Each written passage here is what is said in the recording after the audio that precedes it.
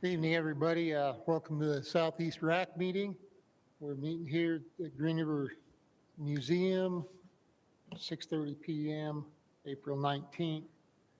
We'll start out by introducing the RAC members. We'll just go around the table and have each one introduce themselves, and then we'll introduce the ones online. We'll start with Joe. Joe Sacco. Eric Luke. Scoot Flannery, representing Sportsman. Charlie Fisher, representing Sportsman. Darren Olson, representing Forest Service. Dana Truman, representing Bureau of Land Management. And I'm Kent Johnson, the chair and at-large seat. Here's our procedures. Online, we have Kirk Player. Say hi to everybody, man. Hello, Kirk Player, representing Sportsman. Lynn, Lynn Citrud, elected officials. Steve, Hi, I'm Stephen Duke. I'm representing Sportsman as well. and Sunshine. Sunshine Bruisey, non-consumptive.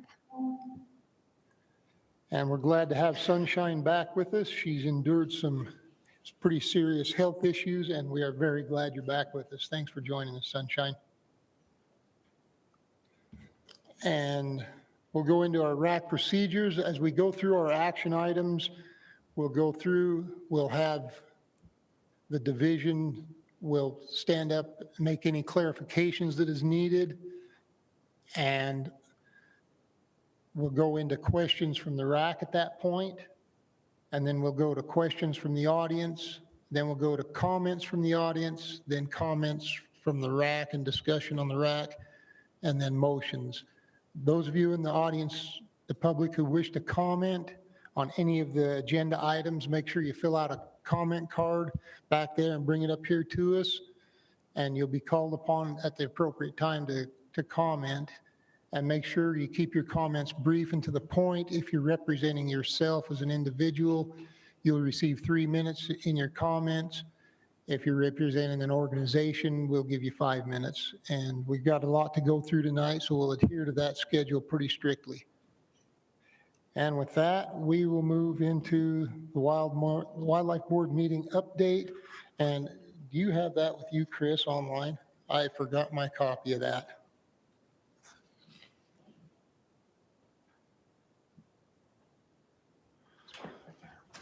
Okay, thank you. We have here the drafts, okay. We had a motion to approve the agenda, okay, where we at? Okay, there was a prairie dog conservation strategy, and that the motion was made by Carl Hurst, seconded and passed unanimously. Okay. Where's the next one we need to look at? So is this from January then, is that right? Yeah, it's the January 3rd meeting. So it was the bear plan, right? Yeah, the bear plan. And So there's the motion about mandatory orientation course. yeah, okay, there's a motion to ask the division to remove the mandatory orientation course to apply and instead make it mandatory for those who draw a permit. And that was passed unanimously. And then there was a motion to remove the barrel allowance and ask the division to work with land agencies on that. And that passed unanimously. And the reason for that is there was some concern from land management agencies, Forest Service, and others that, you know, they weren't part of that conversation. They were concerned about having barrels left on the landscape, and they wanted to work with the division on that. And then there was a motion to ask Kyle Maynard to work with the division to strengthen rule language and bring new language back through the board process, and that was passed unanimously as well. And I think that was about the size of it, wasn't it? Oh, yeah. Okay, and then there was a motion to accept the remaining recommendations as presented with the inclusion of a mid-plan review. and that also passed unanimously. And the Fur Bear Bobcat season dates passed unanimously as well. Any questions on the board meeting? Okay, no questions. We'll have a regional update from our supervisor, Chris Wood.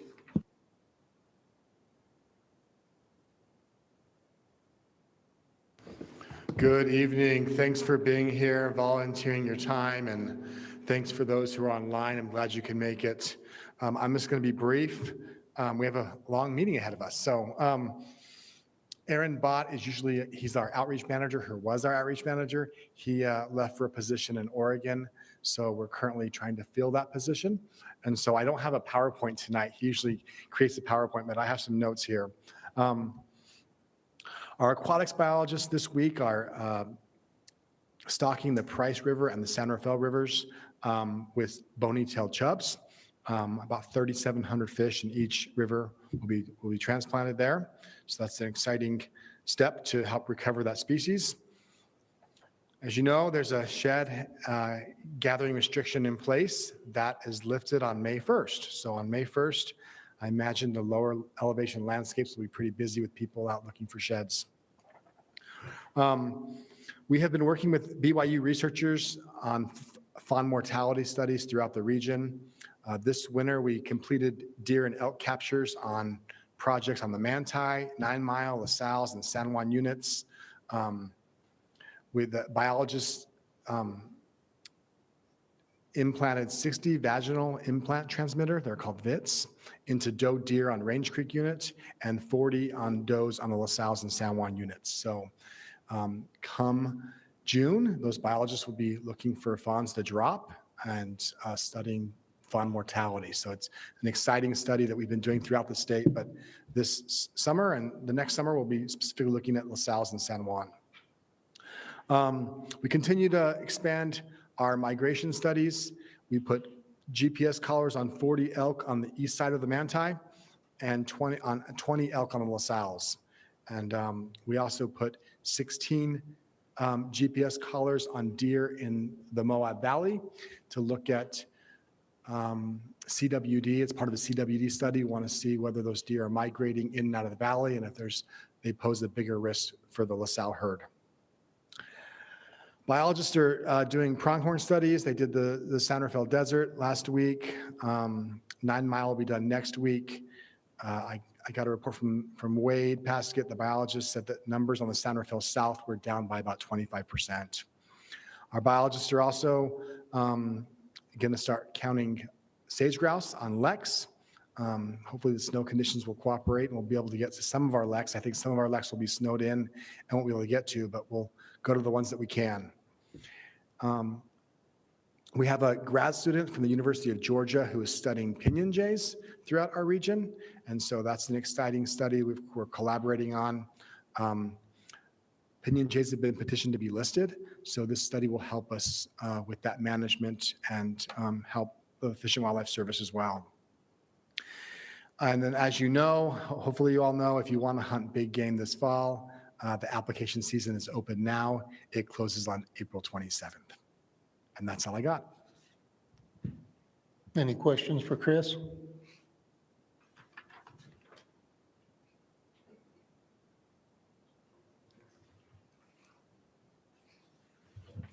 You guys speak louder. You're really hard to hear. Okay, thank you Okay, for that feedback. well, thank you, appreciate that.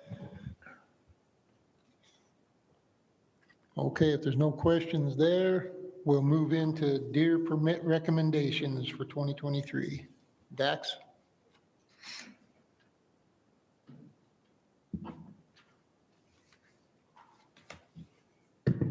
Good evening.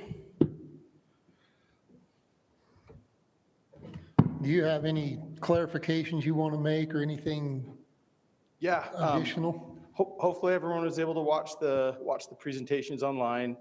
I guess just one thing to reiterate, this has been an unusual year. This winter has been exceptionally severe, especially in parts of northern Utah. And And when we make our recommendations, especially for general season deer permits, we try to look really closely and make a proactive recommendation based on the caller data that we have, the survival data. In the past, our recommendations have been more reactive, where we monitor buck-to-doe ratios, and once we see what's happening, we make adjustments. We're trying to transition to being more proactive. We have really good data that's allowing us to do that. But this year is kind of unique, and survival numbers are a little bit of a moving target during the month of April, especially this year. In other years, it's a lot easier for us to anticipate, predict where we're going to be, and make those recommendations. And so, I mentioned this in the presentation. I've mentioned it in the other RACs as well. We are committed to sitting all the biologists back down together at the end of the month before the board meeting that's scheduled for May 4th, and taking one more look and see if we missed the mark where we projected survival would be on some units.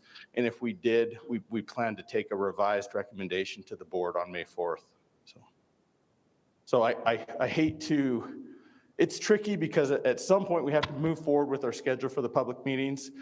And we just felt like there was enough moving pieces this year, being such an unusual year.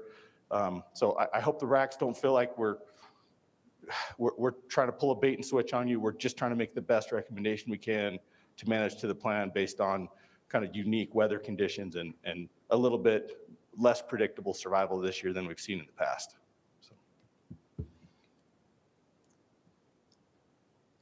So do you see anything right now, or the biologists seeing anything that's going to cause them to make changes, or? Yeah, I think there's a few units where mortality has been worse than what we thought it would be. So I expect we'll probably revise a few of the recommendations down a little bit from where they are currently, from what we put out a couple weeks ago. Okay. Any questions from the RAC for Dax?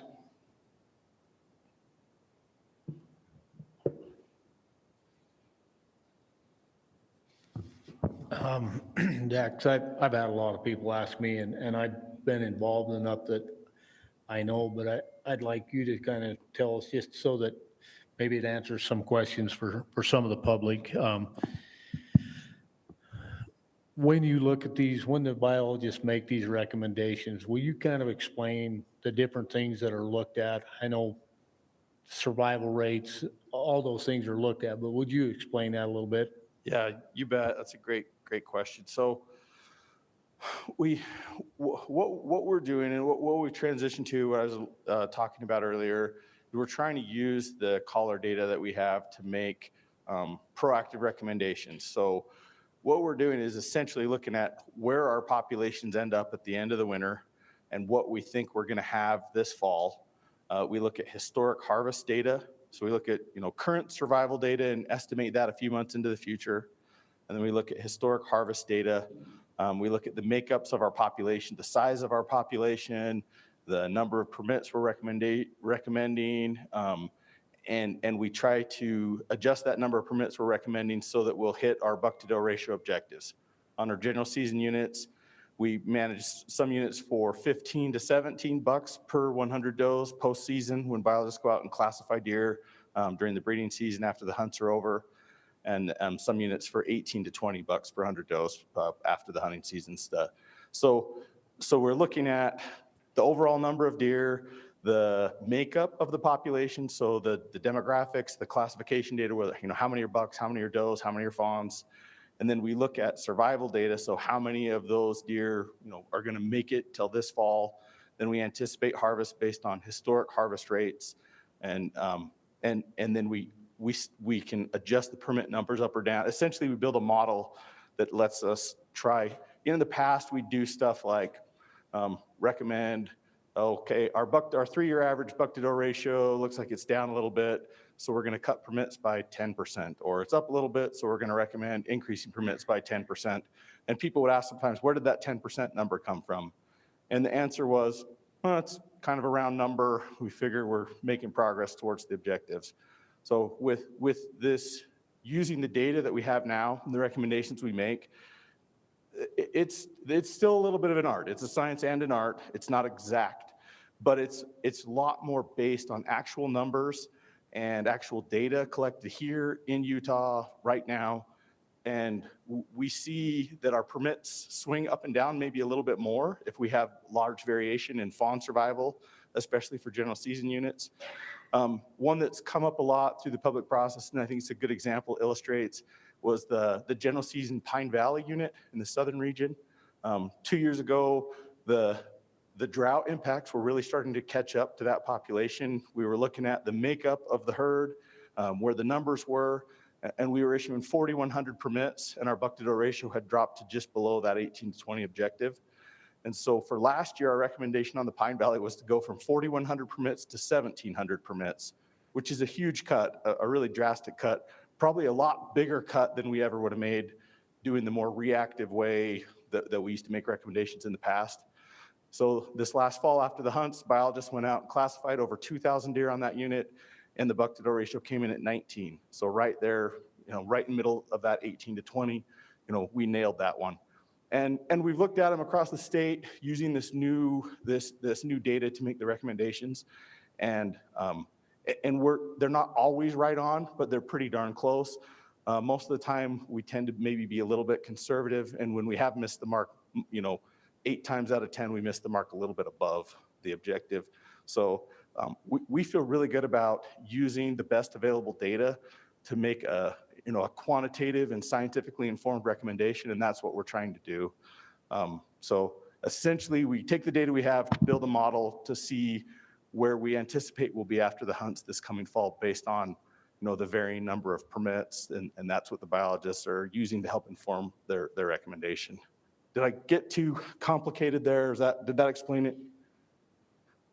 No, thank you. I guess one other thing, you mentioned the Pine Valley, and I know it's being proposed for a fairly decent increase, but there's things that went into that besides just that buck-to-doe ratio. And that's the point I wanted to make is, they're looking at I believe that they have a fawn survival rate of almost 95% this year. Those are the types of things, the adult female survival is also looked at. So it's, the plan says it's managed by a buck-to-doe ratio, but with the new data that we're getting from the callers, excuse me, there's so much more that's actually being looked at. So yeah, that was the point I was trying to make. Thanks. Thanks. If anyone has any other questions on that, I appreciate the opportunity to explain that, Eric. Thank you. Further questions?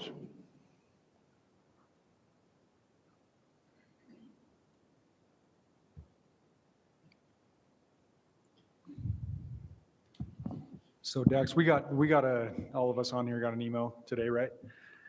From Proactive Sportsman of San Juan. They asked some questions specific about the San Juan Abajo unit.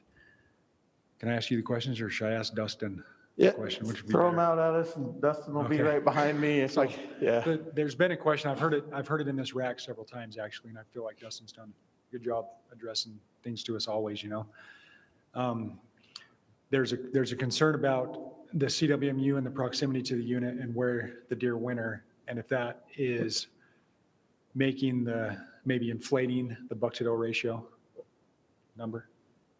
Okay, yeah, and I might need Dustin to help talk specifically to that. I guess one thing to keep in mind, our buck-to-doe ratios, there's a pretty wide biological window for where we have buck-to-doe ratios, where we have biological thresholds, and we're not anywhere near a biological threshold, even if we're, the Abajos, we changed the buck-to-doe ratio objective on that unit a couple years back to 18 to 20. It used to be a 15 to 17. We changed it to an 18 to 20. And even in those ranges, we're a long ways away from being in an area where we have a biological concern about the number of bucks. So it's more of like a social recommendation at that point. It's buck-to-doe ratio is a surrogate of quality. The number of bucks that are left on the landscape after the hunts are over is a pretty good indicator of how hard we're hunting bucks on a unit. I don't know, Dustin, do you want to add any maybe specifics to that? I'm probably not familiar enough to answer specifically Probably to a that. more specific question would be, are there areas on the winter range where you count that are far enough from the CWMU? Yes, for sure. Okay. Yeah, we usually classify around 1,500 deer, so it's not all from the CWMU. But where I think this letter is coming from is largely in the middle of the unit. The deer are coming down off of the mountain. It's during the migration time when we classify. And so that's kind of the melting pot of deer right there. So you've got a few deer left on the mountain, a bunch of deer in the middle, and then some of those deer that are on the CWMU even go down further onto public land. And most of those deer are spending a majority of their time on public lands off of the CWMU. But it'd be hard to tease those deer out. So in some of those winter ranges where you've counted that are far from the CWMU, are the ratios coming in similar to Yeah, what you're seeing? so in good other point. places? Yeah, so we look at different sections of the unit, different winter ranges, and even looking at them separately instead of combining them all, we're still within or sometimes over that buck to doe ratio that we're looking at. All right, thanks, Dustin.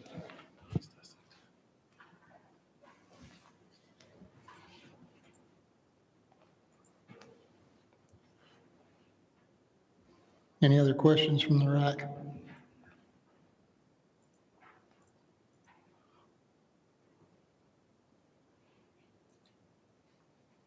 Do we have any questions from the audience?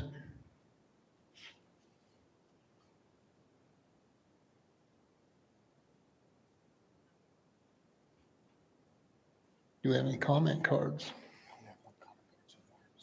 Okay. Do we want to go into the online comments first? We'll go ahead and have Chris Wood go through our online comments. Yeah, you all received the summary and the details of this survey, but just to recap real quick, for buck deer permit recommendations, we had 7 people provide comments. 14% strongly agreed, 14% somewhat agreed, 0% neither agreed or disagreed, 14% somewhat disagreed, and 57% strongly disagreed. Some of the comments were they opposed the 400 permit increase on the central Manti unit. 3 people opposed the increase for permits in southern Utah in general. 1 person supported the increase on the Pine Valley and Zion units. 1 person thanked the division for the explanation and transparency, and 1 person does not support the increase on the Nebo. Thanks. These are all for this one. Okay, we'll start public comments. Brad Peacock.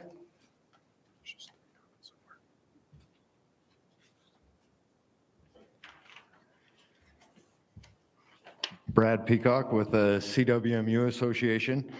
We have reviewed and studied the proposals, and the CWMU Association agrees with the recommendation and the variances that they may need to understandably make with it. We are mindful of the winter impact, especially in some of these areas that have been greatly affected. We are concerned, and in a spirit of fairness and cooperation, the board has spoke with many CWMUs and confirmed all CWMUs are managing above the buck acre set in the DWR proposal, and also voluntarily cutting a lot of permits in these areas.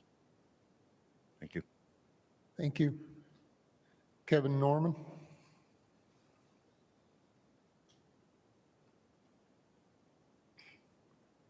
Kevin Norman representing SFW. We support the division's recommendations with a couple exceptions. We'd like to see the permit number set at 8,000 on the Manti, and also on the Oak Creek limited entry, an increase of only 5 rather than 11. I've kind of been beating this drum on the RAC tour, but I'm going to beat it again, and just want to give the division kudos. I truly believe we have the best division on the planet, and I know, and I get to interact with them enough to know that they're one of us. They're hunters, they care, and they truly try and make their best calls, and they have a dang tough job, and oftentimes it's easy for everyone to throw rocks, and it's just uncalled for. They have a open door policy and are as user friendly as ever, and I just encourage everyone to reach out if you have questions, and they're more than willing to answer those. And I know we don't always see eye to eye, but hopefully we can handle these differences civilly, and appreciate everything you guys do in the division. Thanks. Hey, Kevin. I have a question for you real quick. On the Oak Creek, can you explain your reasoning from SFW on the wanting to reduce that to 5? Yeah, so just a little backup. SFW forms their position by bringing our chapter chairs and committees together from all around the state. And obviously different concerns and things are brought up from individual chapters in their area. They're voted on by the committee as a whole. The people familiar with the Oak Creek felt like it's a gym and wanted to keep it that way, and not overshoot it. So that's kind of the reason, I guess. Yeah. Okay, thanks. Kevin, I Shane? got a question. Okay, go ahead. Part of that discussion wasn't some of the concern because they, both the governor's tag and the sportsman tag were taken off of that unit. Right. I mean, yeah, it's kind of the cream of the crop anymore, arguably, and that was also a concern. You're right. Thanks, Eric. Shane Thompson.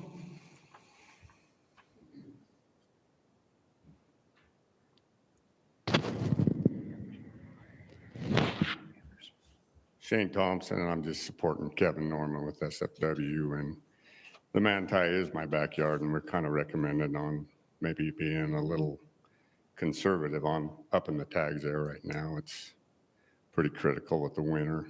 And I think the fawn survival was way down a little bit as well. So after looking at that, and would just like to be a little more conservative on the deer herd. We're getting a little more, but after this winter, it's been kind of hard on them. So we kind of asked that we keep them numbers down. And the Oak Creek guys did say they really think they're getting pounded more than they should with them buck. So I'd like to support them on that Oak Creek unit as well. So thank you. Thank you. We don't have any other comment cards, so we'll move into RAC discussion.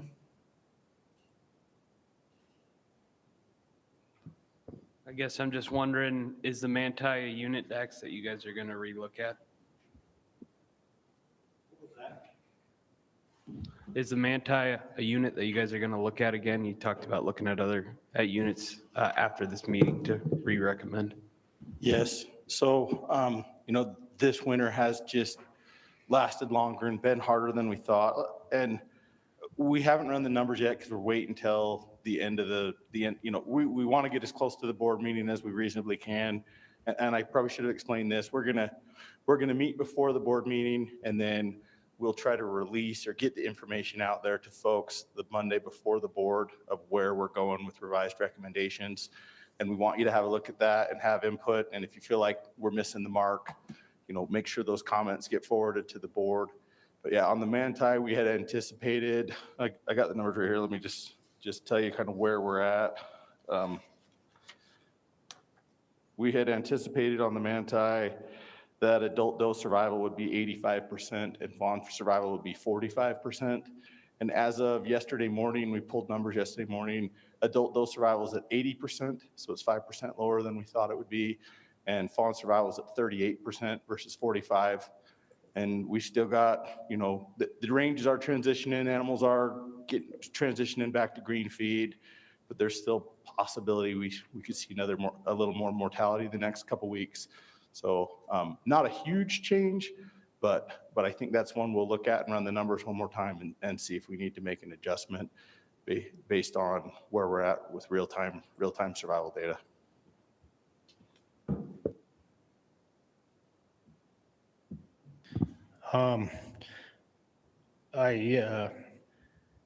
Manti is my backyard as well, so, and we all like to protect our own backyards. I'm as guilty as the next guy.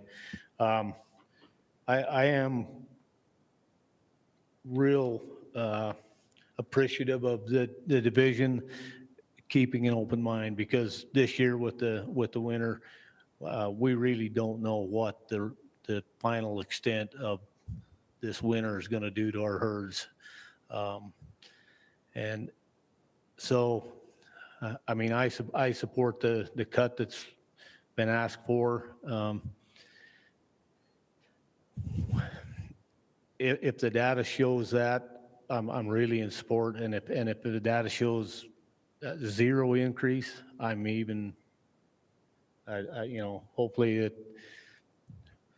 it doesn't go that bad, but if data shows, and I appreciate the divisions keeping this thing open and not taking a hard stance on the recommendations. I guess I'd just add, it's not exactly a linear relationship. As numbers decrease or the number fawn survival decreases, so does success rate. And we take that into account. We look at other years with similar conditions. So when you have fewer deer, success rate typically goes down with lower deer densities. But those are all things we want to take into account. And so, you know, and these are general units. We're trying to optimize and manage for opportunity within, you know, those objectives in the plan. But we also, you know, just want to make the commitment, and the biologists, this has been kind of a rough round of RAC meetings for a lot of our biologists across the state. And the biologists are just trying to recommend to the objectives in the plan. And it's okay if you disagree and want to do something different, that's okay. But I do take exception when folks say that our biologists aren't on the ground or don't know what they're doing. I guess I take exception to that, because I think our biologists are working really hard. With the number of mortalities they've had, they have spent countless days out there recovering collars, doing field necropsy on dead animals, and they have a really good finger on the pulse of what's happening out there on the landscape right now. And we're kind of in uncharted territory, and that's why we're making the recommendations the way we are this year, because we're aware that it's an unusual year. I'll stop talking. I talk too much in these meetings sometimes. And I guess similar to that, so I want to trust the biologist. I know many of them, really good guys, but I also grew up in the era where 70s into the 80s, and then 82, 83 in the flood year, and how much that affected the deer herd. And I can't help but think we watched the numbers drop quite a bit, and we're in a similar scenario here. It feels like caution is maybe the right approach. And I can't help but, that's kind of the feeling, but I'm torn because I want to trust the numbers and the data. But I grew up in those areas, and I remember what that was like. And for many years, decades, the talk about how much that affected the deer herds. So.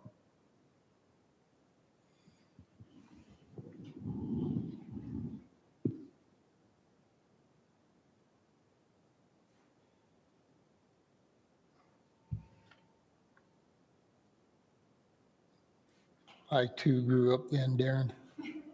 And one of the things we don't have today that we did have then was unlimited hunting of deer. You went and bought your combination license for $15 and it had a deer tag on it. And I think the division's doing a pretty good job of keeping track of that right now. And Dax has said they're watching it. So I'm inclined to trust them on this one. And hopefully I'm not wrong. But I do appreciate your concern, and it's something to be mindful of, and I'm glad you stated that. Is there any other RAC discussion?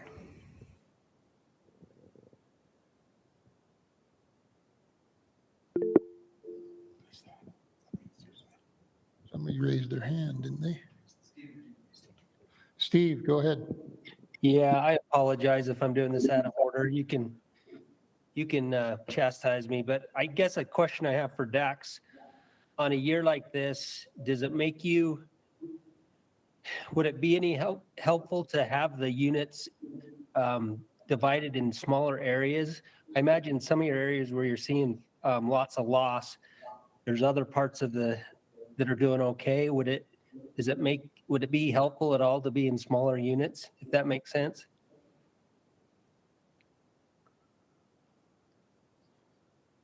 I think we're in a pretty good place. We've got I think 31 general season deer units. Now I'm trying to remember the math in my head because we split that East Canyon, Chalk Creek, Morgan, South Ridge last year. But, there's still some bigger units that have some diversity. Manti is a good example of a unit that's, a pretty good sized unit that's diverse. But I think we're in a pretty good place. The statewide deer plan is up for review next year.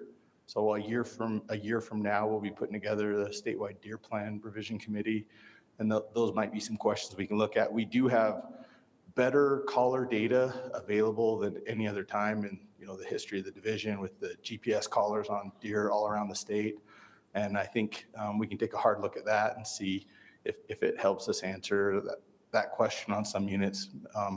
But at this point right now, I think we're in an okay spot. There's definitely some units that are a little more diverse than others, but we're definitely in a better spot than we were when it was, 5 different regions or when it was statewide. So. Thank you.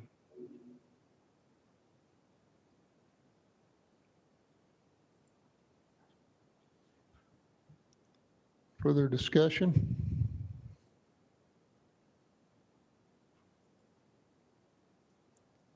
If there's no further discussion from the RAC, I'd entertain motions. And before we go into motions, understand we are talking about general season and limited entry deer permit numbers here, all in one package. We can split that into multiple motions if you want, or do it all at once.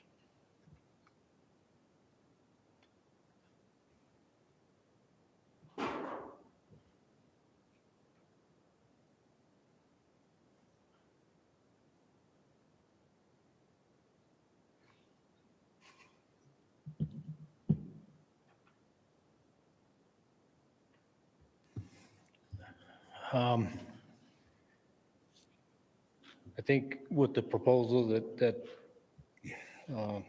SFW has put up, I think it would be unjust if we didn't at least bring it up, comment it, and vote on it. I do support both of those recommendations, so I will make a motion that we accept those recommendations as SFW presented it. Is that good enough, Mr. Chairman? Make sure I get that right. Your motion is just to accept SFW's? That on the two units, the Manti and Oak Creek. and the Oak Creek, yes. And that's all your motion covers? Correct. Okay, that's what I've got. And clarification on Oak Creek, keep it the same, or what was the? An increase of 5 rather than 11. 5. Is that correct, Okay. Kevin?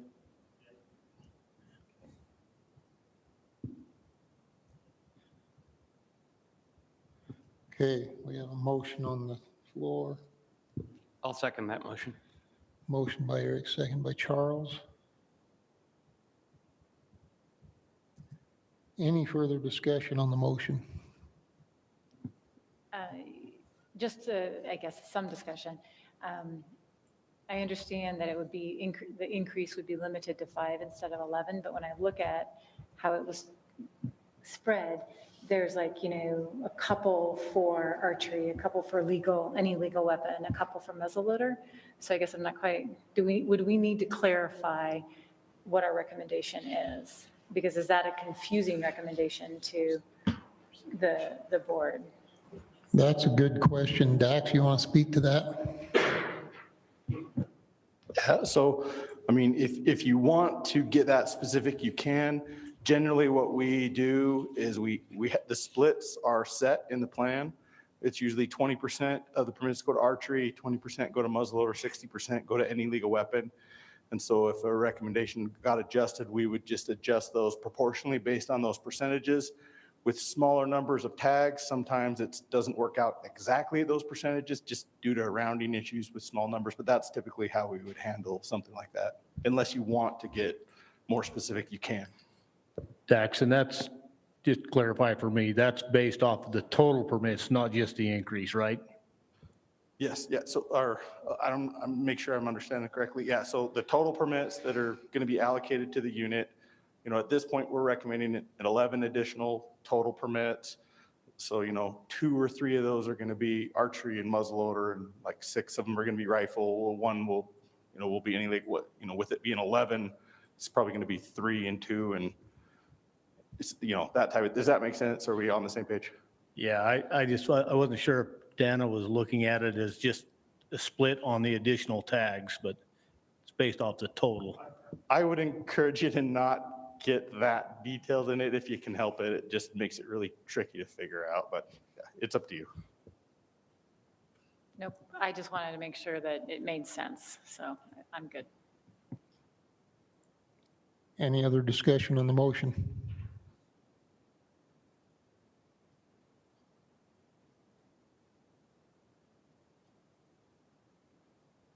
Okay, we'll move to a vote. Joe? Yes. Eric? Yes. Scoot? Yes. Charles? Yes. Darren? Yes. Dana? No. Kirk? No. Lynn? Yes. Steve? No. Sunshine? No.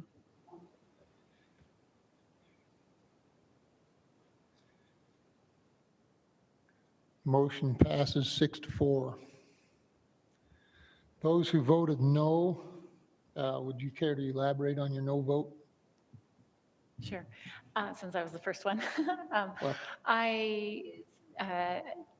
Really, I guess I support all the concern and the caution and the changes, but I felt like Division of Wildlife came out and said that they will take a look based on current data, and I felt like following the plan and the recommendations made sense at this time.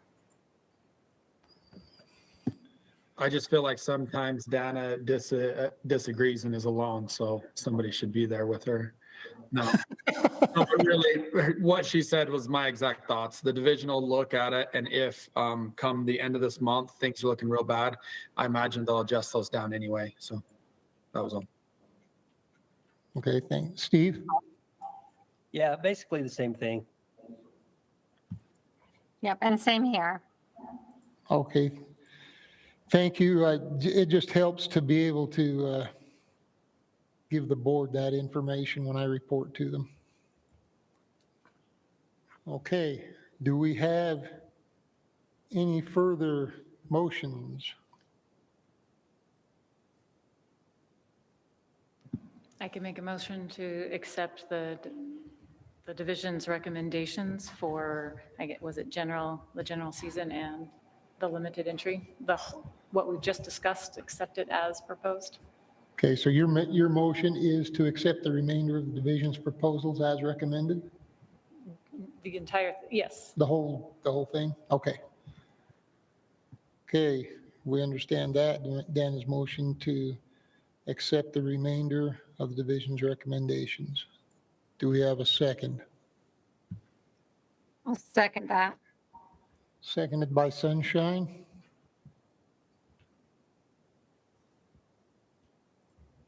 Any discussion on the motion?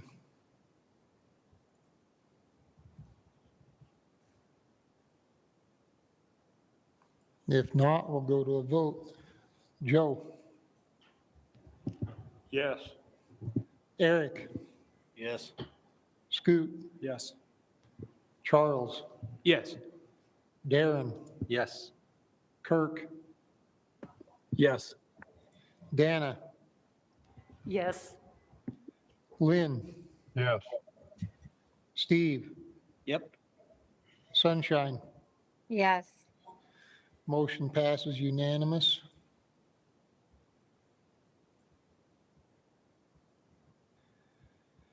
All right, we're done with deer. We'll move on to once-in-a-lifetime permit recommendations, and that is Rusty.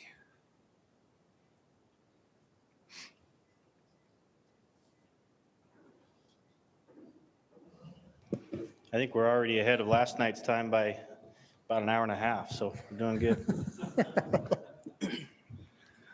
We're trying. I commend you. Not a ton to add, and there's been a little bit of concern about, how the once-in-a-lifetime species have fared this winter. And I think overall, a lot of the species by design, they're kind of built for winter. Bison and moose and mountain goats, they do really well in the winter. And just due to geographic location of where most of our sheep are, desert sheep are really going to benefit from all this precipitation. And we haven't really seen any major winter losses of any other bighorn sheep in the state. So with that, I'm happy to jump right into it. And everybody had a chance to watch all the recommendations online. Hey, do we have any questions from the RAC? Yeah, I was wondering, I see how you guys get your permit recommendations for mountain goat. It's like 5 to 25% of those surveyed. And then I am aware that this year you did have a helicopter crash in LaSalle's while it was surveying goats. Did that have any bearing on how you were able to do those surveys? Yeah, so the helicopter accident was actually during a collaring event. And so surveys we do in the late summer, early fall, and so we can, really get a good handle on the kids. And so totally separate flight. So. Okay, thanks. Yep.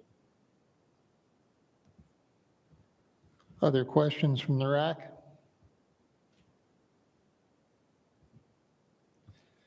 On the bison, I asked this question once before and got somewhat of an answer.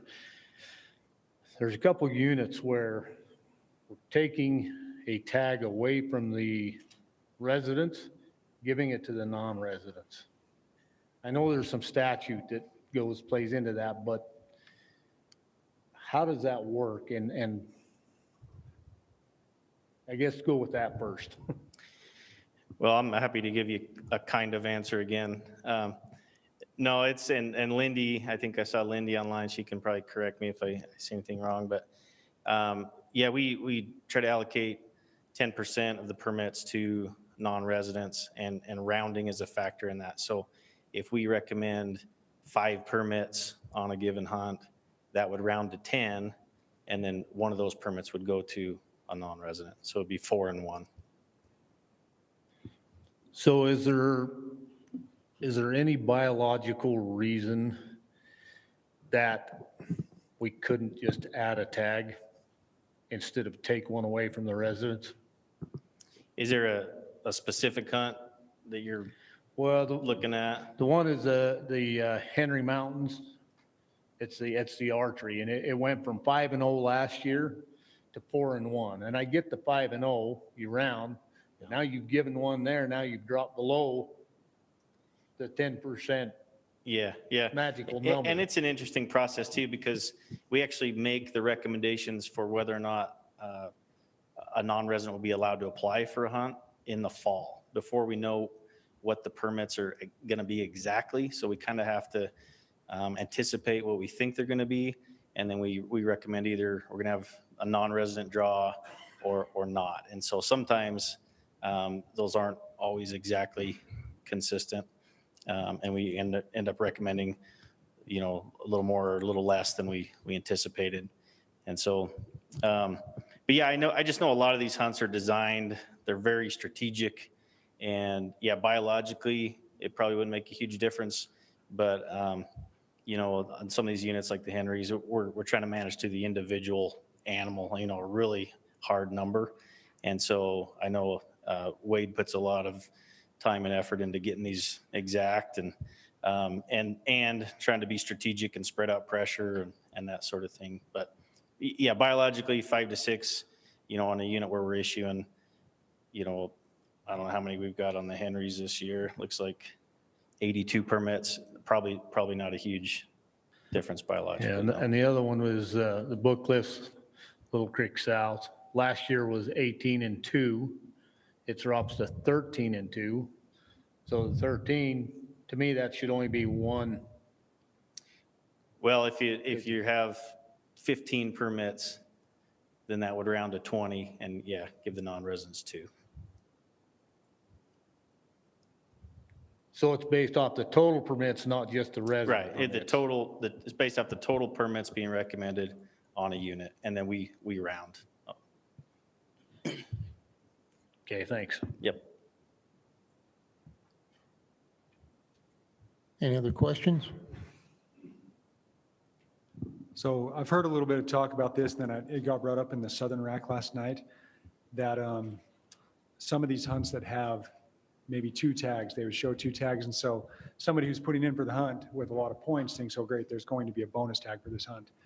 In some hunts, that's not the case because that tag has been allocated or given to the expo and then drawn through the expo. And I understand that is, it's a draw, and so the idea is that it is part of the draw, and so they're shown here. But is there a way, to turn this into a question rather than a comment, is there a way that somebody who is putting in for the hunt can know if there's a bonus tag available and if one of those tags has already been allocated to the expo? Yeah, I think Kobe tried to address that last night. I think there's some things we could do to address. And I think it's, we've tried to be transparent, but there's obviously a lot of people out there that still don't quite understand how that all works. And we can probably do a better job of that with the timing and transparency for sure. So, and yeah, feel free, Dax, help me out. I gotta butt in. I can't stand it if there's an agenda item I don't get to talk about. Sorry. That example of that bison hunt where we're at, we've got 13 permits, where last year it was 20 permits and it was, 18 and 2. One of those permits is probably an expo permit, to be honest with you. And when we had to decide on expo permits and whether or not we're going to have a non-resident permit available, based on what the numbers were last year, we said yes. After all the harvest data came in and the biologist makes adjustments, we've already committed to having at least one non-resident permit in the draw, the regular drawing, and we also have committed to having a permit that goes to the expo that came from non-residents. So sometimes that can affect how the rounding looks. And it is kind of confusing. That's the way the rule's written. Right now, if a person has a specific unit that they have a specific question on, they can get on the Utah Hunt Planner, and that will show you the proposed numbers on the Utah Hunt Planner will show you what is actually being proposed to be sent to go through this public drawing. Expo permits are already subtracted from the numbers that are on the Utah Hunt Planner right now. So if someone has a specific unit right now that they're interested in, you can look it up on the Utah Hunt Planner. Appreciate that, Dax.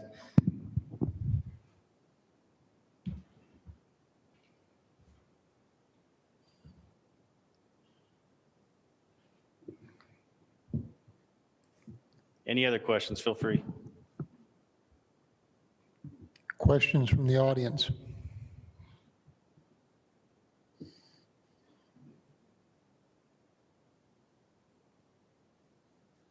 Okay, you want to go through the online comments? Sure. We've got 3 responses for once-in-a-lifetime permit recommendations. 1 strongly disagreed, 1 somewhat agreed, and 1 somewhat disagreed. One comment was they'd like to see a late season archery hunt on mountain goats and bison. Okay, and I'll go to comments from the audience. Kevin Norman.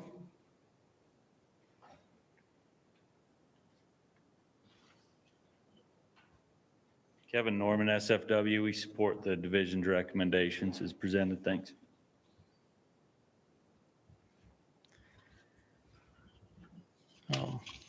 Guy Webster. Support the recommendations, but I'm going to ask the RAC to kind of give some guidance to DWR to look at the bison on the book cliffs. The population's increasing tremendously. Current hunt structure we have right now, we've seen the pressure pushes them onto the Indian reservation, and we're not able to harvest the bison that we probably need to be harvesting. During the summer up there riding, seeing between 400 and 500 head on the roadless during the hunt. The vast majority of those go to the reservation and are not unhuntable. The problem we've got, if you've got 400 cows up there having 400 calves, that's going to be 800 bison this next year. The next year, you're 1,200. The next year, you're at 2,000 head. We've got to get ahead of this.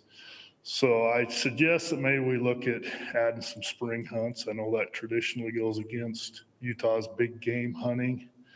But if we don't get on top of this and get on top of this really quick, it's going to result in total decimation of the Book Cliffs. It's already an ecosystem that you're all aware of is very fragile. We're struggling with wild cattle. We're struggling with wild horses. And now with the division putting buffalo up there, we've just put an exclamation point on what that unit is capable of handling. Our elk, our deer populations up there are in sad situation, and a lot of it's due to the overgrazing. And so I just ask you to maybe give some thought, some direction, and try to figure out how we can best manage this buffalo herd before it just gets beyond anything we have a chance of managing. Thank you. Can I ask a question about that? Yeah, go ahead. I heard you say to take a look at Book Cliffs, but when I look at the units, there's Book Cliffs is divided into two. Is it the Bitter Creek or the Little Creek unit, or is it all? The Little Creek's the one that's the primary concern. Okay, thanks. Because it's the one that borders the Indian reservation. Okay.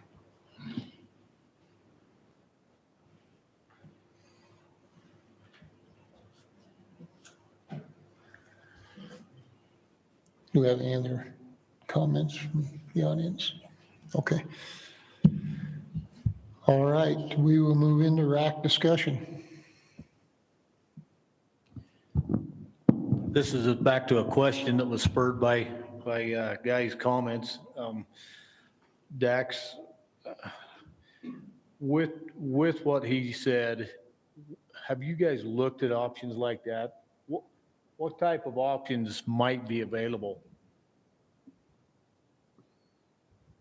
Yeah, I think if we're totally honest, we have a lot of the same concerns. It's really hard to keep bison within objective, with the land ownership nuances that we experience, and hunt them hard enough where we're not pressuring them all over the place as well. It's a balancing act, and it's an art, and our biologists do the best they can, and I think we're trying. We're mixing things up. We added a later hunt this year to try to spread out some of the pressure in the roadless. We've decreased some of those hunts in those time frames where we see a lot of pressure and a lot of buffalo getting pushed around. We've decreased permits in those time frames. Trying everything we can to get the harvest we need without pressuring them too much. As far as a spring hunt, that's something that's in statute. I don't know if we'd have the ability to do that right now. But yeah, we're open to outside the box ideas, and you can see by the list of hunts on a given unit, I think we're up to like 8 on the Book Cliffs Bitter Creek South alone, or no, so we've got 4 on the Bitter Creek and 6 on the Little Creek South. And so trying to everything we can do, different times of year, spreading out pressure, trying to get the harvest we need without pushing them around too much. That was my next question. What's behind the decrease on that Little Creek South? Yeah, so let me pull that up real quick.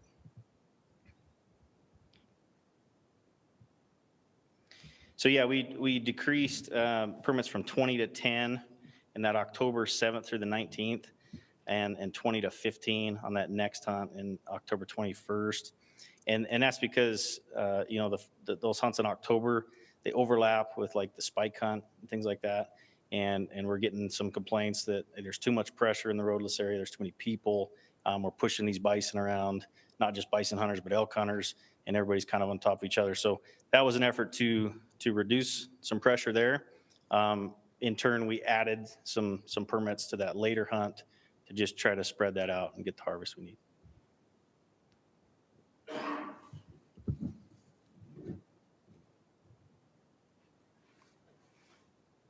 Further RAC discussion? Go ahead, Sunshine. Well, I say this all the time, but I just want to make sure that we think about having tribal representation on our RAC pretty soon, and we think about having some true co-management with the bison, with the tribe.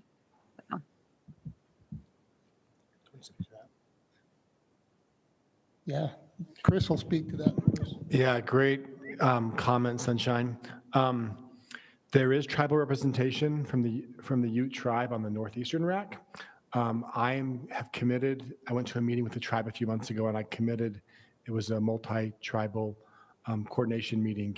And I committed to them that during this next RAC recruitment, which will begin in a month or so, that we'll reach out to the tribes in our region, specifically probably either the Ute Mountain Utes or the Navajo Nation or both, and invite them to nominate a RAC representative for our RAC. So I hope that happens. The invitation will definitely be given, and hopefully they'll take us up on that invitation. Thanks, Chris.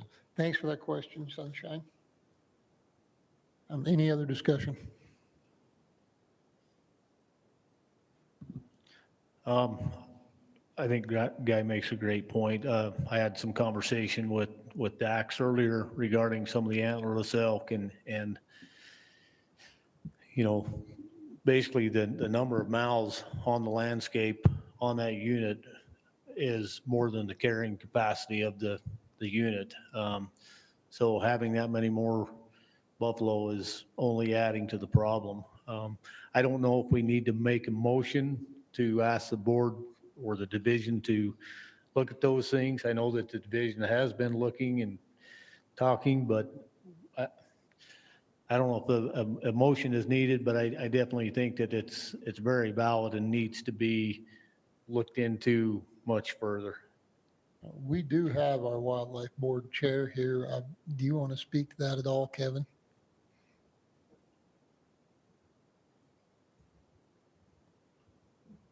Sorry to put you on the spot, man, but you're going to be the guy dealing with it anyway. Absolutely. So we're referring to the question that the guys brought up. Absolutely. This has been something that's been on my radar as well, as we had the opportunity to go up and look at the Sago Canyon trailhead that Guy brought up with some of those issues, and we got to look at that. It really hit home to me that if this bison herd, if we turn the corner from drought and it really starts to put calves on the ground, we are going to really be limited. Listening tonight, I would like to sit down with Guy and the division, really understand the permit numbers that we have. And I think that if we need to, I think that we also have an opportunity to possibly work with the legislature to help us on some dates if need be that are outside of what we have in our toolbox. But I think just like we committed with the trailhead, we can meet together and make sure that this is on our radar. I think if we really start to produce some bison, we've got to be on top of it. So thanks. So can we do that without the RAC needing to make a motion? Or do we need to make a motion? You know what? I would say put our feet to the fire, make a motion and send it to us. But, it is on our radar, but it also, you get in a meeting that big, I think it's really good to have that. So. I was just going to suggest make the motion. Are we ready for motions? Well, let's see. Do we have any other RAC discussion? If I could just clarify one thing, I've been corrected. The spring hunt is technically not in statute like I thought. But there are some other concerns like extremely pregnant cows and things like that wouldn't be a good look for hunters and things like that. But technically it's not, those dates are not in statute like I thought. Just want to clarify that. Thanks, Rusty. If there's no further discussion from the RAC, we'll entertain motions. With those discussions, I'll make a motion that we ask the division to have the division work with the board to make adjustments, look at making adjustments, any that can be, to help reduce the number of bison that are expected to be on the landscape on the Book Cliff unit.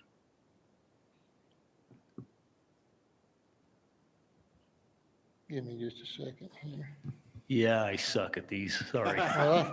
You don't suck, I just write slow.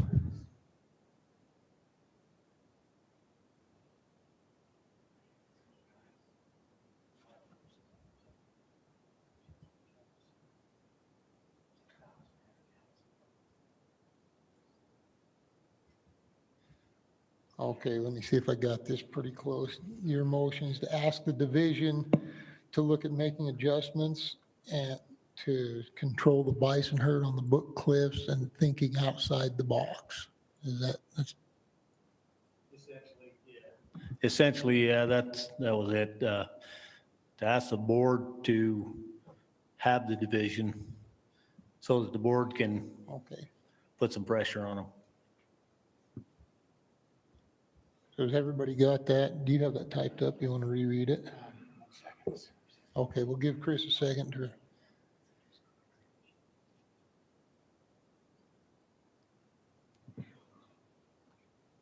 I don't know if I can, but could I? I guess ask- I'm confused too with, Oh. with the Book Cliffs and the objective, and if we're at it or Yeah. not. Can someone speak to that, or has someone spoken to that? Yeah, Chris, that was kind of my question, is like, we go through so many species that I'm like, what is the management plan for bison? Is there an objective? Are we at objective? So that maybe our motion, because I like your motion a lot, but it's just, it's awkward if we're way under objective to be like, control them more. Objective, and if there's limitations on harvest, if that's based on a percentage or what, I guess. Okay. I'd like to add to that too, and maybe you can correct me on this, Rusty. What I see, and I don't spend near the time up there that Guy does, but I do spend a lot of time in the roadless area. And what I see is those bison get pushed into the tribal land, and like 25 of our bison might head over there, but they bring 25 of their buddies from the tribe back with them. So that may be part of it. And are we in some way taking into account the fact that not only are our bison leaving and hiding on the reservation, but the tribal bison are coming to our side on the roadless area quite a bit too? Yeah, it's a difficult conundrum, to say the least. And the number of bison up there, it really depends on when you're looking. And I mean, last year, during some of the hunts, our phones were blowing up that there wasn't a single bison in the roadless area, and people couldn't find bison, and they put 150 miles on their mule and couldn't find a bison. And so I think it just really depends on the time of year, what hunts have been going on, what pressure's been going on. But you're right, that interaction with tribal land is difficult. I think the plan calls for 450 adults as the objective, and maybe Dax can correct me, but I'm assuming that's non-tribal, counted off the tribal land, 450 adults. And so that's what we're striving for, but again, it's a balancing act, and it poses some real challenges for us. So maybe if this motion passes, we could add in there to make sure we're working with the tribe on this as well. Absolutely. Do you want to? Yeah, I think, I don't know if that needs to be in the motion, but that needs to be considered for sure, as they work through that. So. Okay. Yeah, go ahead and read what you've got, Chris. Let me know if this is the motion that you're thinking. So I have the board ask the division to look at opportunities and strategies to reduce the bison population in the Book Cliffs, specifically the Little Creek South units. Yeah. Okay. Okay, that's pretty clear. Thanks, Chris. We have a motion on the floor. Do we have a second? Maybe I need to change one word in there, not reduce, but control. Okay. That's good. I'll second that. Okay, Darren seconded. Any discussion on the motion? Can we add an amendment to include working with the tribe? I'm okay with making that amendment. You just want to amend your motion to include that? Sure, that's fine. Okay, so rather than voting on an amendment, Eric has amended his motion to include that. Are you okay with that, Darren? Okay, Darren is okay with that. Any further discussion on the motion?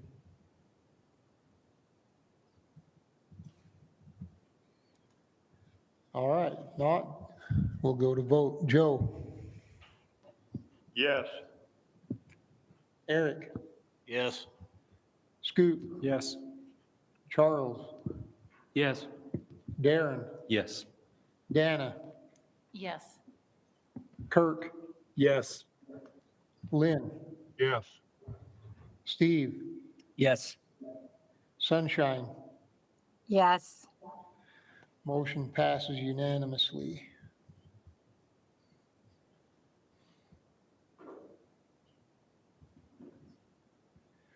All right, do we have any further motions?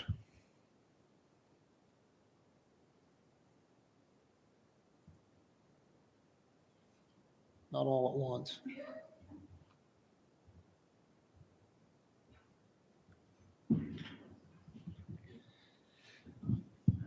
I would make a motion that since there's not a biological issue, that on that Henry Mountains hunt, we add one more permit so that we're not taking a permit away from the residents. Would you state which hunt that is, please? The specific hunt you're talking about.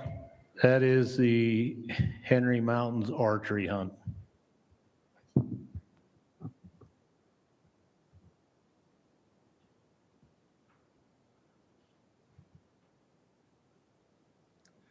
Okay, we have a motion on the floor to add one permit to the Henry Mountains archery hunt for bison. Do we have a second? I'll second it. Seconded by Lynn. Any discussion on the motion?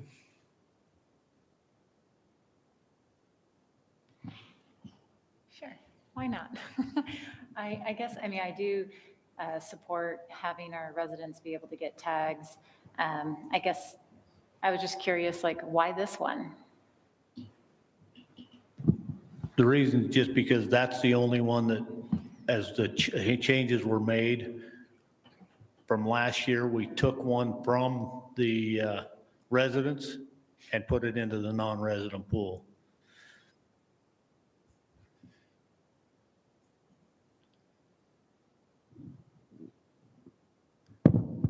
I want to go on record saying I'm not trying to favor the archery hunters.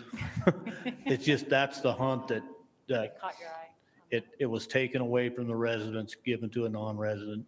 I understand the reasoning for that, but if there's no biological issues with issuing one more tag, that's my proposal, so we don't take one from the residents. Okay. Yeah, thanks. Any further discussion on the motion?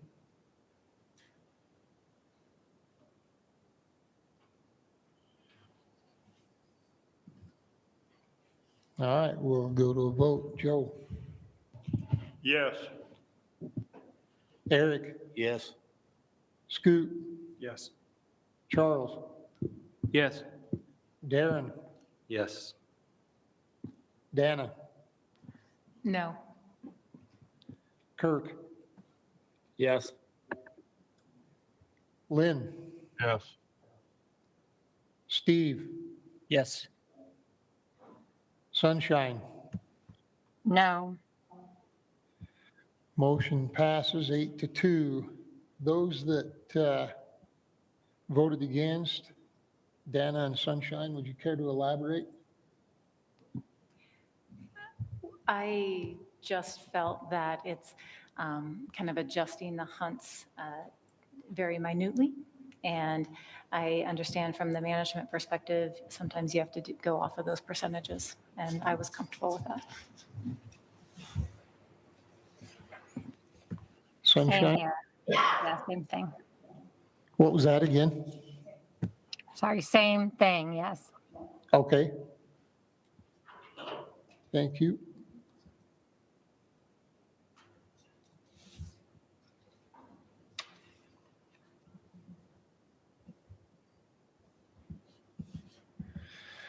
All right, do we have any further motions?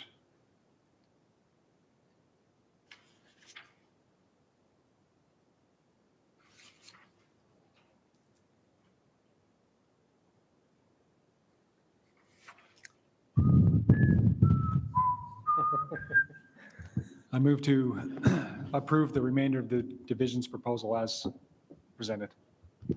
I'll second that.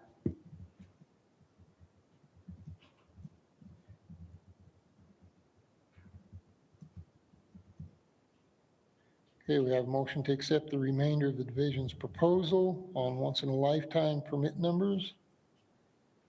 We have a second by Charles. Do we have any discussion on the motion?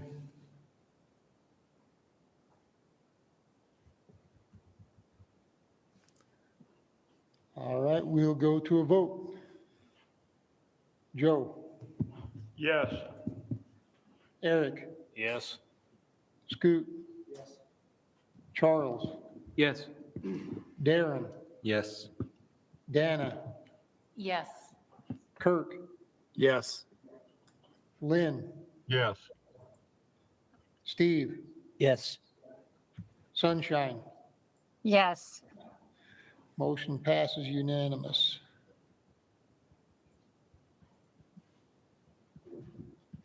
All right, moving right along. Now, elk permit recommendations.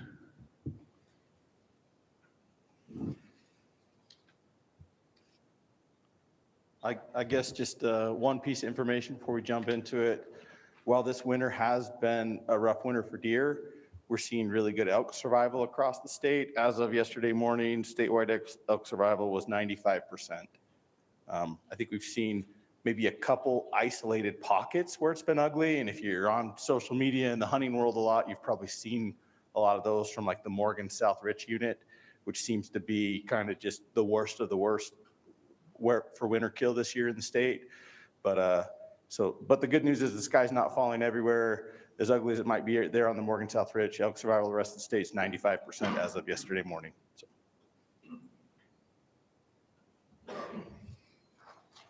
Okay, we've all seen the proposals. Do we have any questions for Dax from the RAC?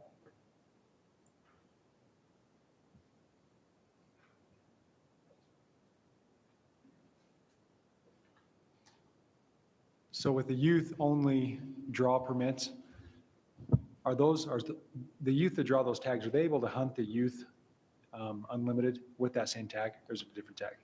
The way the rule is written right now, no. Just if they draw that early youth draw only permit, that's the only season they can hunt.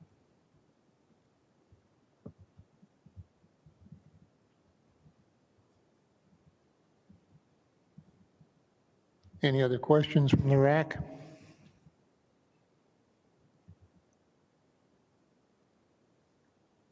Questions from the audience?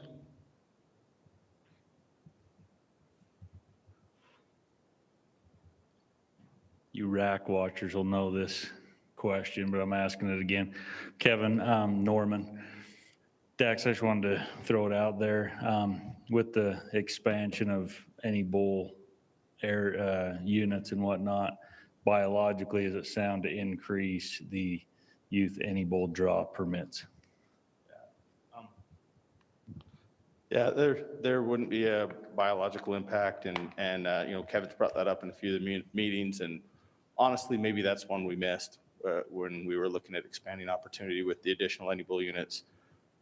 We recommended keeping that at the 500 permits it's been at for the last few years. There's probably room to increase that a little bit. I don't even think we discussed increasing that, did we? No, I think that's one that kind of flew under the radar, so. So much else going on, we kind of missed it. Yeah. Any other questions from the audience?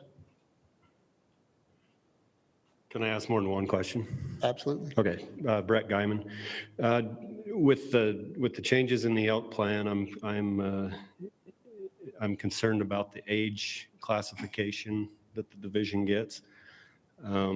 So the first question is, what percentage of teeth do you guys get returned typically to do your age classifications?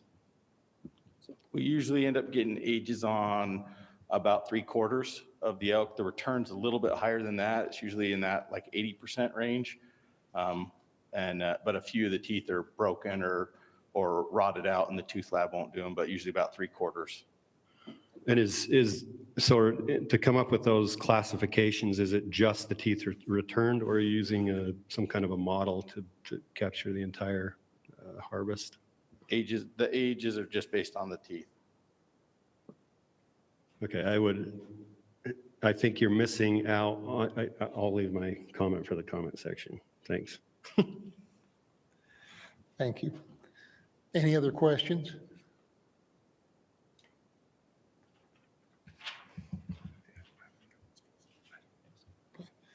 Okay, again, if you have any comments, make sure you fill out a comment card and get it up here.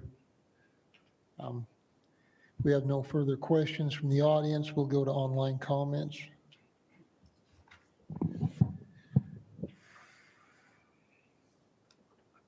We had 5 people answer this survey question.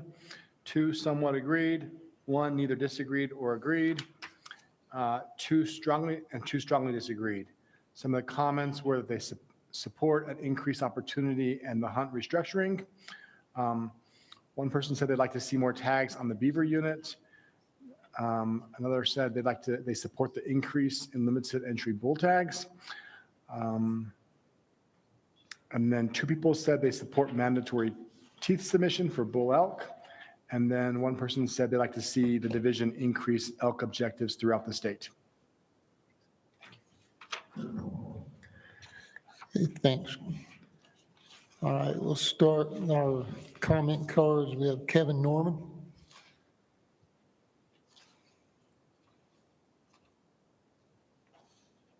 Kevin Norman, SFW. We support the division's recommendations with the one exception. We'd like to see the youth any bull draw permits increased to 750 up from 500 and provide a little more opportunity there for our youth. Thank you. Thank you. Brett Guyman. So my comment has to do with my question, obviously. But if 80% of the teeth data are returned, and that's what's driving the number of permits issued across the state, I've hunted with enough folks to know that if a guy walks up on a bull that he just shot and he's disappointed in it, in other words, it's a small bull, he's not going to care what age it is. He's not going to submit his teeth. And so my concern is that you're getting the top end of the age data for the harvest for that year. You're not getting a full realistic picture of what's being harvested on these units, which means we might very well be meeting age objectives, but we're increasing permits because the data shows that we're not. So I know this has been brought up before. I'll continue to bring it up until hopefully something changes. But I would just encourage us to get a full set of data to work off of, not 80%. So that's my comment. Thank you. Corey Rasmussen. Can I ask a question? Go ahead. Brett, so is your recommendation for mandatory tooth return? Absolutely. Thanks for clarifying that. You want to speak to that at all, Dax? I know there's some stuff coming down the pike. You know, I feel like we're 90% on, 80% on the same page, maybe not 80% on the same page. We want to have good data. We want to make the recommendations based on good data. We did do an analysis. I talked with our biometrician that collects and compiles and analyzes the tooth data. And so harvest reporting is mandatory on limited entry elk tags, but the tooth submission, we ask all of them to do it, but it's not mandatory in that there's not a penalty if you don't do it. But if you don't file the harvest survey report, there is a penalty for limited entry elk. And we ask for some antler measurements when folks do their harvest reporting. We look at main beam length and points per side. And our biometrician did an analysis and looked at if folks that shot bulls that had shorter main beams or fewer points per side were less likely to submit their teeth than folks that harvested bulls with longer main beams and more points. And, you know, beam length and points per side is pretty highly correlated with Boone and Crockett score up until about a 6-7-year-old bull. And the data they got back showed there wasn't a correlation between the size of the bull based on beam length and points per side and whether or not they submitted a tooth. We feel like the data is pretty good, pretty representative. I don't think we're necessarily opposed to having more complete data, but we've got some concern if it's mandatory that we may end up with folks that lose their teeth or shoot one in the mouth or something like that end up in a tough spot, or they end up turning in teeth from somebody else's bull so they don't get in trouble. Those have been kind of the concerns and the reason why I guess we haven't gone to mandatory tooth submission at this time. I'm not necessarily saying it's a bad idea. Like I said, we want to make the best recommendations we can with the best data available, and that's kind of where we're coming from based on looking at it right now. It's a pretty representative sample. There doesn't seem to be bias based on looking at harvest reports versus the size of bulls. And so, you know, that's where we're at right now. But, and we'll talk a little more about harvest reporting when we get into the big game rule change. And we are moving more in that direction about trying to get more complete harvest data. But this tooth issue, you know, we aren't making any recommendations on it at this point, but I just want to explain kind of where we're at with it, where we're coming from on it. Thanks, Dax. Can I ask a question? Like, how do you advertise or encourage people to turn the teeth in? Are you, I don't know, doing social media posts like, hey, help us with better data? You know, when folks draw a limited entry permit, we send them a tooth envelope packet with information and you know, explain to them how we use that in management and explain to them how to get those teeth. And it's got like a addressed and postage paid envelope included with it. We have pretty good compliance. 80% is pretty good, you know, but it's not 100. So. Hey, Corey Rasmussen.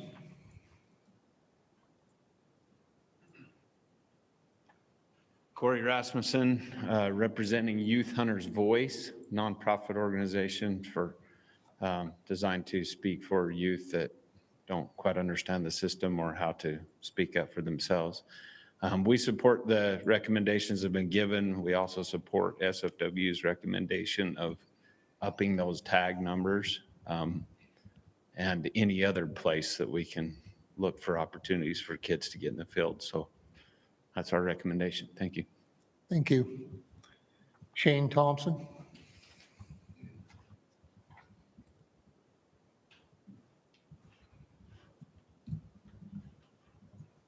Shane Thompson, SFW, and self. I'll back up Kevin Norman's proposal for upping the youth and the rest of the division's recommendation. And I'll also like to back up Brett Guyman's proposal. I think we do miss out on a few younger bulls that don't get their teeth turned in because most of the guys want to know when they get a giant bull how old that thing is, you know, and the lesser bulls don't get turned in. So that would maybe sway a few less tags if, you know, so I'll support that as well as doing 100% turn in your teeth and get better data. Thanks. Thank you. We have no further comment cards. Okay, we'll open up for RAC discussion.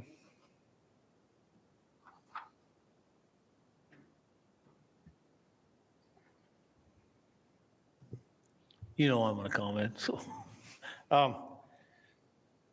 You know, back when we went through the elk plan, our RAC actually voted to go with the mandatory tooth return. I know there was a couple people that did oppose it. You know, there are some concerns, but I think with technology nowadays, you know, somebody shoots one in the face and blows their teeth up, take a picture and send it in. There can be some leeway there. But with the drastic changes that were made at the elk plan, I still feel very strongly that we need the most amount of data we can get to make the best management decisions. And the only way to get that is with mandatory teeth return, because 100% of the management decisions for elk are based off of 60 to 80% information that they're getting. So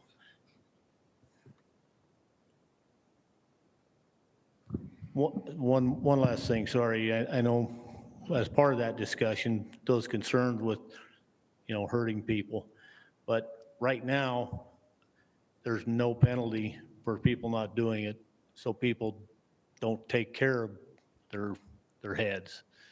I think Scoop made a comment that his cat ate one out of his back of his truck, but if there's a dog, but if, sorry, thought you was a cat guy.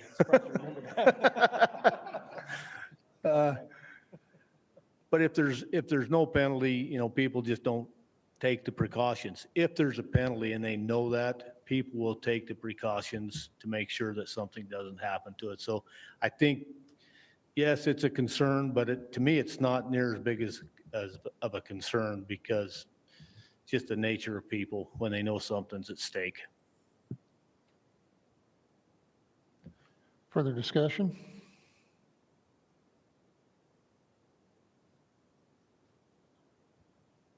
Like discussion on the teeth or discussion on, I had wanted to discuss the youth tags from 500 to 750. It's all, We can switch topics. discuss this, That'll work. this topic. Okay. Yeah, I just wanted to hear maybe some more discussion about going from the 500 permits draw only use to the 750. Like, you know, why 750? Why increase the use? What's gaining? What's losing?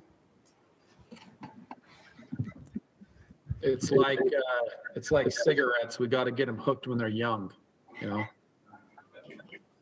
I was wondering when you'd say that. I've always got to throw it in there once. Get it in there, man.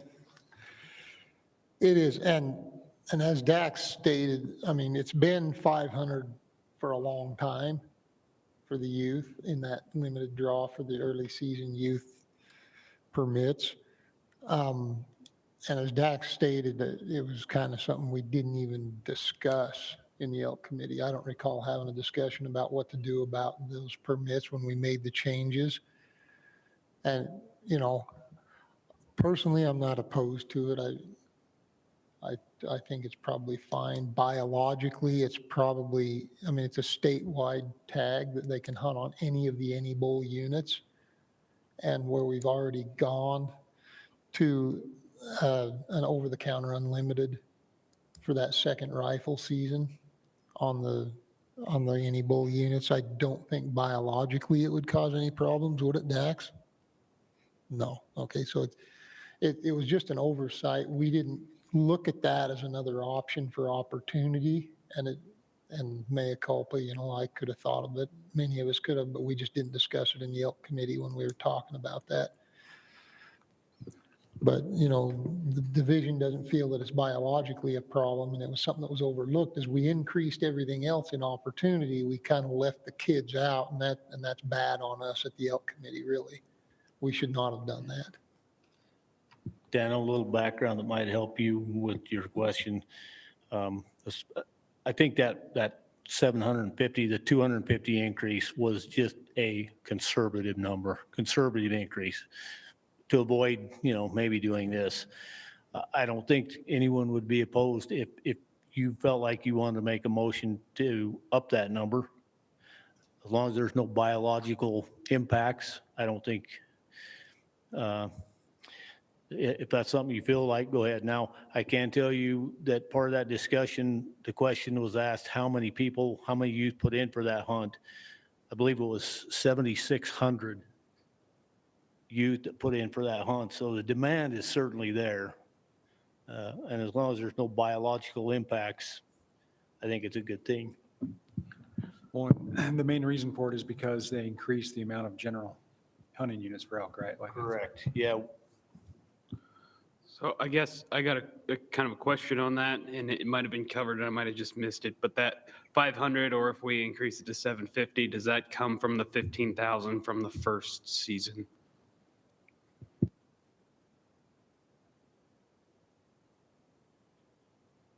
No, these would be separate. And I guess just for context, just so everyone knows, in the new, and remembers, in the new elk plan, we have unlimited general season youth elk permits that are valid during the archery season, both of the rifle seasons on the any bull units, and the rifle season on spike units, as well as the muzzleloader season on both spike and any bull units. They just have to follow the applicable regulations depending on which unit they're hunting on. So pretty much unlimited general season, lots of flexibility for youth.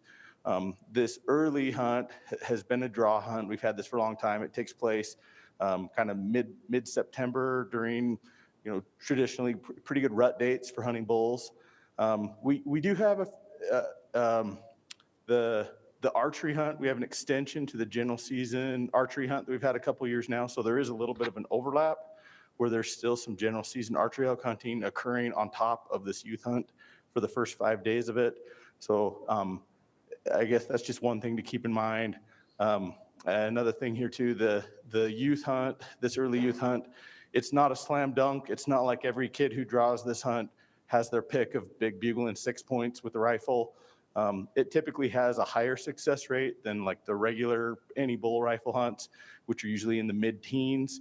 And these early draw any bull youth hunts usually have success rates like in the 30% range. So they're higher than the regular hunt, but it's also not a slam dunk. And it's an either sex permit. Some of the kids end up harvesting cows. I think it's a cool experience and opportunity for youth, but we do have people sometimes that draw this that think they're going to go out on the mountain in the middle of a bunch of screaming bulls and nobody else will be out there, and they go out there and there's still a whole lot of archery hunters, and there's not typically a lot of big screaming 6x6s on any bull units as well. So just something to keep in mind. And that hunt is, they can only draw that once in their youth years. Hey, Dax, before you sit down, sorry. Just one question, and this was actually brought up by Steve Duke when Dustin met with a bunch of us down there to talk to us. With the mid elk hunt on the limited entry units, is there a concern? I mean, there's going to be a lot of pressure on the mount at that time. There's going to be spike hunters, cow hunters, and then of course now the added bull hunters during that time. Is there a concern that because of that, they won't be as selective and they may kill, there's a higher chance of killing younger bulls? And so even though like right now we're saying we're adding permits kind of conservatively so we don't just jump to that objective and then go way past it, is there a chance that because of that there may be some younger bulls harvested, whereas when people are more selective that doesn't happen as much, and the age might not be representative of actually what's on the landscape, might show a younger number? Yeah, that's something that we had some concerns about, and I think we put a clause in the plan that said, if we see that the data from shows that we have different, that the age from bulls harvested during those mid-season limited entry hunts is significantly different than what we see harvested on like the early rifle hunt or muzzleloader hunt, then I think that's going to be a good indication that maybe we've affected hunter selectivity so much that the data might not be representative of what's actually there. And luckily we've got a mid-plan review. The board asked us to do a mid-plan review after a couple of years. So I think after we have a couple of years worth of data under our belt, we can take a pretty hard look at that. It'll be interesting to see. We've definitely seen also on some units though, where we've increased the age objective and increased permits a whole bunch, that the age actually jumps for a while when we start with increased permits, because hunters are less selective. And, the data actually shows that there's a whole lot of old bulls on the landscape that score, a lot less than 320. And so, a lot of times hunters pass those bulls when they're being really selective. So it'll be interesting. It's a good question. Something we talked about, something on the radar. We've got some language in the plan to help us address it if it turns into an issue, and we're going to need to get data for a couple of years before we see if it is. Thanks.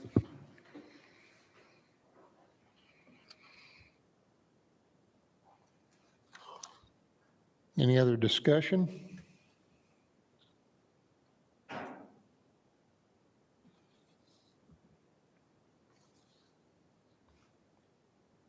Okay, we'll entertain motions.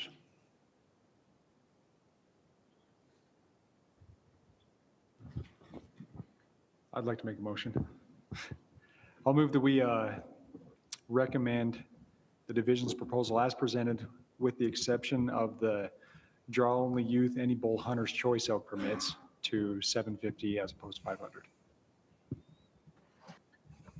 I'll second that.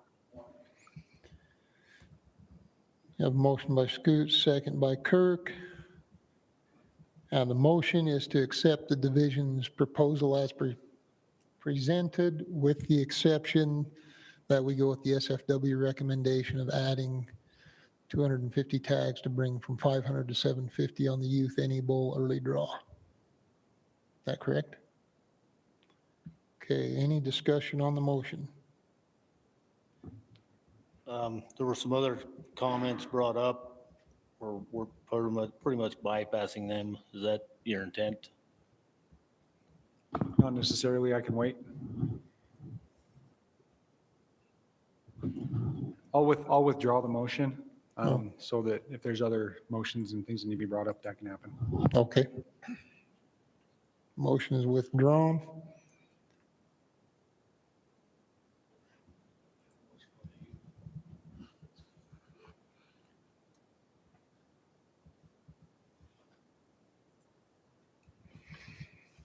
So are there any other motions?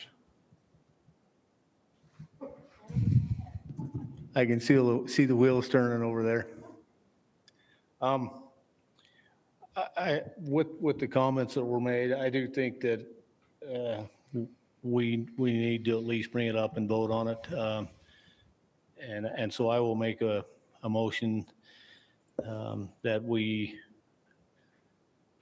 ask for mandatory tooth return, with the caveat that, there's some discrepancy or leniency when a bad circumstance comes up. And even if that brings it to, sorry, I'm kind of cluttering my motion here. Yeah. Comment, so. I would encourage you to make that pretty much a straight up motion. If we start getting into the weeds on legal definitions, we're going to give Kyle Maynard a stroke. Make the motion that we, to implement mandatory tooth return on the limited entry elk units. I'll second that. Who seconded that? Lynn? Lynn, thanks. Okay, we have a motion by Eric to ask the division to have mandatory tooth return on limited entry elk. Seconded by Lynn. Dax? Just one piece of information to share with you. I have been texting with Lindy Varney, our licensing specialist, and it may take a year for us to be able to do that, because we'll have to amend our contract with Fallon, where we do our licensing and the harvest reporting through. So just wanted to make you aware of that. It might be too late to do that for this coming year. It might be a year out. If you guys pass that motion and the board adopts that, it might not be able to happen this coming fall, just so you know. Okay. you have any further discussion on the motion? So I know we've kind of looked at the hypotheticals that people may not do it. They may turn in somebody else's teeth if they know that they're going to get in trouble for it. So I'll offer again my own anecdote that Eric reminded me of. When I really did cap the horns off, put the skull in the back of my truck, so I thought it'd be safe there. And the next day it was gone. And I was really considering turning in someone else's teeth so I didn't get in trouble until I realized that that wasn't going to happen. Shame on you. Yeah, for real. This is also a confession session. Okay, just 3 Hail Thought Marys about on it, your I way didn't out. do Okay, Steve, you had something?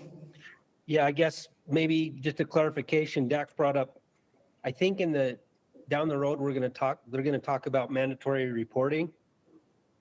And it's going to happen in 2024, if I remember right. So my question, would that be something better to be brought up at that same time with the mandatory tooth, when we're having the discussion about mandatory reporting for all, not just antlerless, but the other hunts down the road? Would that make more sense? Just a question. Do you want to speak to that, Dax? Yeah, and so we're speculating a little. We're today on this agenda, we are recommending mandatory harvest reporting for antlerless hunts. We're not recommending that for buck bull, general season buck and bull hunts at this point because the application period's already open, and that we would have had to do that last November to do it. But we are planning to bring a recommendation this coming November to ask for that same thing for mandatory harvest reporting for general season deer and elk hunters, which are the only hunters that don't have mandatory harvest reporting requirement right now. And I guess I probably need to confer with Lindy and see what our timeline would be on adjusting our contract to be able to do it with teeth. But I think that 2024 timeframe is probably doable, but I don't hold me to that 100%. I gotta check with Lindy. This is a big machine with a lot of moving parts, and I might be the one that stand up and talk in the meetings, but I don't actually do any of the work. Everyone else does the work, so I just stand here and talk a lot. Okay, thanks. So Dex, as part of that mandatory reporting, is mandatory tooth return any part of that, or is it just mandatory harvest? Just harvest reporting is what we're planning to bring and recommend. It seems to me like when we move to e-tagging, hopefully if that happens, if that would make that a lot easier. I mean, if someone you take a picture that we did that in New Mexico this year, is great. You just take a picture of it, you mark where you were, whatever. But they could have something that pops up and said, did you grab the teeth? So you don't accidentally leave it there. No one wants to hike back into a canyon to cut the teeth out. I think that it'd be great to have 100% and have it mandatory, but I do see the concerns of having skewed data.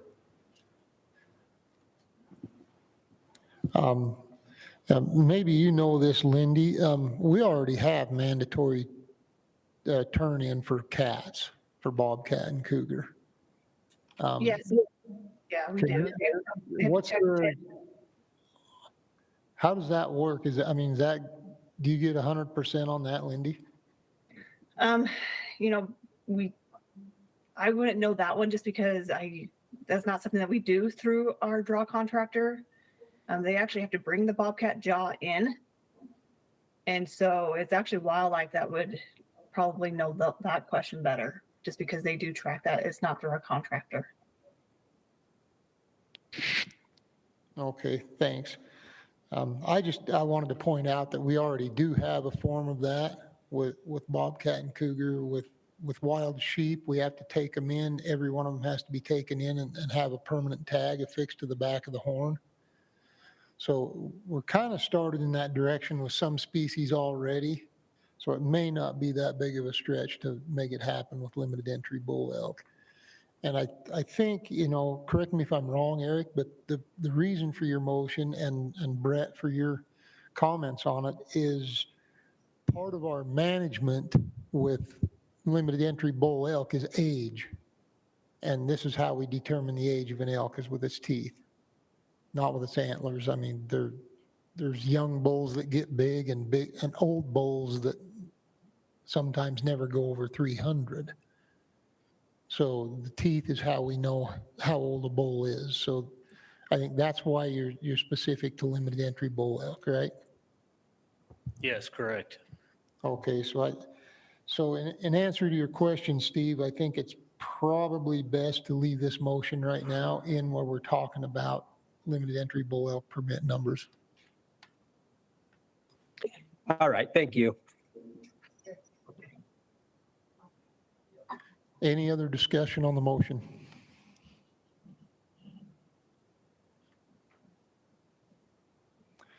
If not, we'll ask for a vote. Joe? Yes. Eric? Yes. Scoot? Yes. Charles? No. Darren? Yes. Kirk? Yes, and good catch, Eric. That one would have slipped by me. Lynn? Yes. Dana? Yes. Steve? Yes. Sunshine?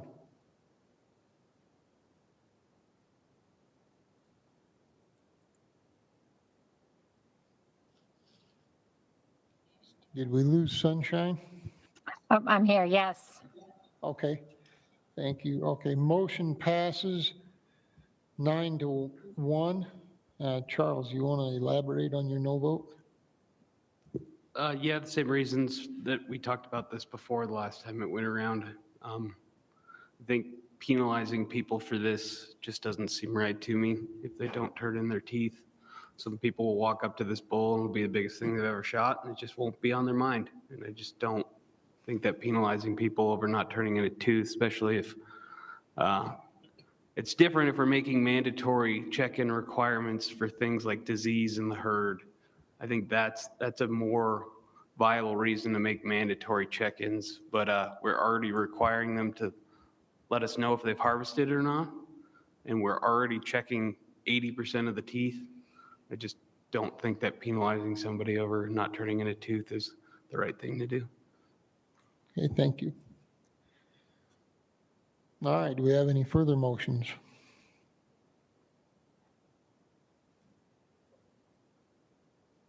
I'll make a motion, but instead of doing the whole thing, I'll just do the youth tags. So move to recommend that we change the draw on the youth, any bull hunter's choice elk. I have to read that because it's a long hunt name. Any choice elk permits from 500 to 750. Okay, we have a motion to recommend that we increase youth limited entry, any bull draw tags to 750. I'll second that one again. Now we're seconded by Kirk. Any discussion on the motion?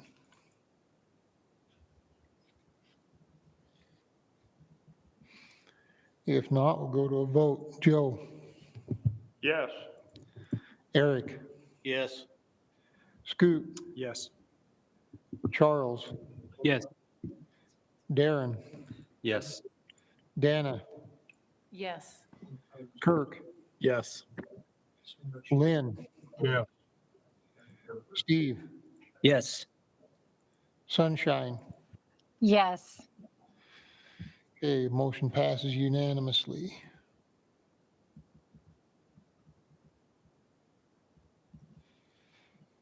Any further motions?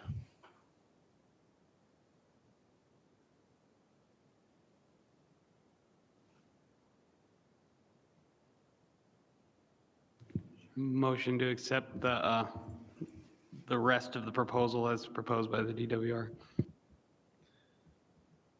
Okay, we have a motion by Charles to accept the remainder of the division's proposal, I'll second that motion.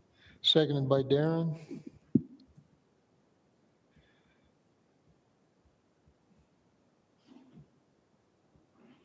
Any discussion on the motion?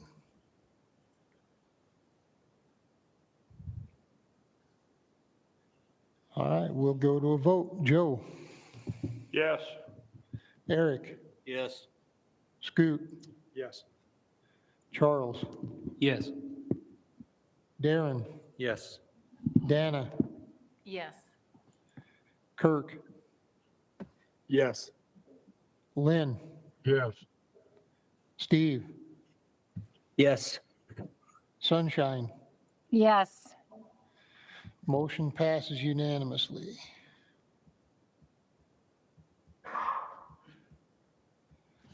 All right. We're getting there. We'll go through the antelope permit recommendations next, and then after that, we'll take a 5-minute break.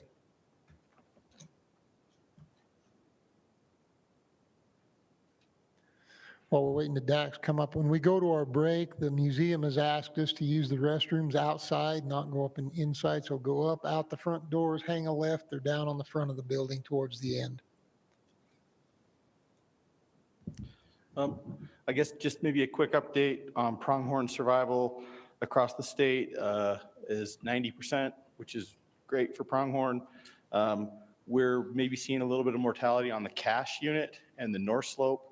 So the units closest to Wyoming there, just where we had really deep snow and cold temperatures for prolonged periods of time. But even on those, it's 73% survival on the cache, 78% on the north slope. So not horrible, but on the north slope, a little concerning on the cache. A lot better than what they're seeing in some parts of Wyoming, though. Our pronghorn, we manage for an average age of harvested buck between 2 and 3 years old. We are at or above that objective on pretty much every unit in the state, and we've been recommending increases pretty much every year for the last 5 years since this new pronghorn plan has gone into effect. This year, we're recommending to either keep permits the same or increase them on all but 2 units in the state. Those 2 units are the cache rich, where we're seeing that winter kill, and the other is the San Rafael North, where they mentioned in the regional update that did a count there, and numbers are down substantially. I think we're still seeing some lasting impacts from drought. So those are the 2 units where we're proposing some decreases based on impacts to the overall population numbers. Pronghorn permits success, hunter success, harvest success is really high. Satisfaction is really high. It's one of those species that kind of flies under the radar a little bit, but yeah.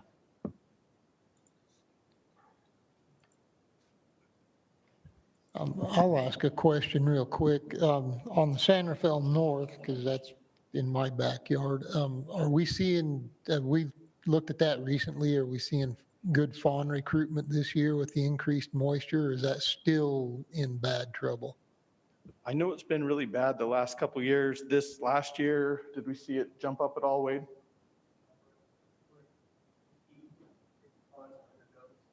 50 fawns per 100 does this last year. How does that compare, I guess, in kind of the history context of that unit?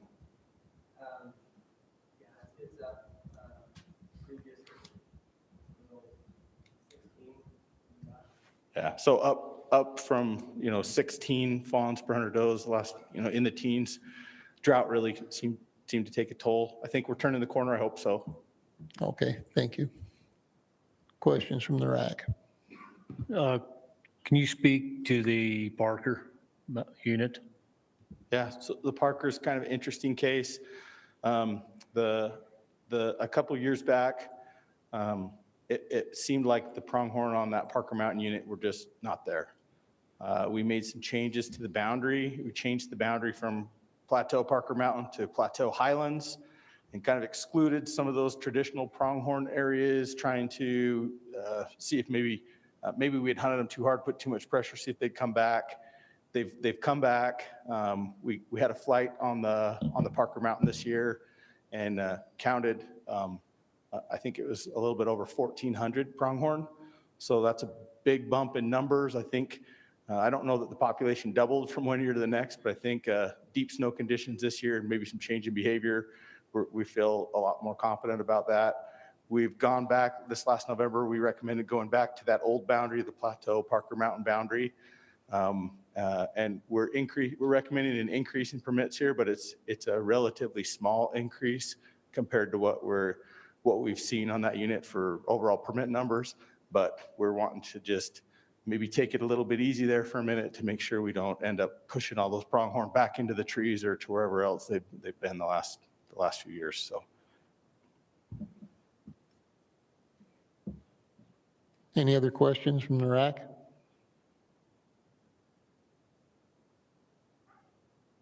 I guess I just had a question on that Santa Fe North. Do we have any more like details of, maybe why it was so affected by drought? Like what are the limiting factors? Is it water? Is it forage? Is it just a struggling unit?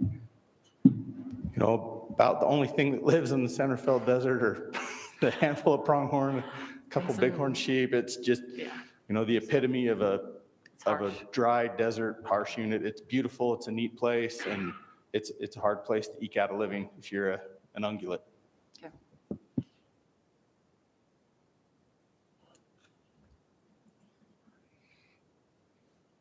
Any other questions? Questions from the audience?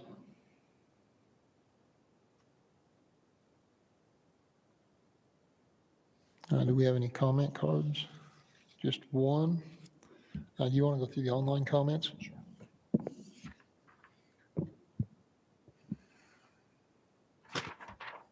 Trying to find it here. What questions are for? We just had one person respond to this question on the survey, and they strongly agreed. Okay, thank you. And we have one audience comment, Kevin Norman. Kevin Norman, SFW. We support the division's recommendations on this as well, and also on the Antlerless, so I don't have to get back up. Thanks. I'll make it out. Thank you. All right, we'll move into RAC discussion.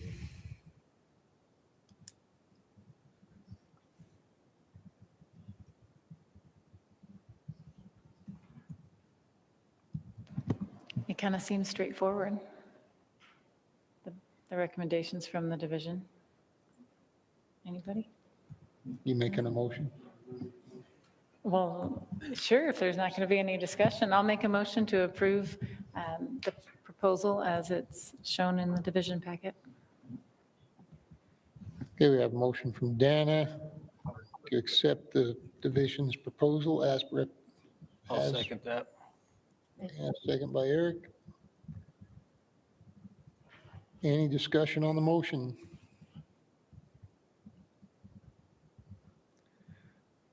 If not, we'll go to a vote. Joe? Yes. Eric? Yes. Scoop? Yes. Charles? Yes. Darren? Yes. Dana? Yes. Kirk? Yes. Lynn? Yes. Steve? Yes. Sunshine? Yes. Motion passes unanimously. All right, we will take a 5-minute break and be right back.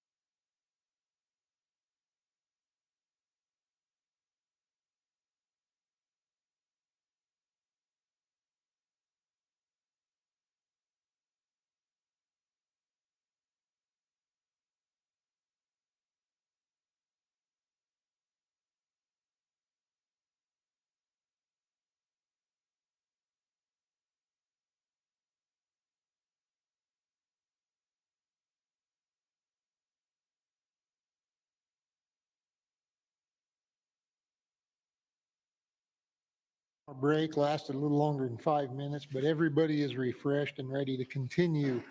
We'll move on with our antlerless permit recommendations. Dax.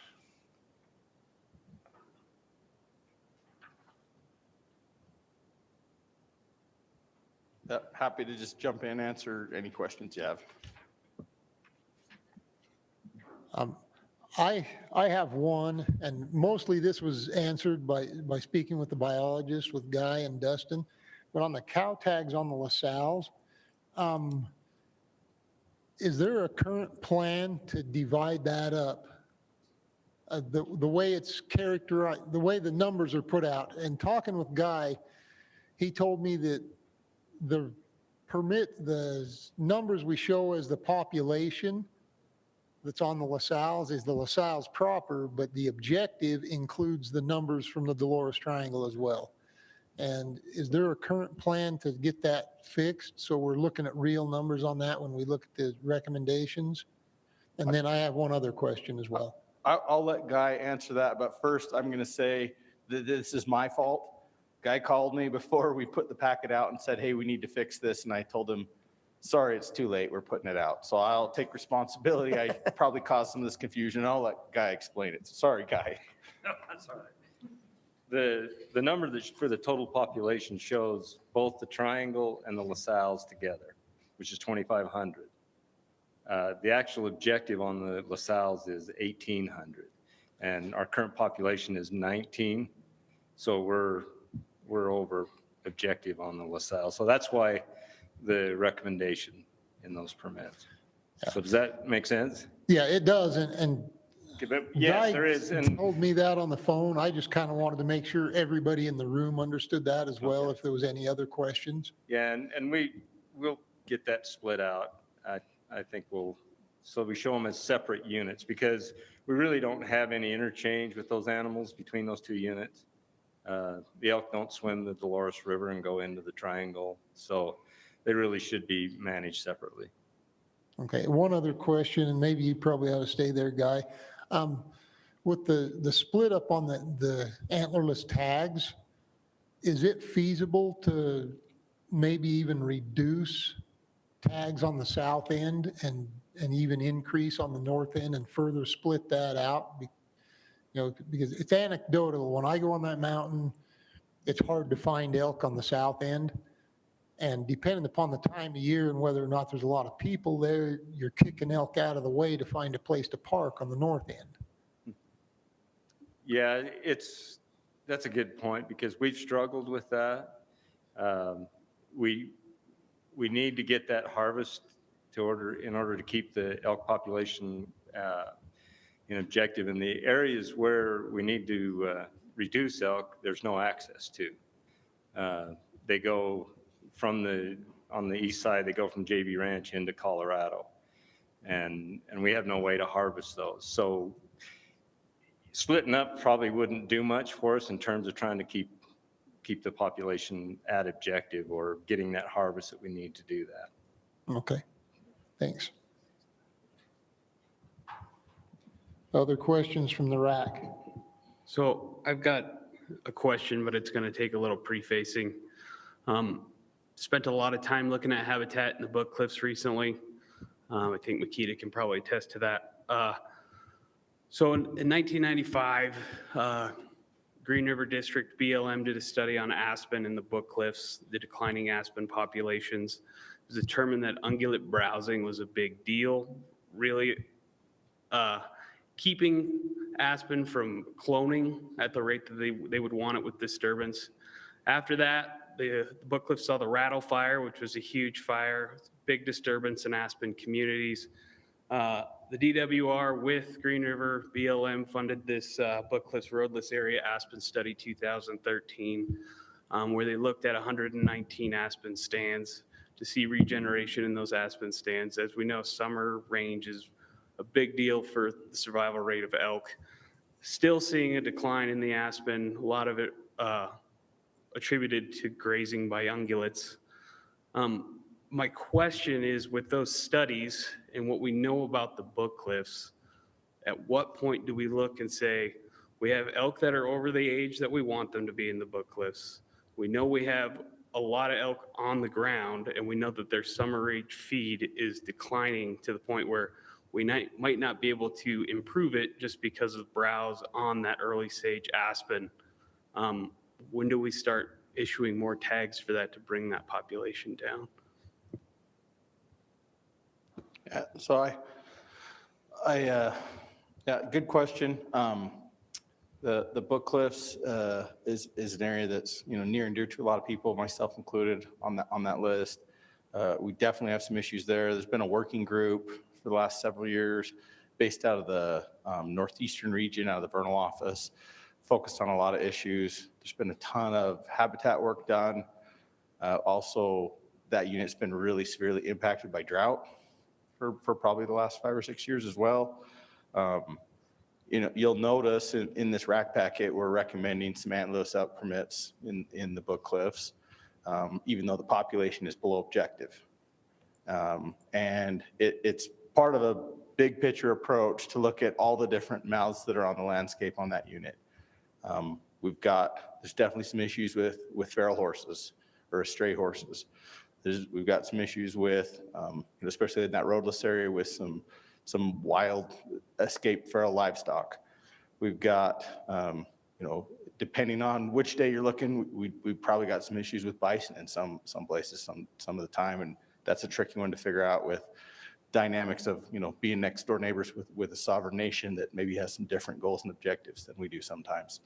And there's a lot going on at the Book Cliffs. Our habitat section, our habitat biologists have been really involved, engaged, and working with federal partners and landowners as well to try to do work there. And we've tried to tackle that issue across the spectrum for all the different categories and classes of mouths that are on that landscape and trying to extract from that resource. I think, seeing a recommendation for us to continue to hunt and harvest cow elk despite being under objective. We're still working on it. We had snowpack at that East Willow snowtail site this winter, I think in 200% plus normal. That kind of stuff is really encouraging, and it still may not be enough, but I don't know if I have the exact answer to what the solution is there. I wish I did, but it's something that is important to us, and we're committed to continue to try to work on it. Yeah, I guess my question really leads into the fact that you keep talking about the objective for the Book Cliffs. And I mean, I love the Book Cliffs. Everybody wants the Book Cliffs to be everything in this state. But at some point, if there's not enough feed on the ground, maybe we are looking at those objectives and we're shooting for something that's not achievable. And it would be better for the herd if we weren't shooting for such a high population. Yeah, so you make a fair point. We passed a new statewide elk plan this last year. Typically, in the year following a new statewide plan, we reach out to the regions and the district biologists and have them evaluate their units in the context of the new plan. In the new plan, we tried to include additional tools and things for folks to take into consideration to address conflicts and look at issues.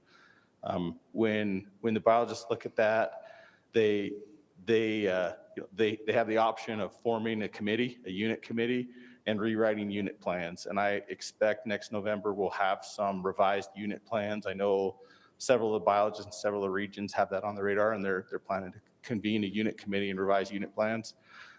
We have a unit plan when we're proposing a change to the objective or a change to the unit boundaries.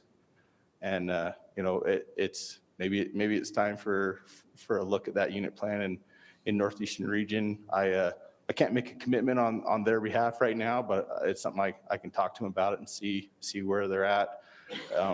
It's probably one that needs looked at. I have a question maybe for Charles. With what you're seeing there, and I don't want to get us in the weeds here, but are the cattlemen that are on the Book Cliffs being cut back as well? You're with the BLM, maybe you know that, maybe you don't, I don't know. I can't speak to what the cattle are doing. I mean, maybe Dana would have more information on the range allotments, but based on these studies that I was referring to, they were not seeing much impact from cattle on aspen regeneration. It was mostly ungulates. Ungulates tend to see aspen sprouts as like candy at that point. And when, as a land manager, you make disturbance to aspen, really it's with fire is the best opportunity, or to take out some sort of conifer encroachment. And it's the point of that is to try and get that aspen to sprout. And aspen sprouts, it's a clone, so it sprouts off the roots. It sees that disturbance, something down to like 3 inches into the soil, and it'll send out shoots. And right now, based off that study, they're seeing like 63 sprouts in the stands that are regenerating per acre. And when we want to do a project, we want to see like 10,000. And at this point, we're unable really to do a large scale habitat project, because if we do a burn, let's say out there, we can only logistically handle maybe 300, 400 acres. And once that gets burned, we have all the ungulates that will jump into that and eat it down before it even creates a suitable habitat. So at this point, it's almost like there's too many ungulates on the ground to sustain that population of aspen up there. Okay, let's try to stay more on the antlerless topic. I got a and question not get too for far off. Dax. With that same unit, I mean, I talked to you earlier. I mean, we're well under objective, and yet there's still, it's a decrease, but there's still quite a few cow tags there. I mean, to me, that's going against what any normal plan would do. You speak to that a little bit? Yeah, it's the exact concerns that are being brought up. That Book Cliffs working group based out of Arnold did a pretty good analysis. The RAC chair from Northeastern RAC, Brett Prevedel, he's retired with the NRCS, and Brett has a really good handle on looking at biological systems and grazing and forage availability, and led that working group through a really detailed exercise, a really detailed forage analysis, looking at how many AUMs, animal unit months of feed were available, especially with a specific focus on the summer range, and then looked at the demand for AUMs or for forage on that summer range, taking into account elk, deer, bison, feral horses, cattle, everything. And in the best of years, it's adequate. And there hasn't been very many good years in the Book Cliffs in the last decade or so. So it's over allocated right now. And that's why we've been, continuing to harvest cows, continuing to do work to round up feral horses, and continuing to do habitat improvement. We don't need a 300 or 400 acre fire. We probably need a 30,000 acre fire to really make a difference and be able to do some herbivore swamping or something, some aspen sucker swamping out there, so they can't just eat every sucker that comes up. And I'm not specifically talking elk, I'm talking everything out there that eats those. So, that is a unit where we probably need to look at that objective and have a unit plan revision. So, and that's why the recommendation, without that context, you might look at and say, what, you're, 3,000 elk below objective, 2,500 elk below objective, and you're recommending cow hunts. I totally understand how that looks, and I guess that's the why behind it, and I think it's something we need to fix. We did reduce the cow permits just a little bit, and that was the cow hunt that we had in the roadless area. And it more than anything had to do with just having a crowding issue between elk hunters, cow elk hunters, spike elk hunters, a mid-season bull elk hunt that we added this year, and bison hunters all in there at the same time. It can feel like a big area, it can feel like a small area. That roadless area is kind of a contradiction sometimes. Sometimes it feels really big, and sometimes it feels really small. And we got pinch points for access.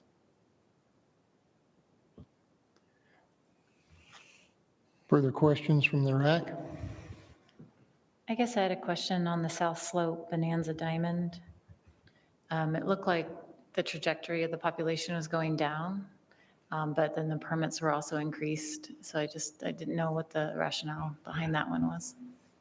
Some of that has to do with decreased tolerance from elk by private landowners on the Diamond Mountain unit. And again, I know the South Slope is one of the units that we'll have a unit plan committee looking at this coming year. And it's a tricky unit, kind of some of those same issues we see with bison in the roadless area, where a huge chunk of the South Slope, especially that Yellowstone subunit, is Ute tribal trust lands. And so, that unit is typically quite a bit over objective, and we're seeing some changes in landowner tolerance on the Diamond Mountain unit as well. I guess just a general question, any concerns from this year's snow impact with the objectives from 2022 and kind of where we're at today? Yeah, so elk survival's is quite high. We don't give a whole lot of antlerless deer or antlerless pronghorn hunts permits across the state typically, and you'll see reductions in the recommended numbers for antlerless deer and doe pronghorn. Most of the elk recommendations are still pretty similar, but I mentioned earlier, statewide elk survival is 95%. So we're not, there's not a lot as much of a concern there. And then can you talk to the manti? Yeah, the manti unit, we'd had pretty low antlerless elk permit numbers there for a few years. It's been below objective, but it is a large elk population. And you're talking 12,000-ish elk on the manti unit. When you have a population that big and they're productive, they're having calves, just to maintain and keep that population where it is, we're really close to objective right now. Just to maintain and keep it close to that objective, I think we've got to harvest, in the ballpark of 1,000 elk a year, just to keep it where it's supposed to be. When you look at success rates are 40% on average for antlerless elk permits. Even though it's just barely getting to objective, it's been growing really quickly with low antlerless elk permit numbers the last few years. We're bumping it up a little bit just to keep up with production and try to keep it there close to objective. Yeah, that's what I was going to say is I know the 475 was lower because of that. How does the 1040 compare? Is that more equivalent to some of the years previously, or is that? Yes, says Brad. Okay, all right. It's one of those things where you're below objective a few thousand elk and everyone's like, why are you giving cow tags? You better grow this elk herd. We got to get to objective. And we picked up a lot of momentum. We've got it's a large elk herd, and now we're hitting up against that objective, and it's like, okay, we got to slow this down a little bit. That's what we're looking at on the manti.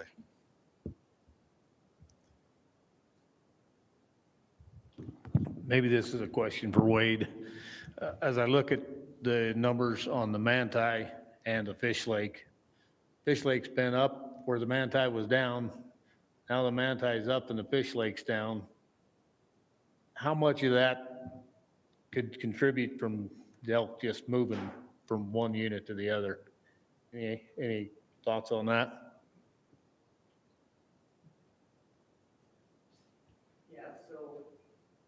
There we go, thanks. So we just put collars on the southern region. We have 11 collars on their side along I-70, and on our side, like 15, 16, and they were distributed basically from Fremont Junction all the way up to Salina Canyon. And just looking at the GPS data today on how many have moved, none of those collars have moved across. We know that there's obviously some that move because you can see tracks in the snow, but the collars were distributed pretty well in different groups.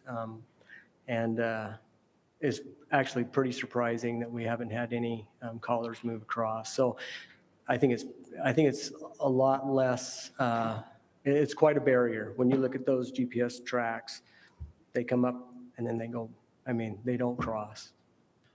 How long have those collars been on, Wade? They were put on in February, first part of February. So this year. So it'll be interesting to see through the hunts, once they're pressured, if that remains. Yeah, but, and we still got a few weeks left and maybe they'll cross, but so far nothing has crossed, so, yeah. Okay.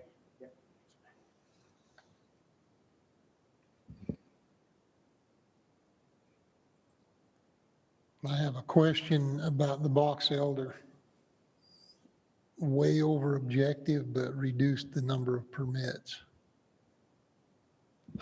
I don't know if I can, I don't know if I know that one well enough to give It's you a just good something that answer. stuck out to me, and I'm just asking the question. I don't know if anyone's on from Northern Region. I don't know that I'm familiar enough with that one to tell you exactly why. I'm sure there's a reason. I'm probably not prepared to tell you why. I don't know. Okay. It just stuck out and I was curious. I'm not familiar with the unit at all, so I was just curious. I know they do have a lot of movement on that unit between states. You know, that box elder unit borders both Idaho and Nevada. There's a lot of movement around there, but I'm just guessing at this point. I don't know. I don't have a good answer for you.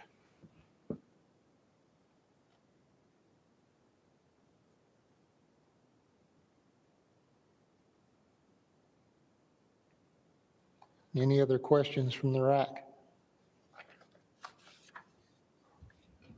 Questions from the audience? I guess in book cliffs is kind of coming to thing. We've been pretty heavy on cow harvest on the book cliffs based on what you're saying the age is. What has that done in the last, give me the last 5 years? What was the age 5 years ago on the average elk then, and what is it now?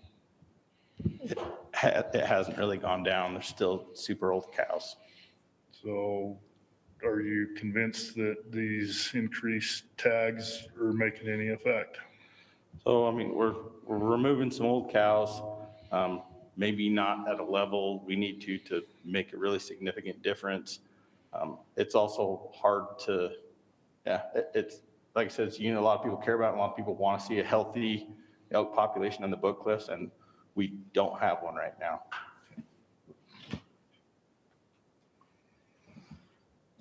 Any other questions from the audience? Like you said, we don't have a healthy elk population. We do have some habitat concerns. What are we doing to push the land agencies to do their part? Seems we have a problem with horses. Seems we have a problem with the cattle. Seems we have a problem with the habitat being bad. Why are the land agencies not pulling their weight, and what can we do to push them? So, yeah, there's a lot of issues. There's a lot of parties involved, and you know, the land management agencies are involved, and they're doing work. You know, the division, we're in a position that's kind of great and kind of terrible at the same time. It feels like we have the ability to react quicker, and you know, programs like the conservation permit program and the monies that program generates allows us to be able to plan and implement a project really quickly. And a lot of times our federal partners will even channel funding through the Watershed Restoration Initiative to us, because we seem to be able to be a little more nimble. We don't have sometimes some of the NEPA hurdles that our federal partners have to jump through. We can navigate those a little better, especially on state lands. We still have to deal with them on federal lands, and you know, so the division has a lot of flexibility, and we also end up kind of having a lot of responsibility too. You know, when numbers are out of whack, the easiest and first thing that people come after, you know, if we have too much herbivory in an area, the easiest and first thing to come after is cut elk numbers. And the division, you know, we can do that relatively quickly. We can issue emergency drought permits in the summer, or we adjust our permit, you know, our antlerless elk permit numbers annually. And I think it's probably fair to say that sometimes the division is forced to carry more than their fair share of the weight. And not just the division, but sportsmen and wildlife enthusiasts are sometimes forced to carry more than their fair share of the weight, just because we have the ability to adapt quickly and make changes quickly, more so than some of our partners. I'm not trying to throw partners under the bus there. I think we have a lot of folks with really good intent that want to work with us and do things, and we're going to continue to do that. And I think if there's opportunities for folks to voice support for additional horse management or other habitat improvement projects that partners can be involved in, that is great, and we want to see that. And it's tricky, and the division works really hard, and And I think carries, the division and sportsmen carry, at least their fair share of the weight. So. And Makita is gonna jump in too.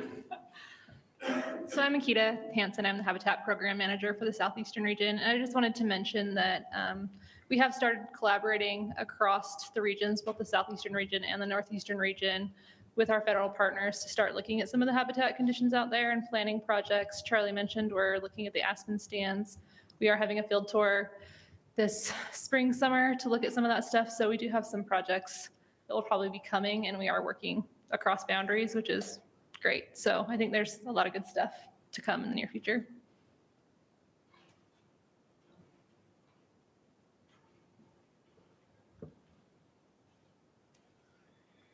Any other questions? I got another couple questions, sorry. Specific to the Manti, the objective is, I think, 12-1. Do you know how long that's been the objective?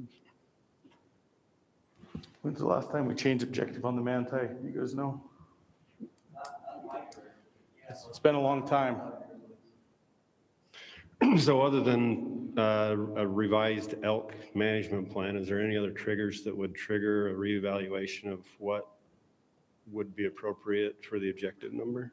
So at any given time, if the biologists on the district and the regional personnel feel like there's issues on a unit and they need to convene an elk committee and look at a plan, they can.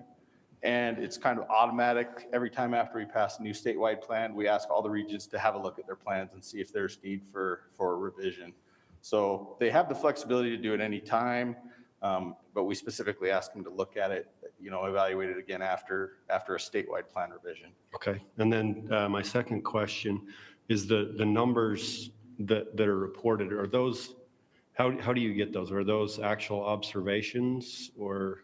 Yeah, so we do a helicopter, an attempted census. We actually try to count every elk we can on the unit. We try to count all the elk. We know we don't get all of them, but we do a helicopter flight. Typically, we try to do those about every 3 years.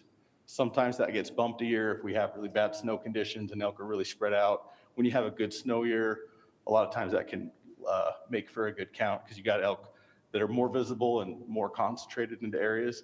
So when we flew the Manti this last year, so that the current estimate, population estimate, is based off a count that was done this winter. But it's an estimate, not an actual observed number.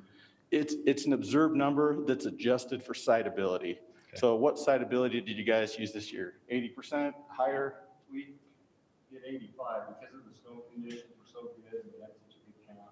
We used 85. So 85% siteability. So if they saw 85 elk, the correction would be they assume there's 100 there. And that siteability adjustment is based on terrain type, vegetation cover, snow cover. And there've been a lot of studies in other states kind of ground truthing that of aerial observations versus on the ground counts in areas with known numbers of animals. So it's a pretty good count. So we counted 85% of what our number was. That other 15% is the adjustment for siteability. Okay. And my third question is we're on the Manti specifically, we're coming out of being, in years of below objective. Do we know what created that scenario where we were below objective? Guess I'll defer to the region.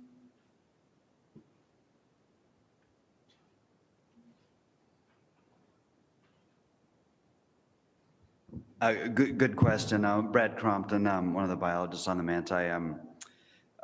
It's cycled in the past decade or 15 years ago where we got really high and had to adjust permits well up to, and it was permit numbers 3 times what we have this year, where we overshot it a bit and population numbers went down.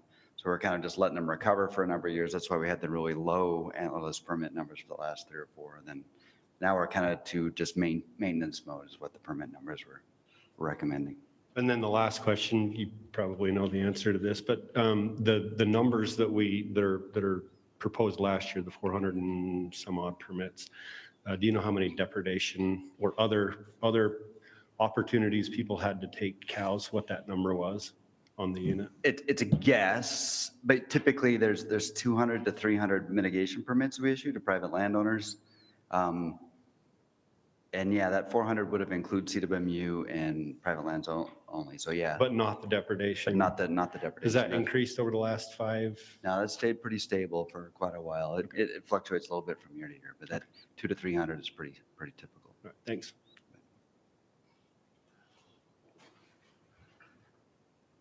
I did just get a text message from the biologist for the box elder unit. So he says the success rate's been really low on the cow permits in that unit, and they've had better luck getting harvest on.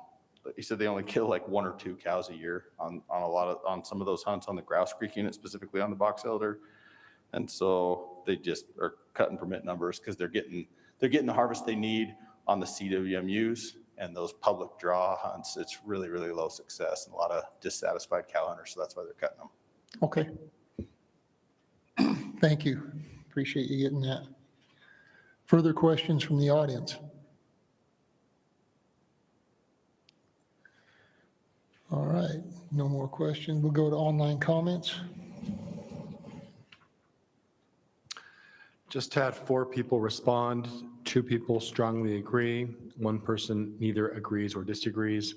1 person strongly disagrees. 2 comments are received. 1 person said to slow the increase in harvesting cow elk. The other opposed the increase on the manti.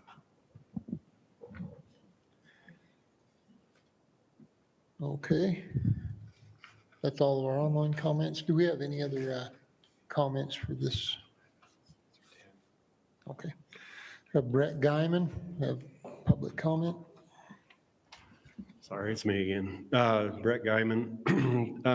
With the reason for the question is about the reevaluation of the objective on the mantis. I think we've had some significant habitat changes over the last several years. We've had some major fires that have really improved our habitat. We've had a lot of land agencies that have done quite a bit, a significant amount of range land improvement. It may be a time to reevaluate that objective. And then my second comment is it seems like we have this knee-jerk reaction here and there. The manti is still below objective, and we're issuing, by my calculation, somewhere in the neighborhood of 126% increase in the number of cow permits. That's a pretty drastic increase in the number of permits. And I can see the logic behind it. The trajectory, if you look at the last several years, is that this year we would exceed that objective. But we're just coming out of one of the, the harshest winters that we've had ever. And although the color data is suggesting that we have a high survival rate, we don't know what is in store, with cows that may have aborted. The condition is, according to the biologists, seem to be fairly good. But I would suggest that we take an incremental approach to this. We're not at objective yet. 128 or 126% increase in the number of tags seems a little bit drastic to me. And then secondarily, I would ask the RAC to maybe propose reevaluating the objective on the manti, where we haven't done it in such a long time, and we've had such a drastic change in our habitat situation there. Thanks. Thanks, Brett. And no other comment cards. All right, we'll go to RAC discussion. I just put down both bison and antlerless. Okay. And stuff. Guy Webster, I'm going to speak in response to the book cliffs. We've been aggressive with cow elk tags for the last 5 years. I know that Kobe Jones come in here and preached to us a few years back that, book cliffs historically hasn't had cow elk tags. Well, that means both my wife and I have poached cow elk for several decades out there, because that's falsehood. They've had cow elk tags out there for a long time. I think the division for coming up and eliminating the cow elk tags on the roadless unit. Anybody that tries to tell me there's more cow elk there now than there was 10, 15, 20 years ago, obviously does not spend any time on the book cliffs like I have. That is absolutely not correct. The roadless doesn't have anywhere near the number of elk that they used to. There's been a substantial decrease with the introduction of the buffalo and the spike elk kind of out there. Last 10, 12 years, the elk population in the roadless has substantially went down. Before we go and start saying we need to remove elk off the book list, that's why I'm addressing this buffalo issue. One big problem we have this year is not necessarily the case because we're at 344% of snowpack at East Willow Snowtail this year at the peak of what I observed. But we didn't have the buffalo in the roadless this year all winter, but a lot of winters we do. And if you ride in there, the first thing, as soon as you can get top of the mountain, bust through the snow drifts, you're in there, see that buffalo have decimated that roadless unit. And that's where a lot of the recovery is. You go ride that unit during the middle of June, July. What do you see in all the quaky aspen stands? You see the buffalo. The buffalo have pushed the elk out of those stands and stuff. So for us to say, let's get rid of elk, let's reduce elk, let's kill more elk, we're going to reduce the age population or the age structure, it's not working.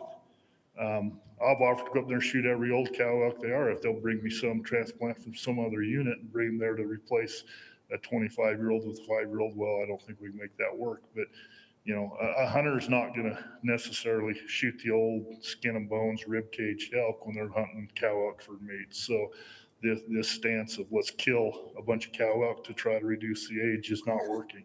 It's something that we need to do something different with. But I think we just need to watch the book cliffs. We need to look at what the habitat is. But killing more elk is not the answer, and I oppose any increase in cow elk tags, and I don't want anything more on the roadless unit. That elk herd is struggling at best right now, and even if that cow only has one more calf in her life, that's one more than the dead cow's gonna have. Thank you. We don't have any more that we overlooked, do we?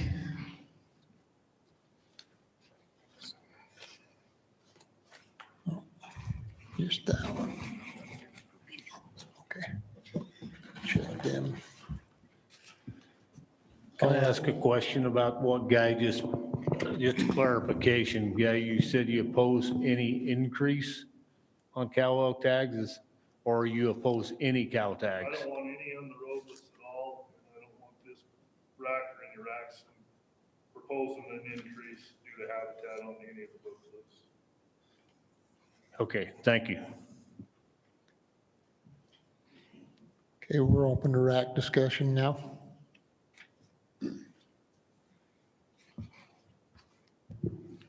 Well, I'll start out because I feel like some of that was directed at me. Looking at the book cliffs, I do think that, yes, the book cliffs have seen a decline in elk, and I do think it's due to declining habitat. I think that it is a good time to start looking at the habitat in the book cliffs. We've been looking at it since 1995. Let's start looking at the habitat in the book cliffs and saying, can this sustain the number of animals we're putting on the landscape? And that includes all the animals, the horses, the cows, the buffalo, the deer, the elk. It's only getting worse out there, and I strongly discourage making management decisions based on one single year of moisture. Right now we are at 300%. That doesn't mean next year we're going to be at 300%. It doesn't mean the year after. So I think it's a good time to look at our at the amount of elk we want on the book cliffs and see if that's sustainable in the future. Because it might be detrimental to our generation, but it might be beneficial to the next one.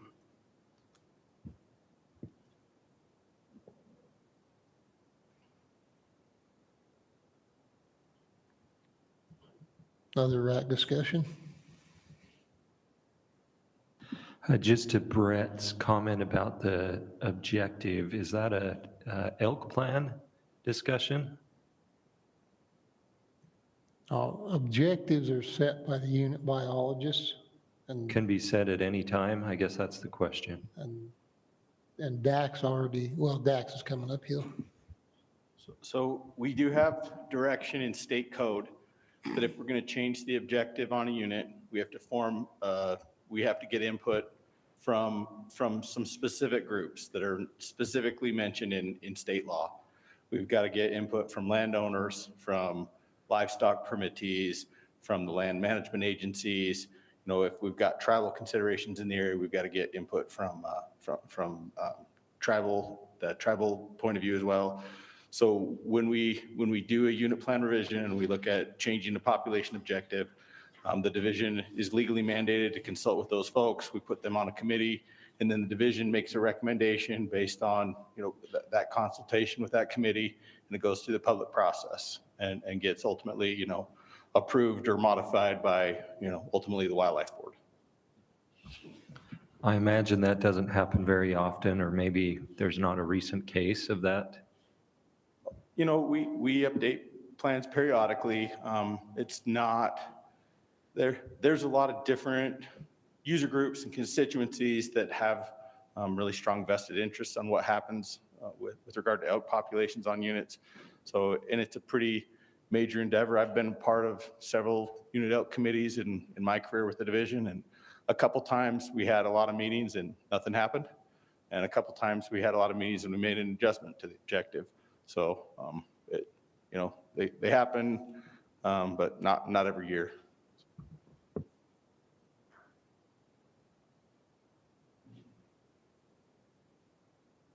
Did you have something, Dana?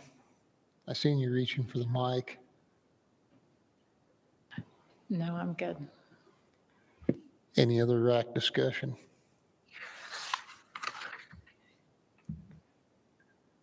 If not. Dax, before you sit down. Obviously, the Book Cliffs is a very unique and challenging unit. Has there been any consideration, or would it be beneficial to get some type of a committee together specifically to deal with the issues on that unit? Or is that something the division is working actively? I mean, we got to do something. Yeah, and there is that Book Cliffs working group.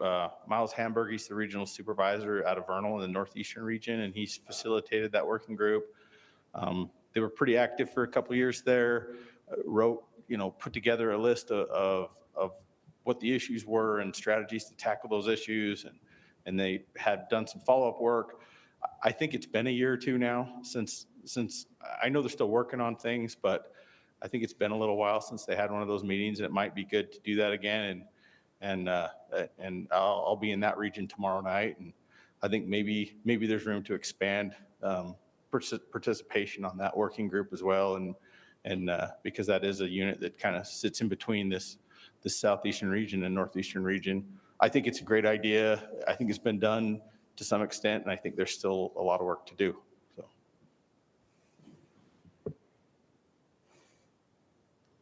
Book Cliffs is a tough one. If you have 10 kids and you only have enough food to keep 5 of them alive, do you keep 5 of them alive, or do you let all 10 of them starve to death? You know, that's the kind of dilemmas we're dealing with in the Book Cliffs. There's not a good answer for some of these questions. There's some hard issues. Right. And I'm going to say something that's probably going to get me in trouble. And this is not directed towards you, but when the BLM comes to and starts telling us we need to cut numbers, it's pretty hard for me to listen to that when the BLM is 400% over the objective on wild horses, and they're doing nothing about it. So Pretty hard for me to hear that coming from that way. So to clarify, I do not represent the BLM here, nor do my opinions. I represent sportsmen, and my thought with the Book Cliffs is there's been a severe decline in the Book Cliffs. Sportsmen have noticed it and mentioned it, and to make that unit the best it can be might be making some hard decisions for sportsmen right now. again, no, my comments were not directed at you or Dana, just. Did you have something, Kevin? Yeah, Mr. Chair, if it's okay. One of the things I think there's a disconnect that even when it comes to the board is, the Book Cliffs is shared by 2 regions. And, I think there was a lot of work that's happened by the Northeast region, but a lot of that information hasn't really trickled down into this region.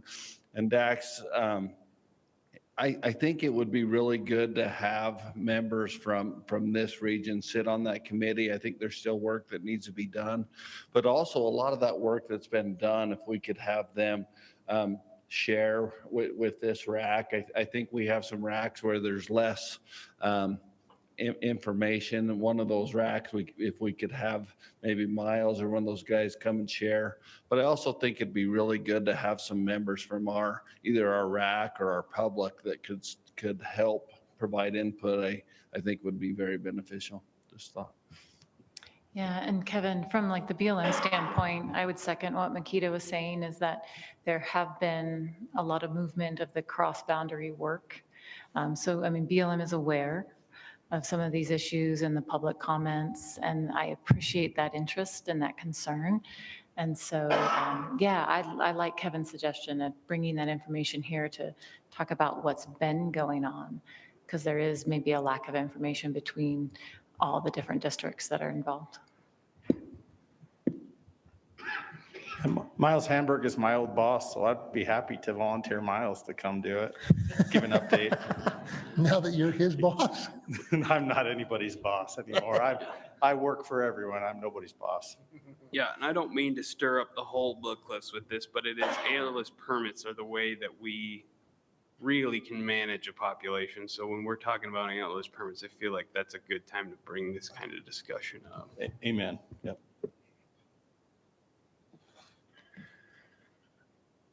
Do we have any further RAC discussion?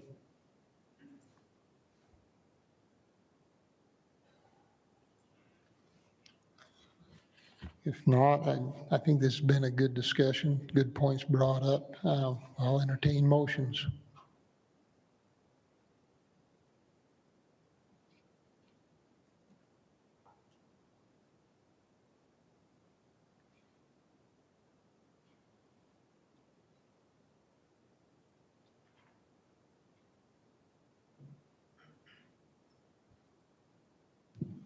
Well, I think it's important that we do look at the Book Cliffs and our objective there, but as for today, what we have, there's not much change we can make to these. I mean, we can make changes, we could increase or decrease or whatnot, but I think the DWR has tried to make a good number, at least for the Book Cliffs, knowing that there is a problem with feed up there, and they are below their objectives. They're still issuing permits, and I think that's a good stroke that they notice that that's happening.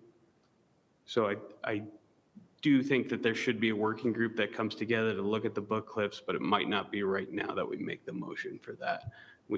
I would like to make a motion to just accept what they have presented and move on from there. We have a motion from Charles to accept the division's proposal as presented. Do we have a second? I'll second. Was that Steve? Yes, sir. Okay, thanks, Steve. We have a motion and a second. Any discussion on the motion?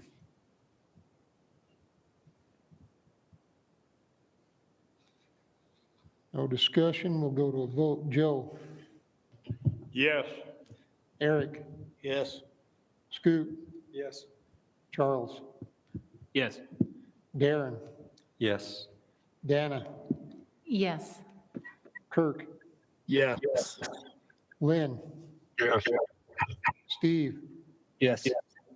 Sunshine?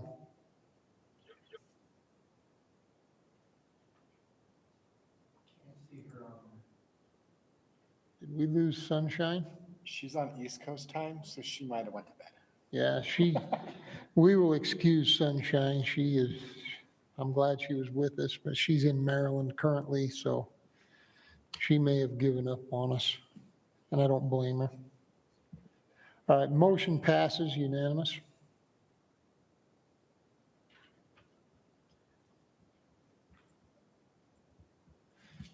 All right, we'll move on to CWMU Antlerless permit recommendations.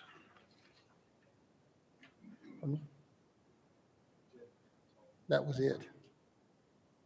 He done the whole thing.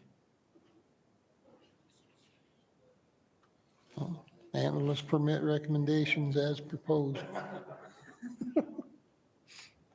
It's getting late. It's past our bedtime. We're about ready to turn into a pumpkin, but we'll make her.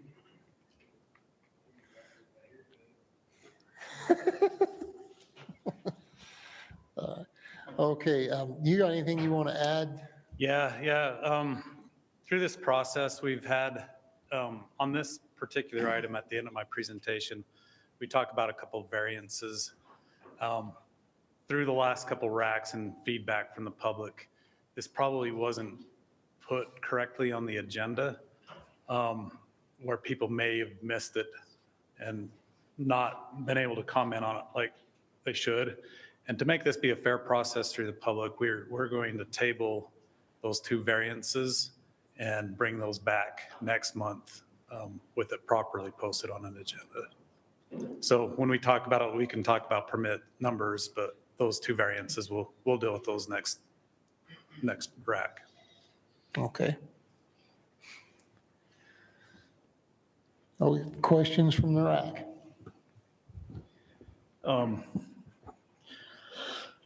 Chad, as I look through here, I don't see a lot of change in numbers. I know that with the big changes that we made through the elk plan, seems to me that there ought to be some more changes with the CW. I mean, the sportsmen are making some big sacrifices with quality to increase opportunity. I'm not really seeing that with the CWMU. I know that some time ago, the board asked the division to look at the rule and clean some of this up. Can you tell me where we're at with that process? Yeah, so we just barely had some legislation that passed.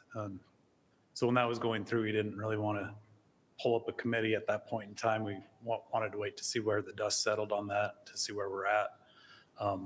It is due for review. And internally, we're just talking about when the right time to pull that up would be. Yeah. Do you have a time frame in mind? We haven't got that far down the road on an exact time frame. This is the big year for CWMU renewals, so this summer is going to be spending a lot of time doing renewals. But yeah, it's something that we're just going to need to sit down and discuss that internally a little bit more. And sounds like now I'll be back next month, so I could give you a better answer next month. Okay, thanks. So I'm sorry, maybe I missed the variances. You're saying that's going to be reviewed next year? Next month. Next month? Yeah. Okay. So anything we do today won't affect that they're still? Yeah, those variances are just off the table. So whatever your vote will be, it's not going to be applied to the variances.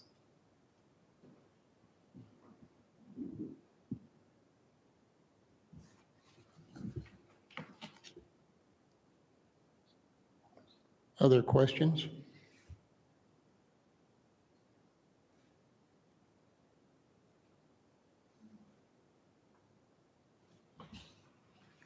We have no other questions from the RAC. Do we have questions from the audience?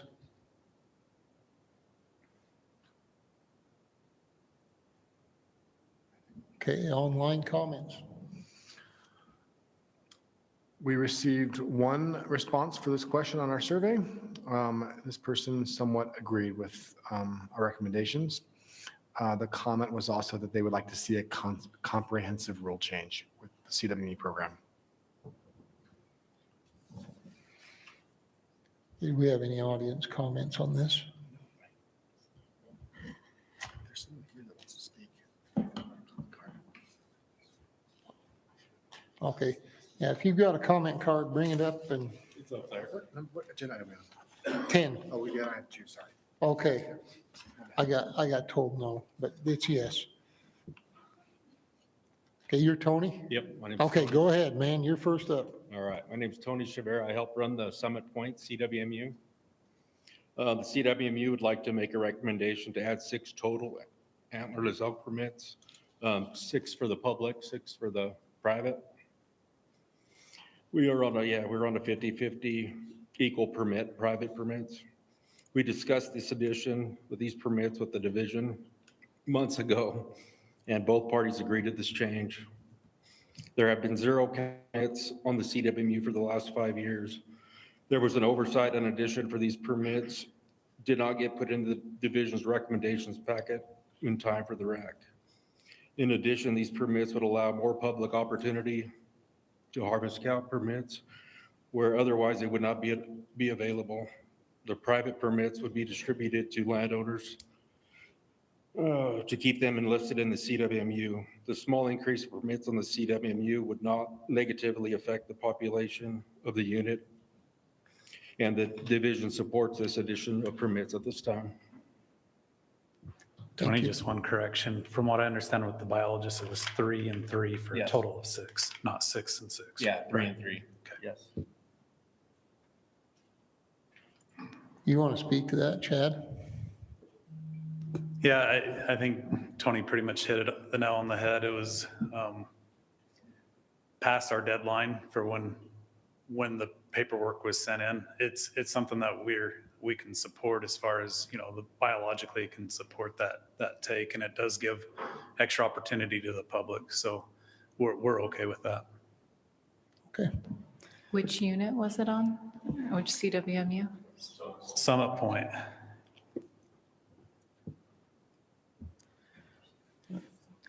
Cash Stallings?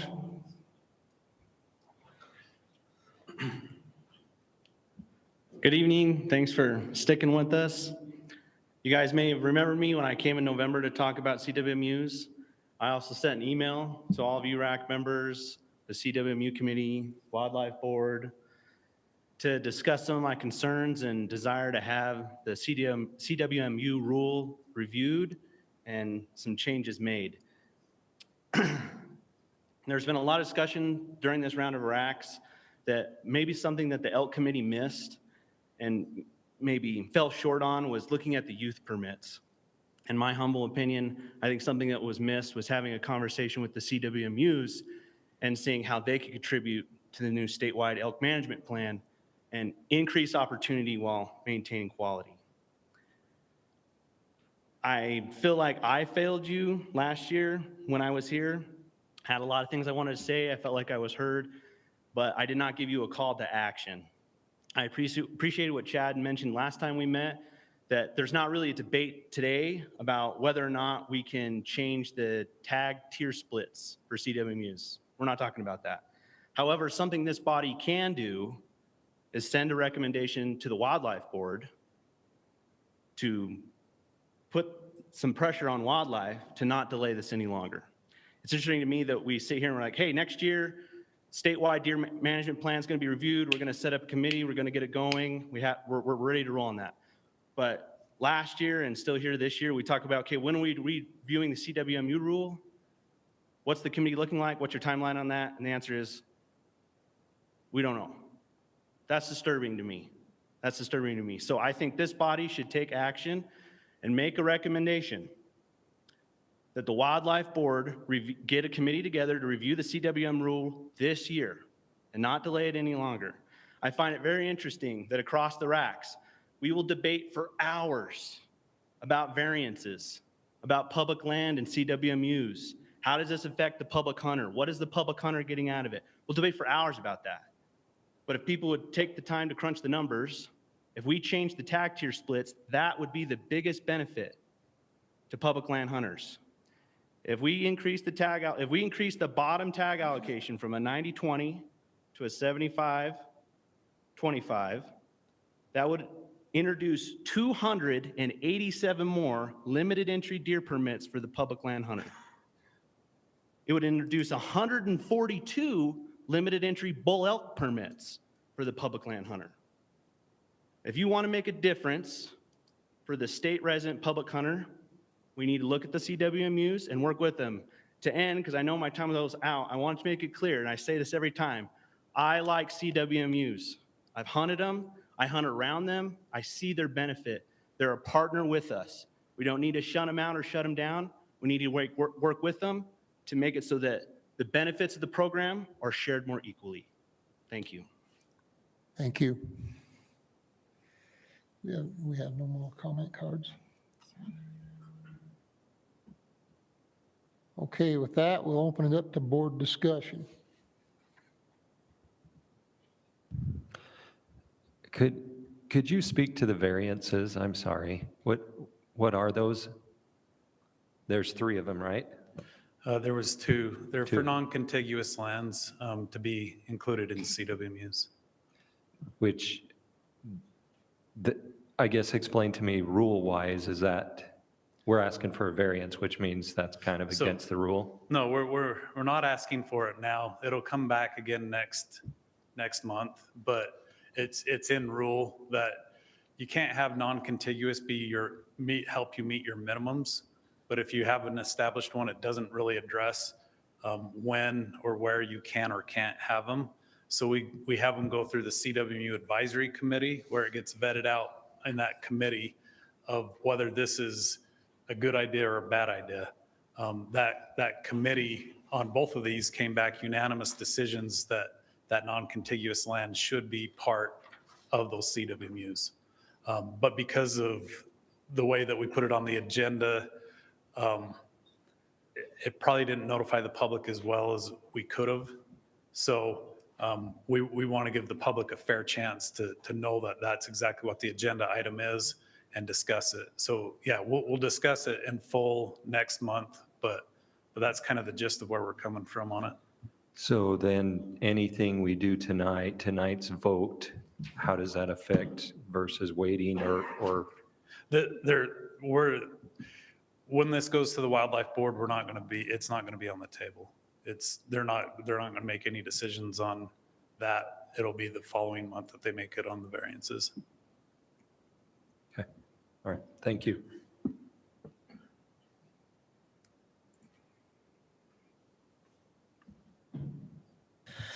Chad, we all received a letter, talked about public land that are tied up in CDWMUs. Can you speak to that? How many CWMUs do we have that have public land tied up within them? I think there's around 33 of 134. And those vary, like some of them have a 40 acres in the middle of the CWMU that is surrounded completely by the CWMU and has no access.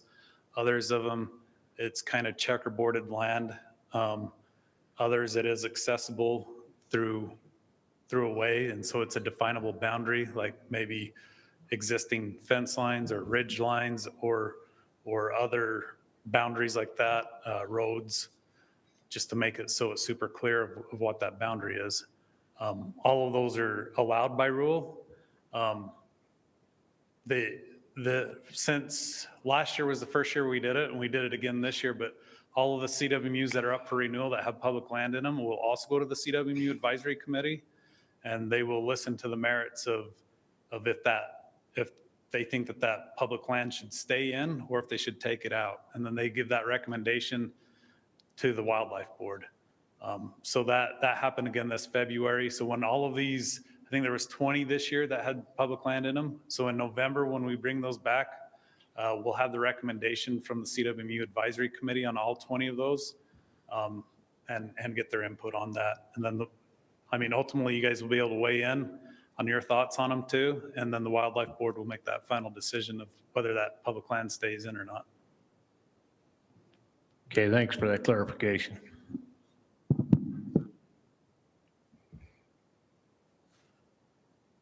Any other RAC discussion?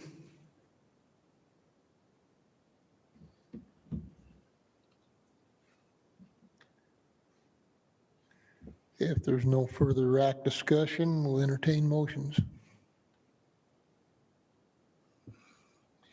I'll make a motion. I would make a motion that the Wildlife Board does give some direction to the division to basically follow up on what they had asked them to do previously, and that is to revisit the CWMU rule, get it cleaned up, and look for opportunities to increase public opportunity.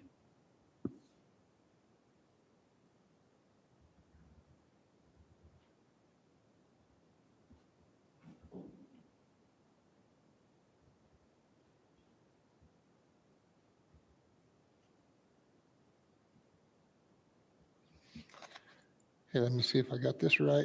Your motion is to ask the Wildlife Board to give the division direction and ask them to move ahead with cleaning up and addressing issues that have been brought forward with the CWMUs and increasing public opportunity thereon. Close enough?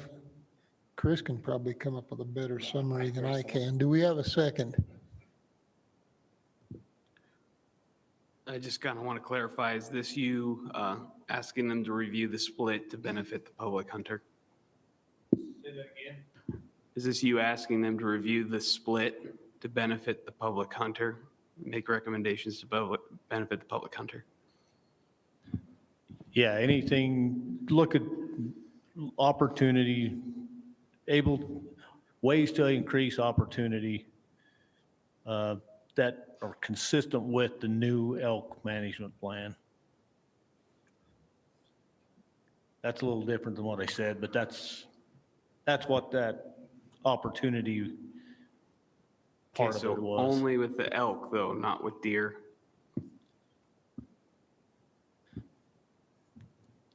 No, it all needs to be cleaned up. Can I mean, I would like to direct to ask the board to direct the division to review the CWMU split and how we can more benefit the public hunter. That's part of the motion. That's part of the motion. So who is that asking the division? Is that asking Chad, or what is, I guess, clarification there? Our recommendations and our motions go to the Wildlife Board, and ultimately they act on Decide whether or on not who they that. agree with. We're just giving recommendations to the Wildlife Board. And his motion is to give this recommendation that the board directs the division to do these things. Okay, sure.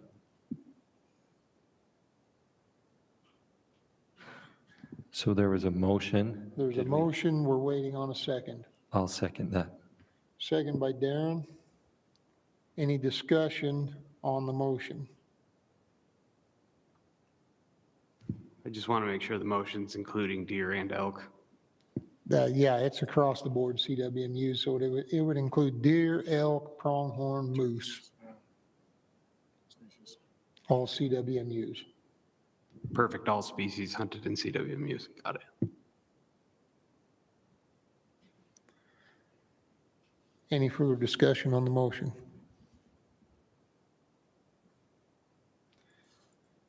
We'll go to vote. Joe? Yes. Eric? Yes. Scoot? Yes. Charles? Yes.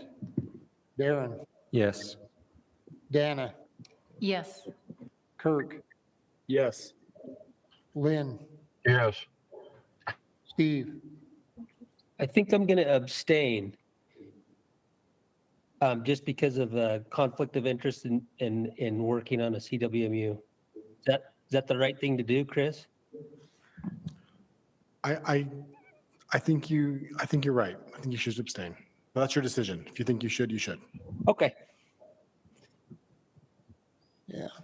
Failing legal counsel to direct you, I would abstain myself. Okay, the motion passes 8 in favor, 1 abstention.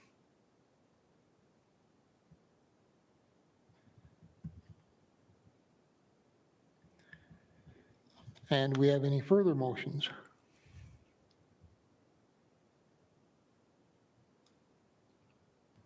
I'll make I a have motion. Oh, go ahead. Sorry, Steve. Sorry, I just had a question. Is there something in our language that we need to address what Tony Chavera brought up? Is there something that we need to include as one of our motions? Just wanted to clarify that.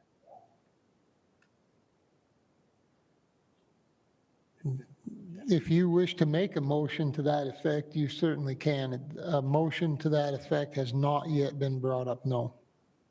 Or there could be a discussion on it, either one.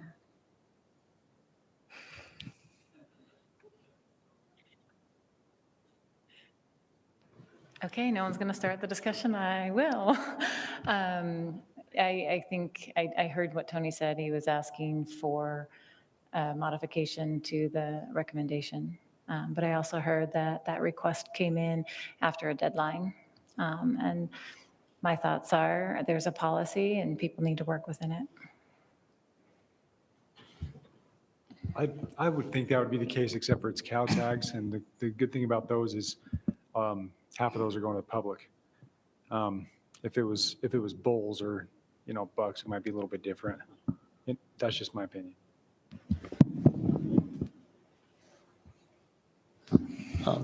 And let me ask a clarification, because I thought I heard Tony say that they had proposed this to the division prior to, and it kind of got left out. Is that correct? I'll answer this and maybe Dustin will back me up. I think they had discussions before it was opened up, expressing that they did want cow tags.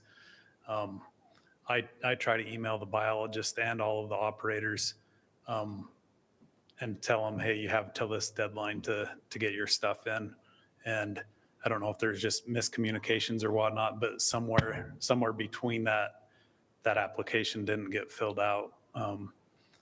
So in those regards, we felt it appropriate that he could come here and ask the RAC.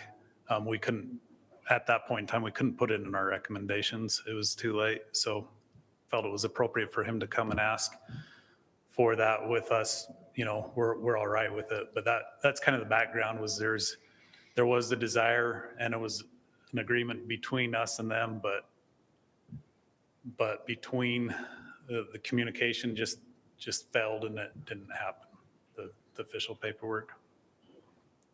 Question, has this been specifically been brought up in the other RACs? No, we felt like this is a Southeastern CWMU, so Okay. we're just going to bring it up here and then to the Wildlife Board. Probably either way, whether you pass it or not, it could be brought up there. Okay, thank you. I just feel like there's a lot of pressure on CWMUs to kill cow elk, I should say. And a lot of pushback from the CWMUs in a lot of cases to do that. And the fact that they're coming and requesting these cow tags is something we should consider. Okay, I appreciate that information. I just know that it's hard to balance everything with deadlines and permits, and it's like, so where do you stop? But understanding that it's cow tags and it's one request and there was discussion beforehand, I can support that. I just think we always need to be aware.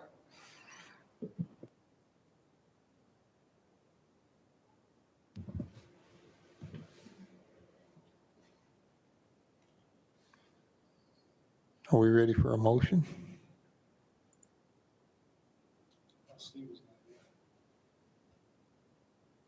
You're up for a motion, Steve. Yeah, sorry. I could only hear some of that.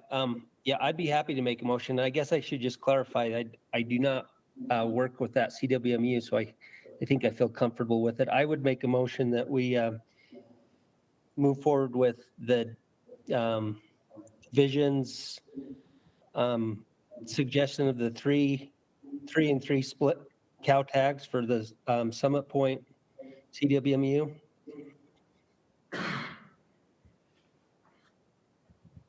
I'll second that.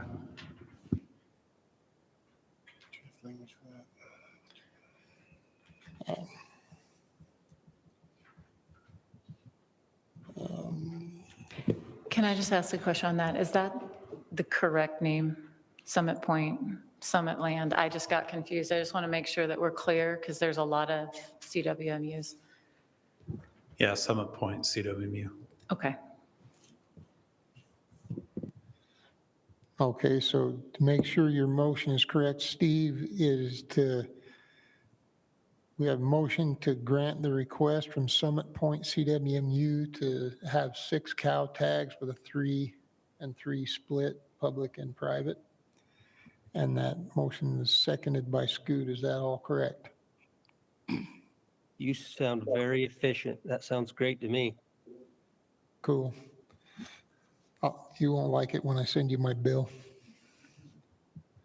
Okay, do we have any discussion on the motion?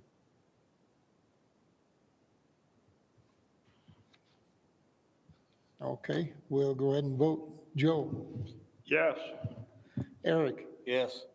Scoot? Yes. Charles? Yes. Darren? Yes. Dana? Yes. Kirk? Yes. Lynn? Yes. Steve? Yes. Motion passes unanimous.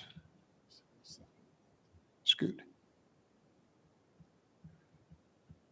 Do we have any further motions? As much as I would like to have the rule cleaned up before we approve permits, I know that's not going to happen. So, Well, yeah. so And our next agenda item is CWMU rule amendments. So bear that in mind with your motions. That can also be addressed in the next agenda item too, the rule amendments.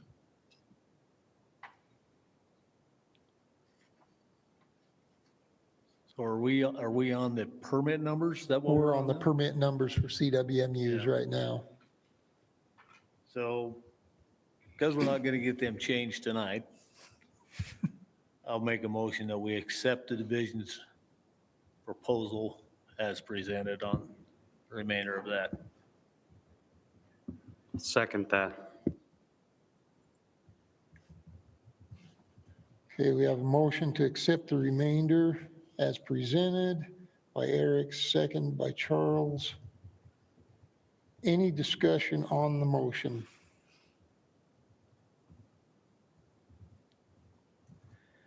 If not, we'll go to a vote. Joe? Yes. Eric? Yes. Scoot? Yes. Charles? Yes. Darren? Yes. Dana?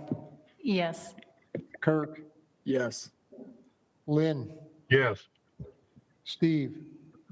I'll abstain again. Same reasons? Yes, sir. Okay, motion passes 8 in favor, 1 abstention.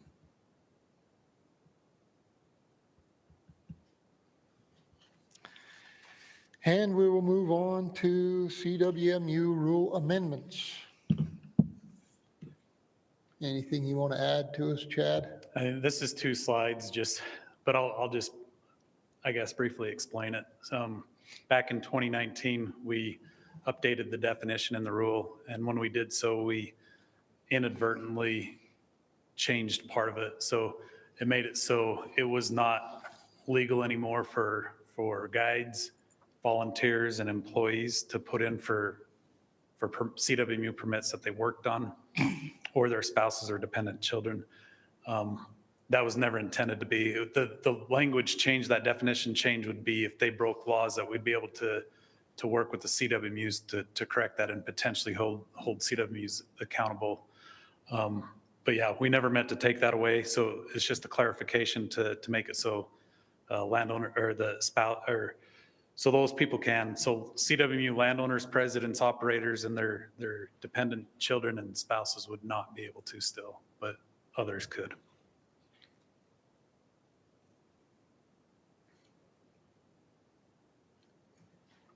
Any questions from the RAC? I think it sounds like a good clarification to the rule. What was that? I said, I don't have any questions. It sounded like a good clarification. We have questions from the audience.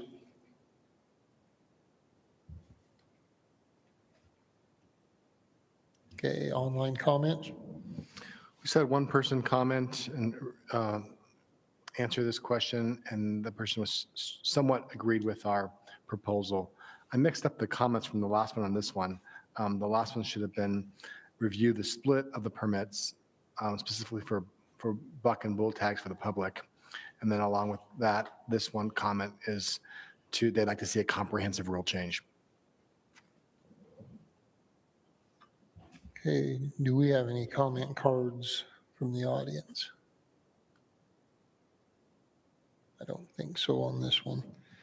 All right, we'll go to RAC discussion.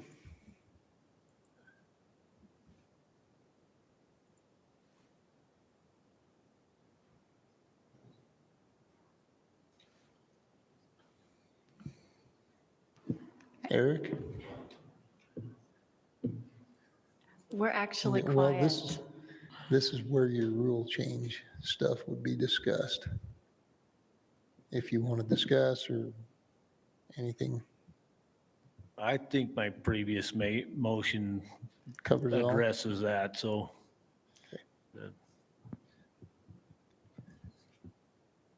I can make a motion now.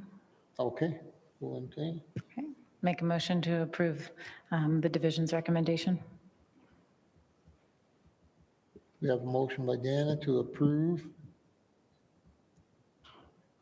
Do we have a second? I'll second. Second by Charles. Any discussion on the motion?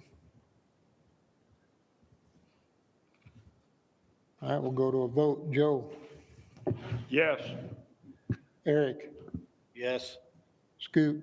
Yes. Charles? Yes. Darren? Yes. Dana? Yes. Kirk?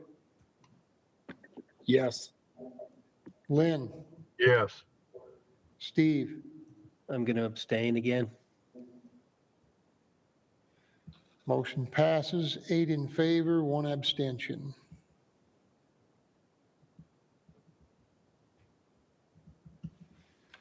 And we will move on to big game rule amendments.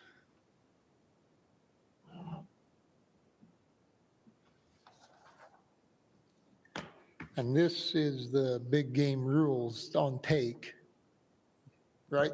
Yeah, so we've got two different agenda items dealing with the taking big game rule. And we've got all the technology stuff from the technology committee kind of lumped into the next agenda item. Yeah, the stuff I've got in here is the mandatory harvest reporting for Antlerless, meat salvage requirements, animal recovery requirements, and disallowing the sale of inedible byproducts from game animals.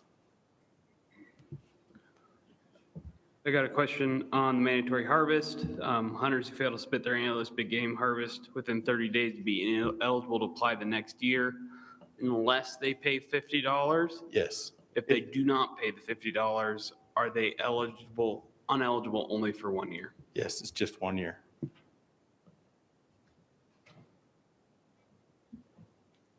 Other questions?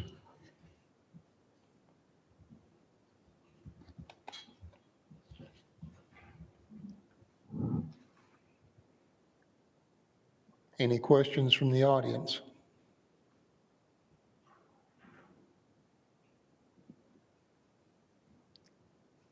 Online comments? We had 5 people answer the survey question. All 5 strongly agreed. One person commented and said they support harvest reporting on all hunts. Another person said they support this rule change. And another person said they support restricting long distance shooting capabilities.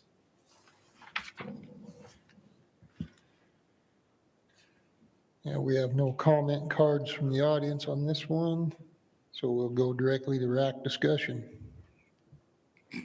Well, I guess I have the wildlife health considerations, designating units where they're required to test for chronic wasting disease. So, a little background, my wife did shoot a deer with chronic wasting disease, and we were issued a replacement permit. that deer was taken by the DWR and sent to incinerator, would the meat that tested positive still be brought to an incinerator? And then what would the repercussions for not bringing an animal in to be tested? Yeah, so in some other states, you've seen where they had a rule similar to ours, where if you had a positive animal, you could get a free replacement tag. But then it got on some units in Wyoming and Colorado where they have positive, CWD positive rates, 25, even as high as 50% on some units. So it's not sustainable to just keep giving new tags to folks to continue to hunt. We would still encourage folks, we will take meat from a positive animal and dispose of it properly, or we would encourage folks to dispose of it at a landfill. But we're anticipating on some units we could get to the point where it wouldn't be sustainable to issue free replacement tags with everyone that had a positive animal, but you wouldn't be required to eat it. So you would not be required to eat it. Okay, but you would also not be required to throw it away or turn it into the DWR to go to an incinerator. Yeah. We actually talked about, in this rule,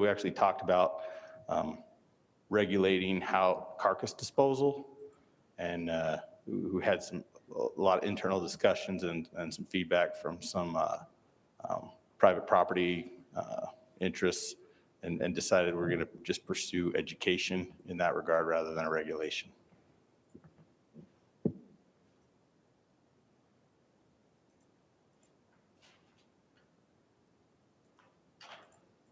I guess I don't know if you answered this or not, but would there be some sort of repercussions to a hunter who didn't turn in their deer to be tested in an area that you're requiring it?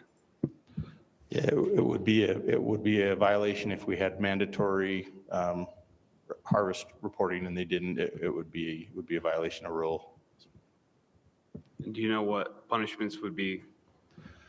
I don't know. Yeah. Okay, that's all I have for questions. Thanks. Do we have any idea or data that indicates how CWD affects other animals? I could see a problem with improper disposal where other animals, raptors, might eat the meat. Is that a concern?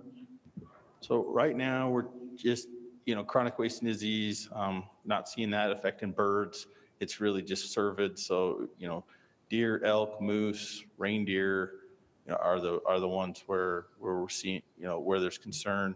Don't see CWD in pronghorn, and don't see it in birds or anything like that.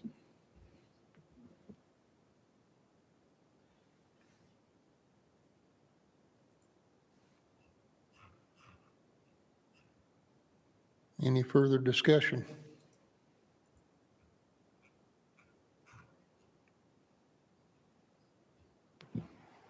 It's not that late.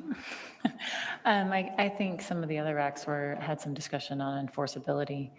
I was just curious on members here for all of this, or thoughts on that mandatory harvest reporting. The mandatory harvest seems like a good idea. I think mandatory harvest is a good idea. I think that I don't really like the $50, you pay $50 and then reinstate it. If we really are looking for mandatory harvesting, I think if you're looking to be punitive towards people, the inability to apply for an elk tag is more punitive to most hunters than the $50 is. And instead of just collecting money to collect money, I think we just make that the rule.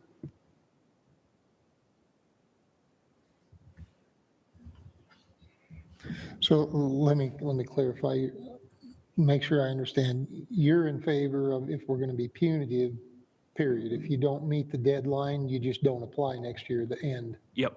Okay. That's kind of the way I took it. I just wanted to make sure I was following you correctly. The way we're proposing it, not only do they have to pay the $50, they have to file the harvest report too, in order to be eligible to apply in the draw the following year. So basically, they pay the fine for filing that harvest report late, but they still have to file the harvest report in order to put in. Yes, they got to file the harvest report late and pay the $50 fine in order to be eligible to apply the next year. I mean, we could make it so they just have to file the report without charging them money before they could put in for another antlerless tag. I mean, that's just an idea. It's just spitballing. It's not really. That's why we have discussion. It's good. I really like the mandatory, and it's only about, tell Kobe he's only about 3 or 4 years after his promise. You just had to get a new big game coordinator that's willing to listen to the people. Just kidding. Just kidding. Kobe told me to do it, so you finally won him over, Eric.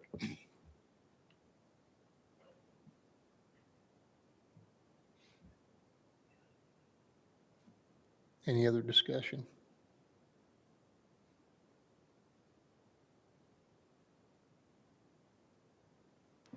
We'll entertain motions. I was going to say, if that's all I can get. Yes, I'll entertain the motion to approve as the Division of Wildlife recommends. Yeah, we have a motion from Dana to approve. Do we have a second? I'll second it. Eric seconds the motion. Any discussion on the motion? I was just going to say, I like the fact that people need to turn in their harvest report. It seems like that's a good data point for Division of Wildlife, and it's nice to be able to get the data. Any other discussion? If not, we go to a vote. Joe? Yes. Eric? Yes. Scoot? Yes. Charles? No. Darren? Yes. Dana? Yes. Kirk? Yes. Lynn? Yes. Motion passes 7-1, or 8-1, I mean. Sorry about that. Or Steve, I got to get your vote first. I'm going to give that an emphatic yes. Okay, so now I can do it. Motion passes 8-1. It's getting late. Charles, you care to elaborate on your no Yeah, I vote? just don't like the $50. I feel like it's better to just, to make that, if you're going to make that mandatory, make it mandatory and then punish them by saying you can't put in for another antlerless elk tag until you show us your harvest data. That's just playing by the sport instead of collecting money for just collecting money. Maybe we should give everybody $50 who turns it in on time.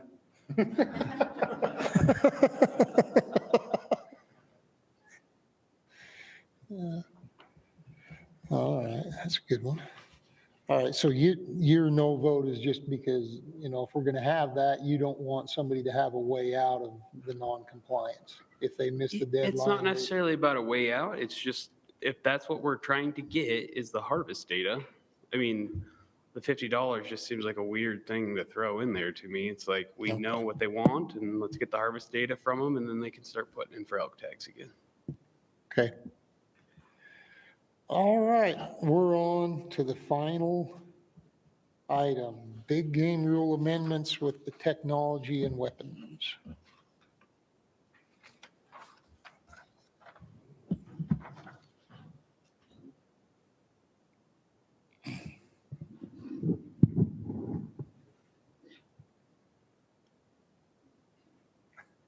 So Any I'm good, Pat. clarifications you got for us, or should we just go right to questions? So, yeah, there's been a lot of discussion with technology in the RAC meeting so far.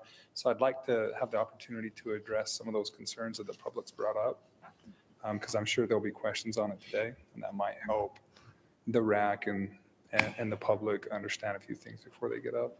So one of the biggest things that's come up is two-way communication.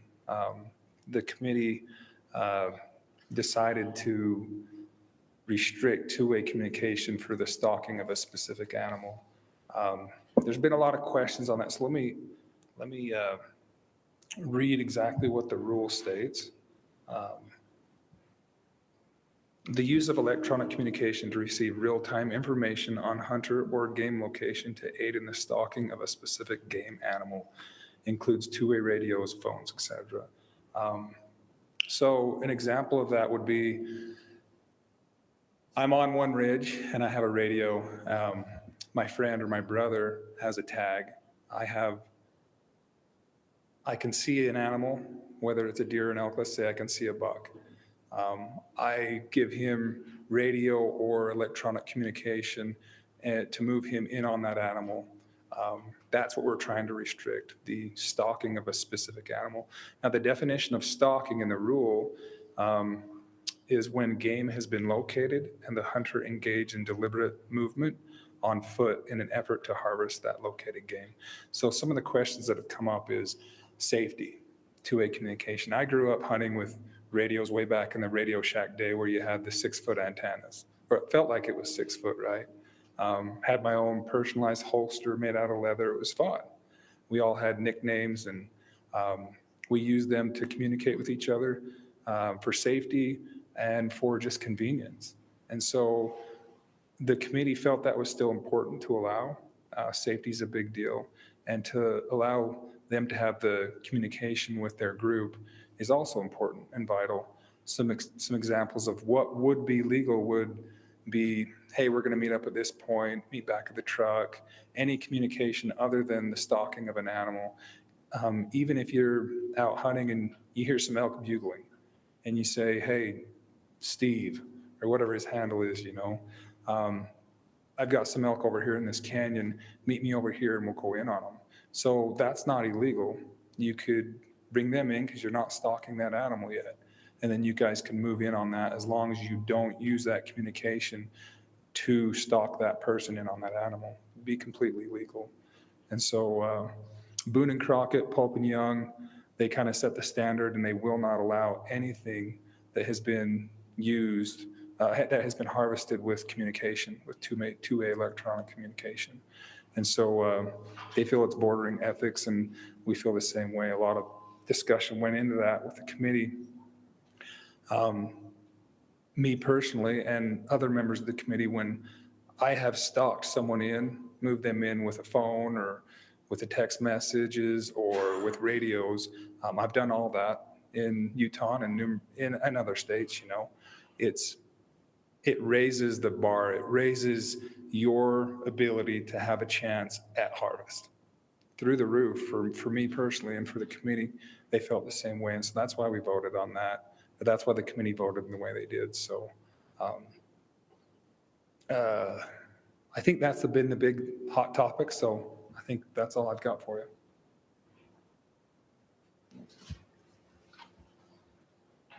Do we have any other questions from the RAC?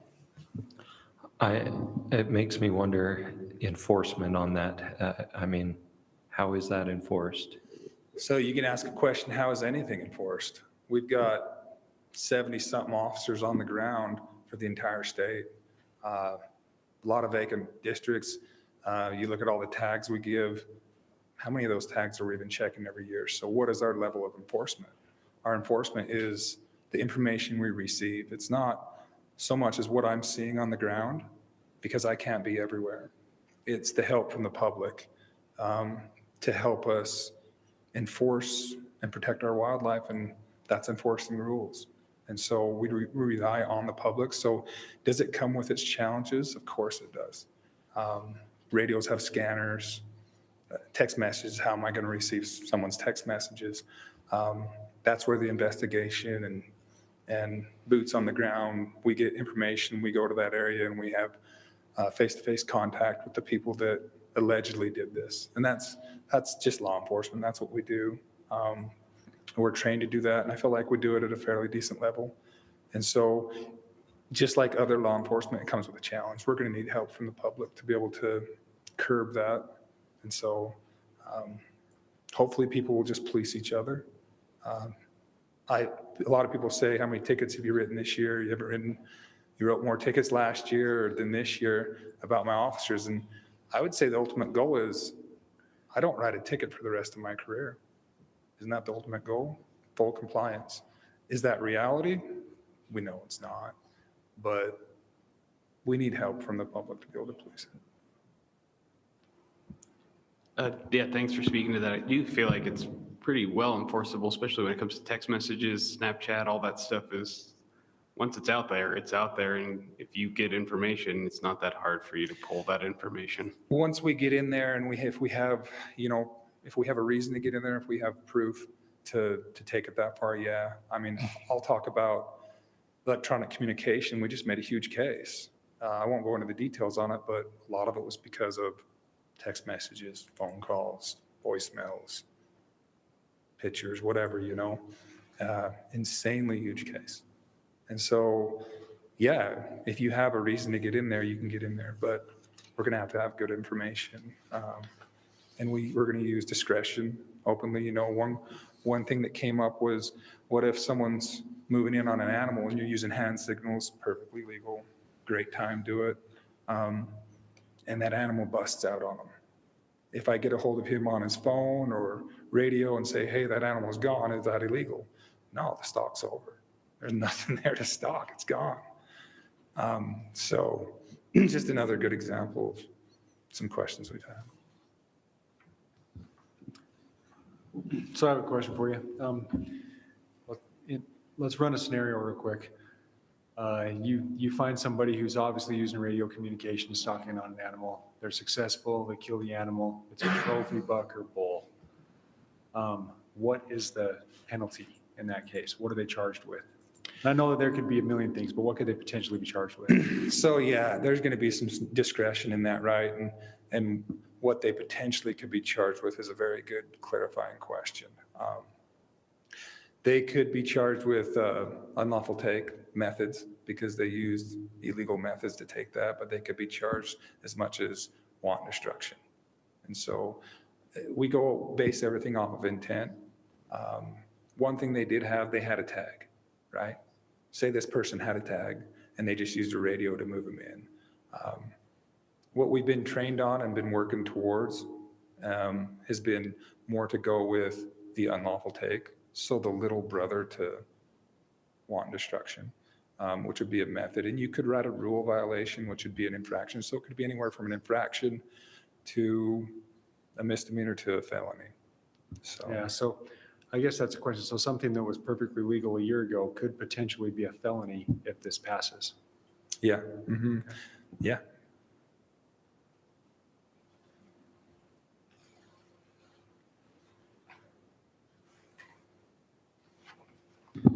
Other questions?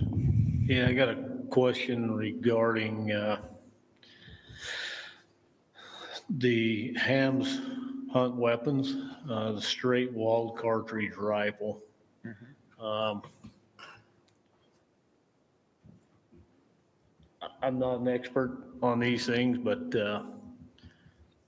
I see potential there for that cartridge to be quite a bit more, have a much greater effective range than a lot of the others. Yeah, for sure. Quickly shoots Sharps rifle at, a mile away, no problem, so. Yeah, 45-70 Sharps, that's Hollywood. But I've personally shot an open-sighted Sharps, straight walled cartridge, iron sights, and hit metal at 500 yards. There's videos on YouTube of people doing the same thing even further. The thing that the committee talked about, which this is one that really surprised me, because we all have our personal opinions going into things, right? We had a very diverse group, and this is brought up, I was adamantly against it. I was like, there's no way. But it was my task to look into the capabilities of these weapons. And a lot of states use these straight walled cartridges for a 200-yard weapon because there's houses, it's flat. They can't see what's behind them. They do not want it shooting very far, just like a shotgun with a slug. You can get a shotgun with a slug that can shoot hundreds of yards accurately if you get the right barrel and the right sights, right? So we felt that the limiting factor was the human eye with an open sight. And so with these, they don't really have the power. Most of them don't have the power to be flat shooting past that 200-yard range. So we felt like it was comparing it to a muzzleloader, an open sight muzzleloader, because you can use an inline on that hunt. It's a 200-yard weapon based on your eyes for most people. And that's a stretch. I had that tag, and I used a muzzleloader, open sights, and I'm not a bad shot. And I missed a giant buck at 160 yards and 180 yards later that day with an open sight muzzleloader. I ended up harvesting a buck at 150 yards that I missed the first time because I was excited, and then I got him. And so don't overlook the open sight part of that, because the rifle is not more, that's not, the loading is more capable than a muzzleloader. Other than that, the capabilities is very similar, is what we found in our research. But with that, I don't think that there's an open sight. I mean, a peep sight is allowed, right? Yeah, open sight, peep sight, ghost ring, anything like that. Okay, thanks.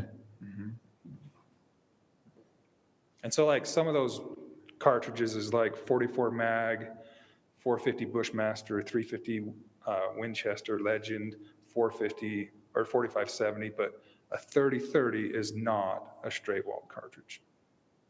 So there was some confusion on that when we were talking to some of the committee. Straight wall is not, we don't use straight walls in Utah. I mean, that's like a back east thing, right? So they're just a big gun that's you're gonna feel after you shoot it 2 or 3 times. So. Yeah, it does. Yeah. Don't introduce your 12-year-old with a 12 gauge or a straight wall cartridge.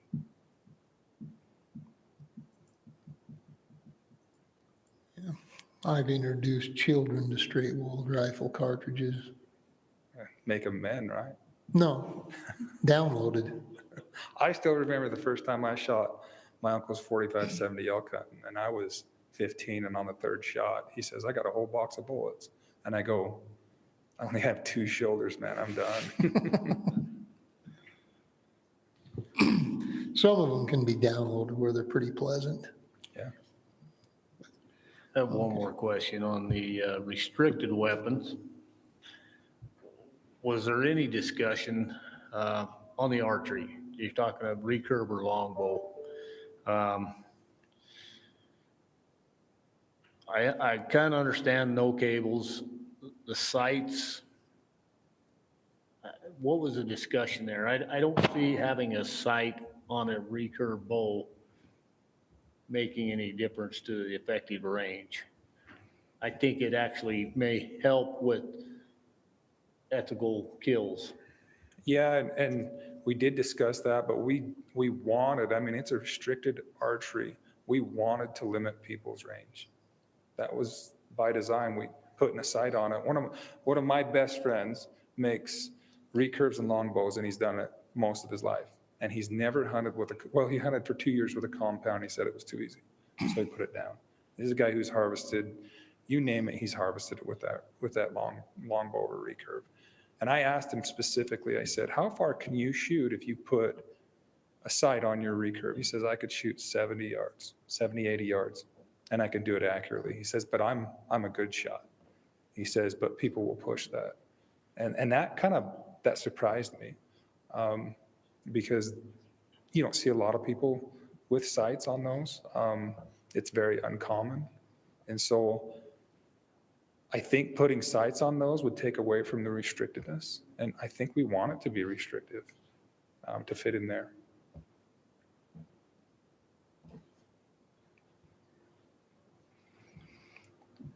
What? Again, a caveat to that would be the board asked us to provide more opportunity without harming quality, without taking away from quality. And so a lot of our decisions, we specifically mentioned that as we talked about everything. We'd revisit that. How does this affect quality? How does this affect potential more opportunity? And so we tried to really focus on that because that's what the board tasked us with. Sure, and the reason for my question is just my thoughts was that sight doesn't increase the effective range of the bow. I'm going on my experience. Yeah, it won't, but it might increase someone's ability or potential for wanting to stretch out that weapon. If I put them on a recurve, I would push that as far as I possibly could. But without sights, I'm very limited, very limited. And again, every hunter's different, every shooter's different. There's somebody in here that probably shoot a recurve better than the guy sitting next to him can shoot his compound. So. And you still got the guy that's gonna go out there and do a Hail Mary. Oh, yeah, I mean, you put horns, as a game warden, I say, you put the bigger the antlers on the bigger the bone on top of an animal, the bigger the bone head behind the weapon. Because we turn into children. We see a giant buck or a giant bull, and all of a sudden you just start forgetting about, all right, I need to slow down. And next thing you know, you think you're going slow, but you're actually running at that animal because you're so excited, or you're just freezing or something. You know, it makes us push our limits. Me personally, talking about me, so. I have a question, if I may. Was there any discussion when you were, actually I have two questions, but I'll start here since we're on weapons. When you were talking about primitive types of hunting and restricting weapons, was there any discussion on restrictive handguns? Yeah, we talked about handguns. Again, with handguns, because there's a lot of handguns that, you know, on a ham hunt, you could use a handgun that's a 30-30, 30-06, right? But restricting handguns, you far as like, you talking about for restricted hunts, or are you talking about hams hunts? You talking about any weapons? I'm talking about in general. Okay, so these are just definitions, the way I understand it. Okay, these are going to be tools going forward. We can offer some hunts based upon this, but it's restrictive, so we're going to have, by definition, lower success.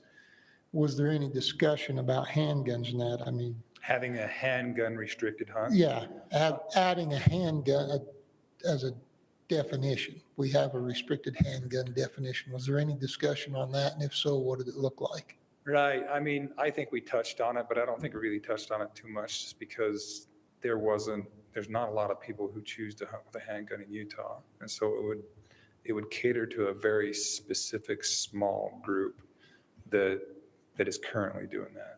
Similar to recurve bows. Similar recurve, but I see a lot more. As an officer, I've been out there for 18 years checking licenses and talking to every hunter I can. And even on a hams hunt, I cannot tell you one time that I saw someone carrying a pistol be their primary weapon. I see them carry them on their hips along with their other weapon, but I've heard of one other person actually using a 44 mag, and that was an ex-game warden because he wanted to kill something with a pistol. I've heard of it, but I've never personally seen it. And so, but recurves, I see that fairly often. Okay. It's not. I was just asking, you know. It's something that could be talked about for sure a little bit more. I know I probably represent a small minority, but I do hunt with revolvers as a primary weapon. I've Right. taken elk, whitetail, mule deer, and pronghorn, all with pistols. So, I mean, I guess with the restricted rifle, I don't know. That's a good question. Okay, it's a question, you know. All right, my next question, if I may, go back to technology. In your item number 8, prohibiting the use of night vision between July 31st and January 31st to attempt to observe or to locate any protected wildlife. Why those season dates when we hunt turkey and bear in the spring? So the season dates were put there to be more of a consistency thing. We have seasons for trail cameras. We have seasons for flying. We have season for airplanes, drones. Well, that's part of it, is drones is going to be part of that same season date. It's just more of a consistency thing, just for dates. I mean, it's illegal to use night vision for the aid and take of wildlife. And so before that, if you want to use it to go scout, have at it. That wouldn't be illegal. Okay. But to use it about that time, I guess that's consistent with about when the trail cameras is being banned and everything. So it's more of a consistency, because when when people would ask me, hey, when does this hunt start? When does this hunt start? And I'm like, man, I've got 300 dates floating around in my head, and I cannot remember them without having something in front of me with those dates. And so to be consistent with dates when we're talking about with the public, that's, to me as a law enforcement officer, that's a good thing. And to me as a sportsman, that's a great thing. Because you never want to see someone confused because they got a date wrong or whatever, because they've got 5 dates in their head. It's frustrating when that happens. Okay, that makes sense. I just thought I'd ask that question. Any other questions from the RAC? Yeah, I've got a question. So number 7 is prohibit the use of any type of aircraft, drone, or other airborne vehicle or device between July 31st and January 31st to locate or attempt to observe or locate any protected wildlife. Will that make it illegal to use drones, the drones that are now coming out with infrared heat detection to find and recover animals that have been lost by the hunter? Yeah, I mean, you can't use drones during that. It's being proposed you can't use drones during that time for locating wildlife. And so thermals, it'd be just like using a handheld thermal unit to locate down game that currently is not legal. Okay. So, if you opened up to that, everybody would be trying to recover an animal. You know what I mean? It could be abused, and it's really easy to say someone has a thermal in their backpack or in their drone, I guess. I mean, drone's got to be in the air, but if thermal's in a backpack and they say, oh, I'm only going to use this for when I have a wounded animal to find it because that's ethical, right?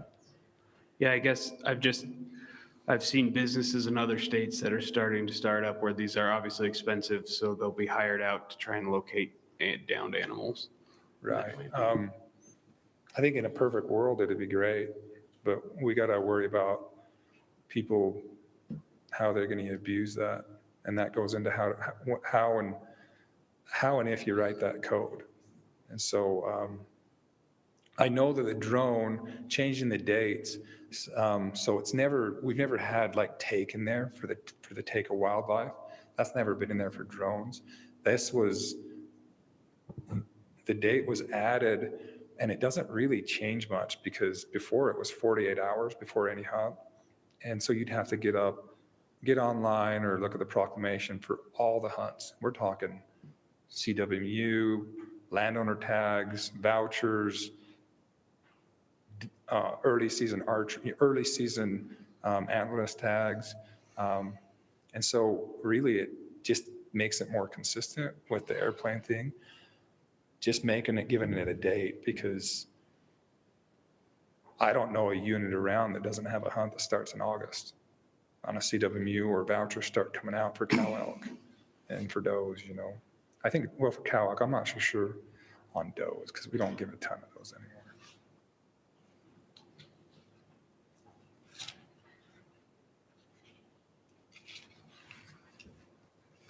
Any other questions?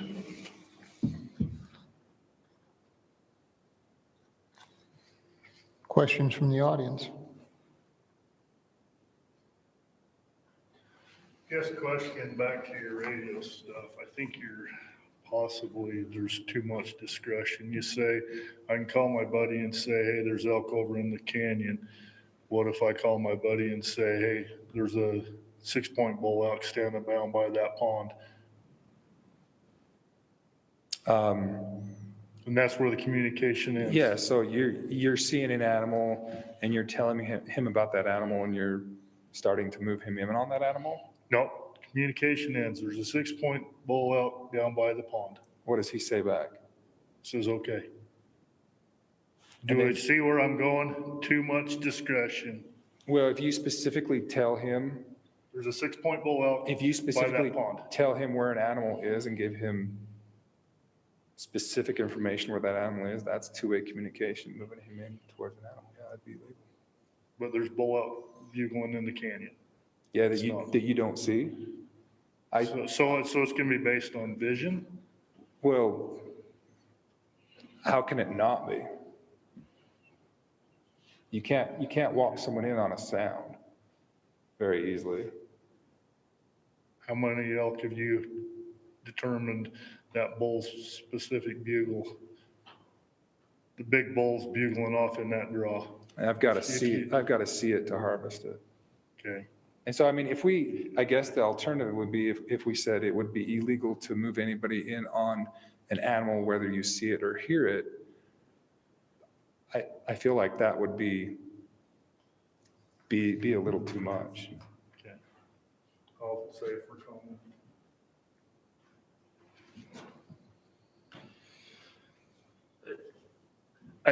I guess, isn't it kind of ironic that all these restrictions were trying to limit people's range, and then on radios, we're trying to limit them being close?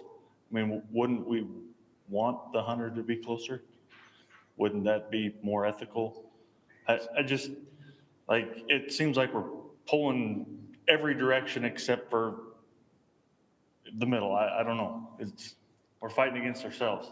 Yeah, I guess when you look at something like that, you're looking at its effectiveness at providing somebody a greater opportunity at harvesting that animal. And again, the Wildlife Board asked us to look at technology to provide more opportunity and to not harm the quality.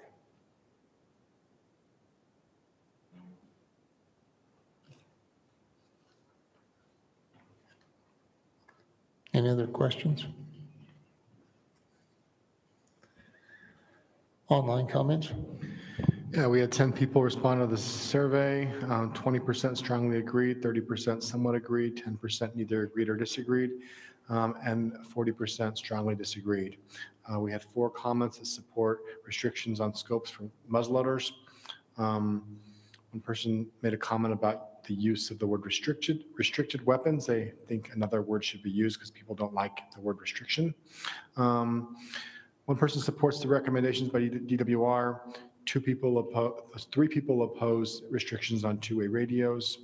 One person wants the committee to focus on emerging technologies, and we had support for restrictions on rifle scopes. One comment card from the audience, Kevin Norman.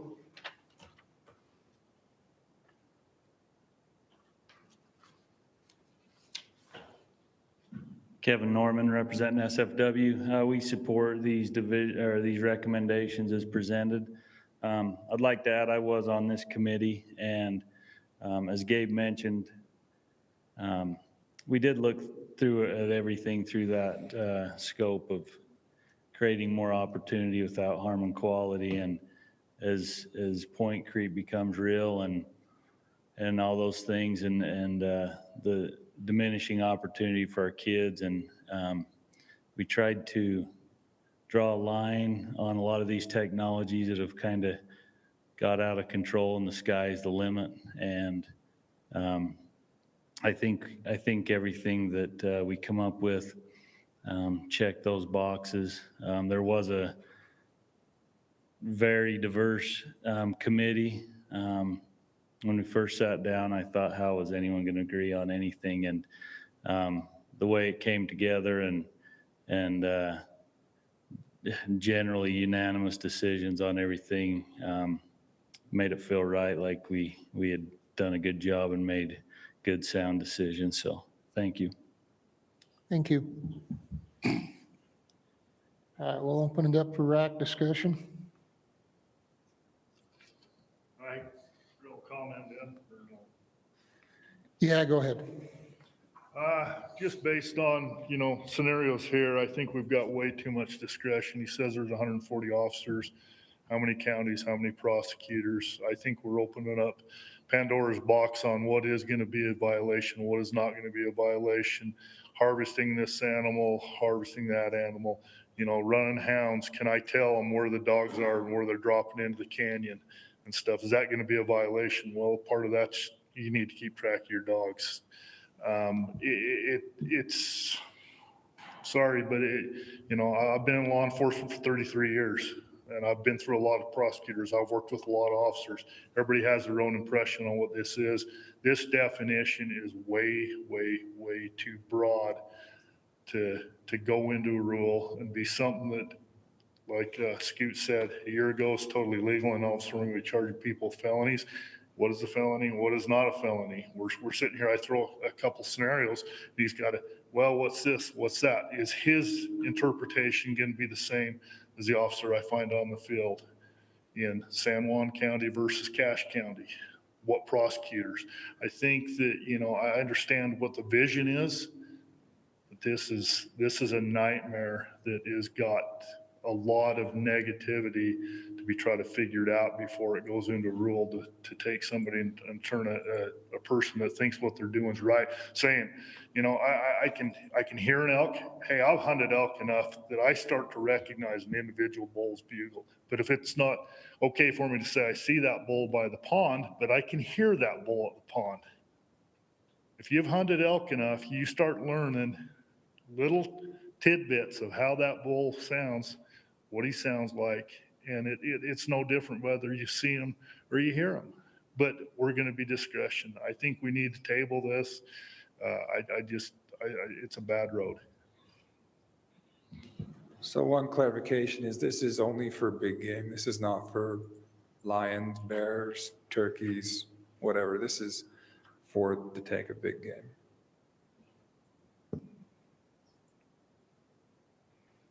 RAC discussion. I guess I had a question. I think I heard someone say that, was it Boone and Crockett or Pope and Young already prohibits? Both of them do. Both. And so how long has that been a prohibition? Just a year? Forever? It's always been that way with Boone and Crockett. Okay. And that seems like, from a sportsman's perspective, acceptable and ethical. Yeah, in all honesty, if probably a large number of the animals that are in the Boone and Crockett record book would not be accepted if the truth was known. But, you know, this is very controversial. I mean, radios have been used for years. They've been legal. People have gotten used to it. I totally get the safety factor. It's also a convenience to be able to keep track of your hunting buddy or your family. But really, I guess what it boils down to is fair chase, and at least for me, and the fact that Boone and Crockett and Pope and Young, if two-way communication is used, they don't accept that as a fair chase hunt. That pretty much sets the stage to me. So I don't know. I have real strong feelings both ways, but to me, I use radios. I have several of them. We use them all the time. But I do understand guys' concern about the broadness, and it puts a lot of responsibility on the conservation officers to prove the intent. But I don't know, if you don't have a standard, something to go by, you don't have anything. And so I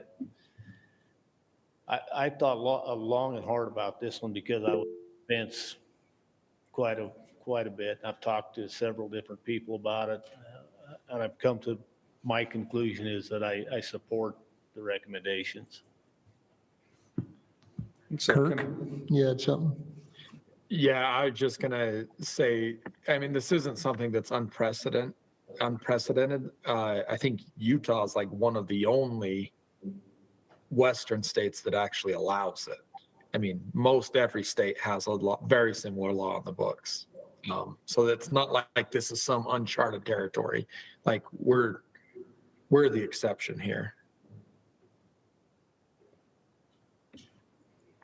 So we looked at 2 states specifically, Alaska and Montana. And we really liked Alaska's because it said for the take of a specific animal.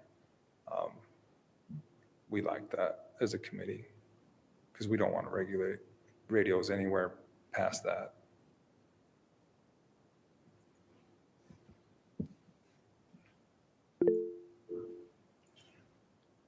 Can I comment or is there Yeah. somebody Or else comment? Steve, Oh, just, Steve. go ahead, Steve, and then Scoot.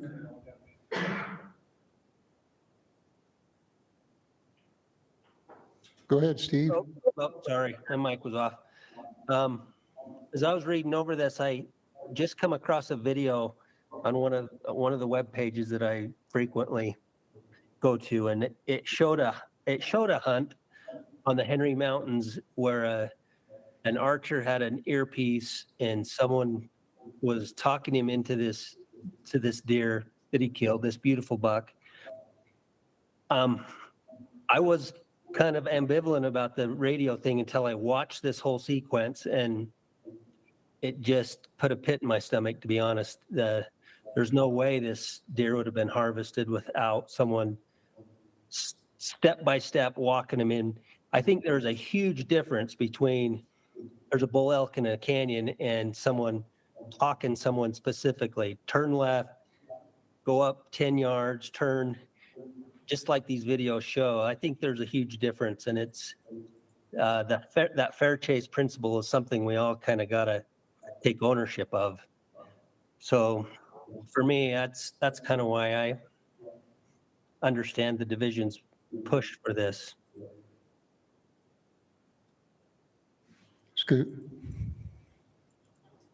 Well, first of all, I want to thank the division for bringing this to the RAC. I know that whenever we met last fall, there was a lot of suggestions that this is what the committee talked about, but we want you guys to send this to the board right now to vote on without really having to go through the RAC process. So I'm glad that we're having the chance to talk about this before it goes to the division. Thanks for bringing that back. You see, when you look through this list, you see a lot of items that are mostly emerging technologies, things that are new, things that just, I mean, most of them are just make perfect sense. There's not a question, heat-seeking missiles or whatever that number 1 is. There's just so many things in there that make perfect sense. There's a few concerns that I have with the radio one. One, like you said, you had one with a big whip antenna on your hip when you were super young. So did I. We were all young. We've been using those everybody's been using them for years and years and years.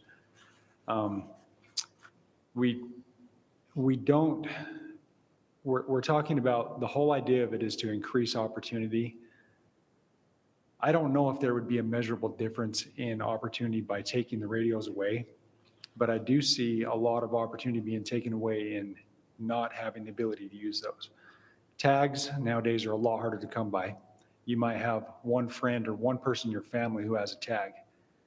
And then you've got a father chasing a deer with his kid on the radio or vice versa, walking them in, and they feel like they're a part of that hunt. They're able to, that I see is an opportunity that will be taken away, and exposure to hunting that people might not get. But this way, people still feel like, even if you don't draw a tag, you're still going hunting, you're still a part of this hunt.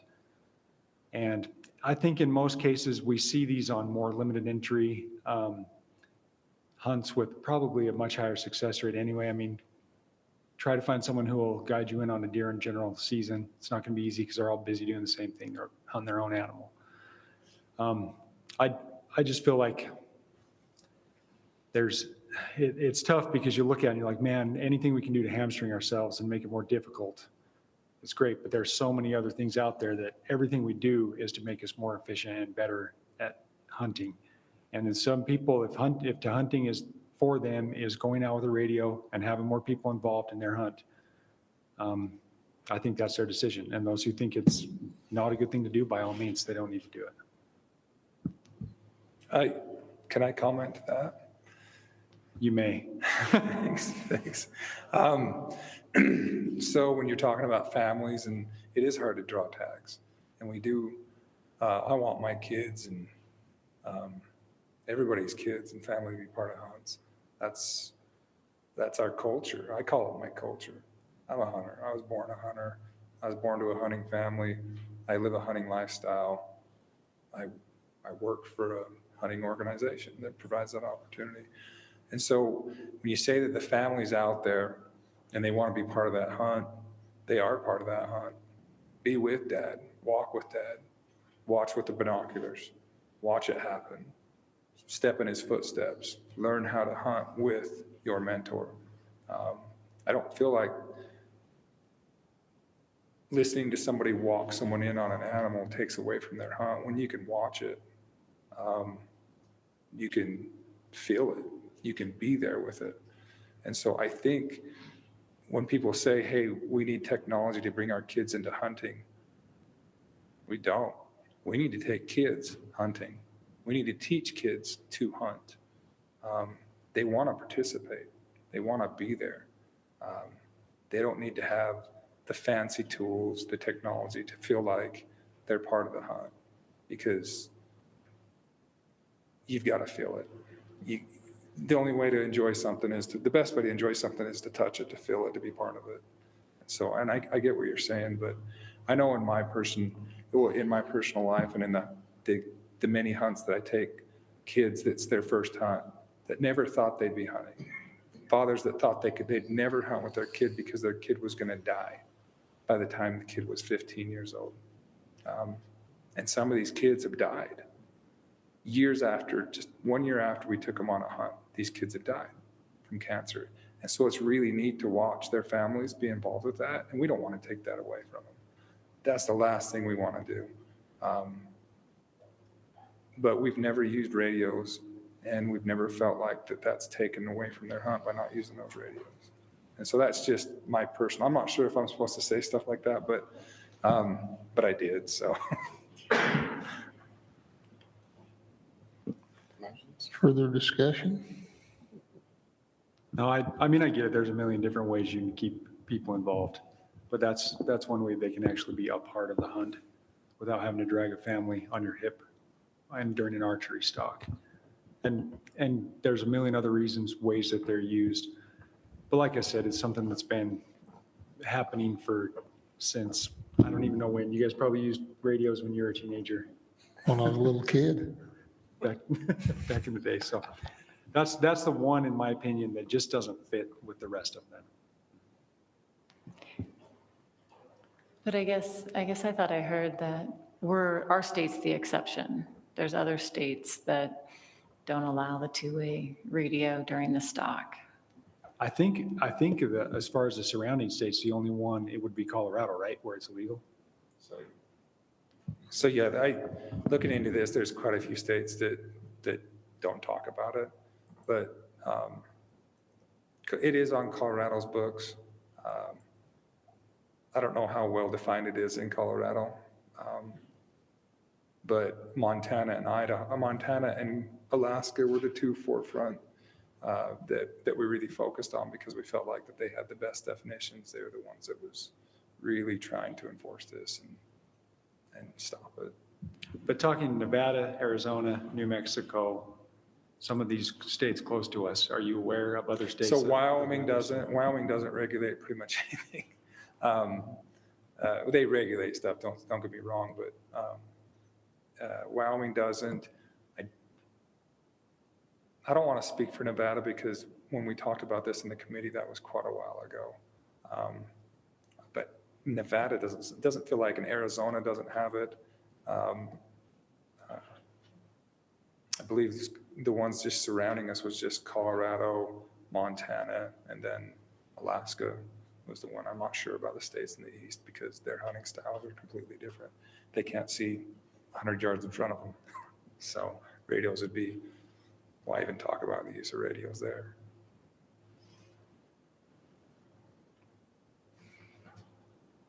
Other discussion?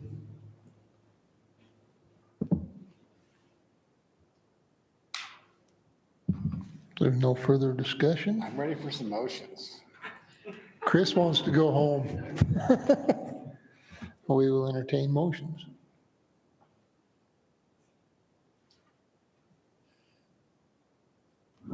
it wasn't already kind of obvious, I would like to, I would make a motion that we remove two-way communication from the list. And I won't move on the rest of it at this point.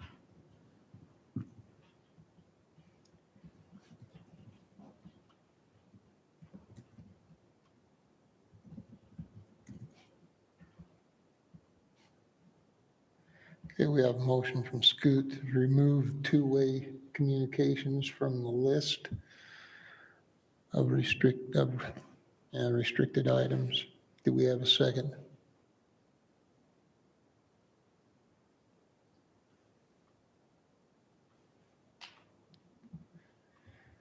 Motion dies for lack of a second. Do we have any other motions? I'll make a motion to accept the proposal.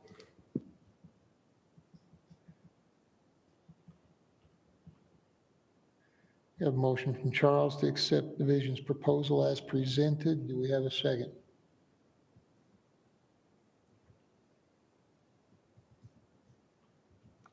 I'll second it. I have a second by Eric. Any discussion on the motion?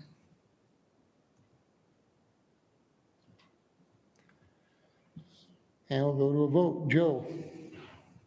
Yes. Eric? Yes. Scoot? No. Charles? Yes. Darren? Yes. Dana? Yes. Kirk? Yes. Lynn? Yes. Steve? Yes. All right, motion passes 8-1. Mr. Chair, before you dismiss, I have one more motion I'd like to make. Okay, just a second. And I guess I know why you voted no. Yeah, reasons previously We stated. previously stated. Okay, Sorry. I didn't want to turn everybody loose yet. okay, go ahead. I really have some heartburn with having an agenda that looks like this. This is too much material to cover, and if it's important enough to be here in the meeting, it's important enough to allow us time to do that. Some of this stuff, I know there is time constraints, but some of this stuff could be moved to other agendas, and I would like to make a motion that the division look at trying to spread this out so we aren't sitting in meetings for 6 hours with a stacked agenda.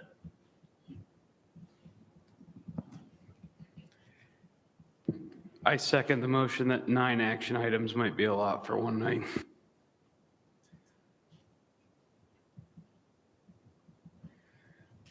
Okay, I'm trying to paraphrase this and trim it down.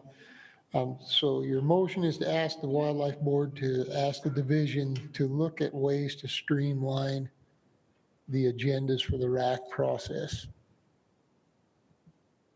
Could possibly including adding meetings. Is that you? I'd rather have Just, an additional meeting. okay. I was afraid you were going to tell us we just couldn't talk. I liked your suggestion. Okay.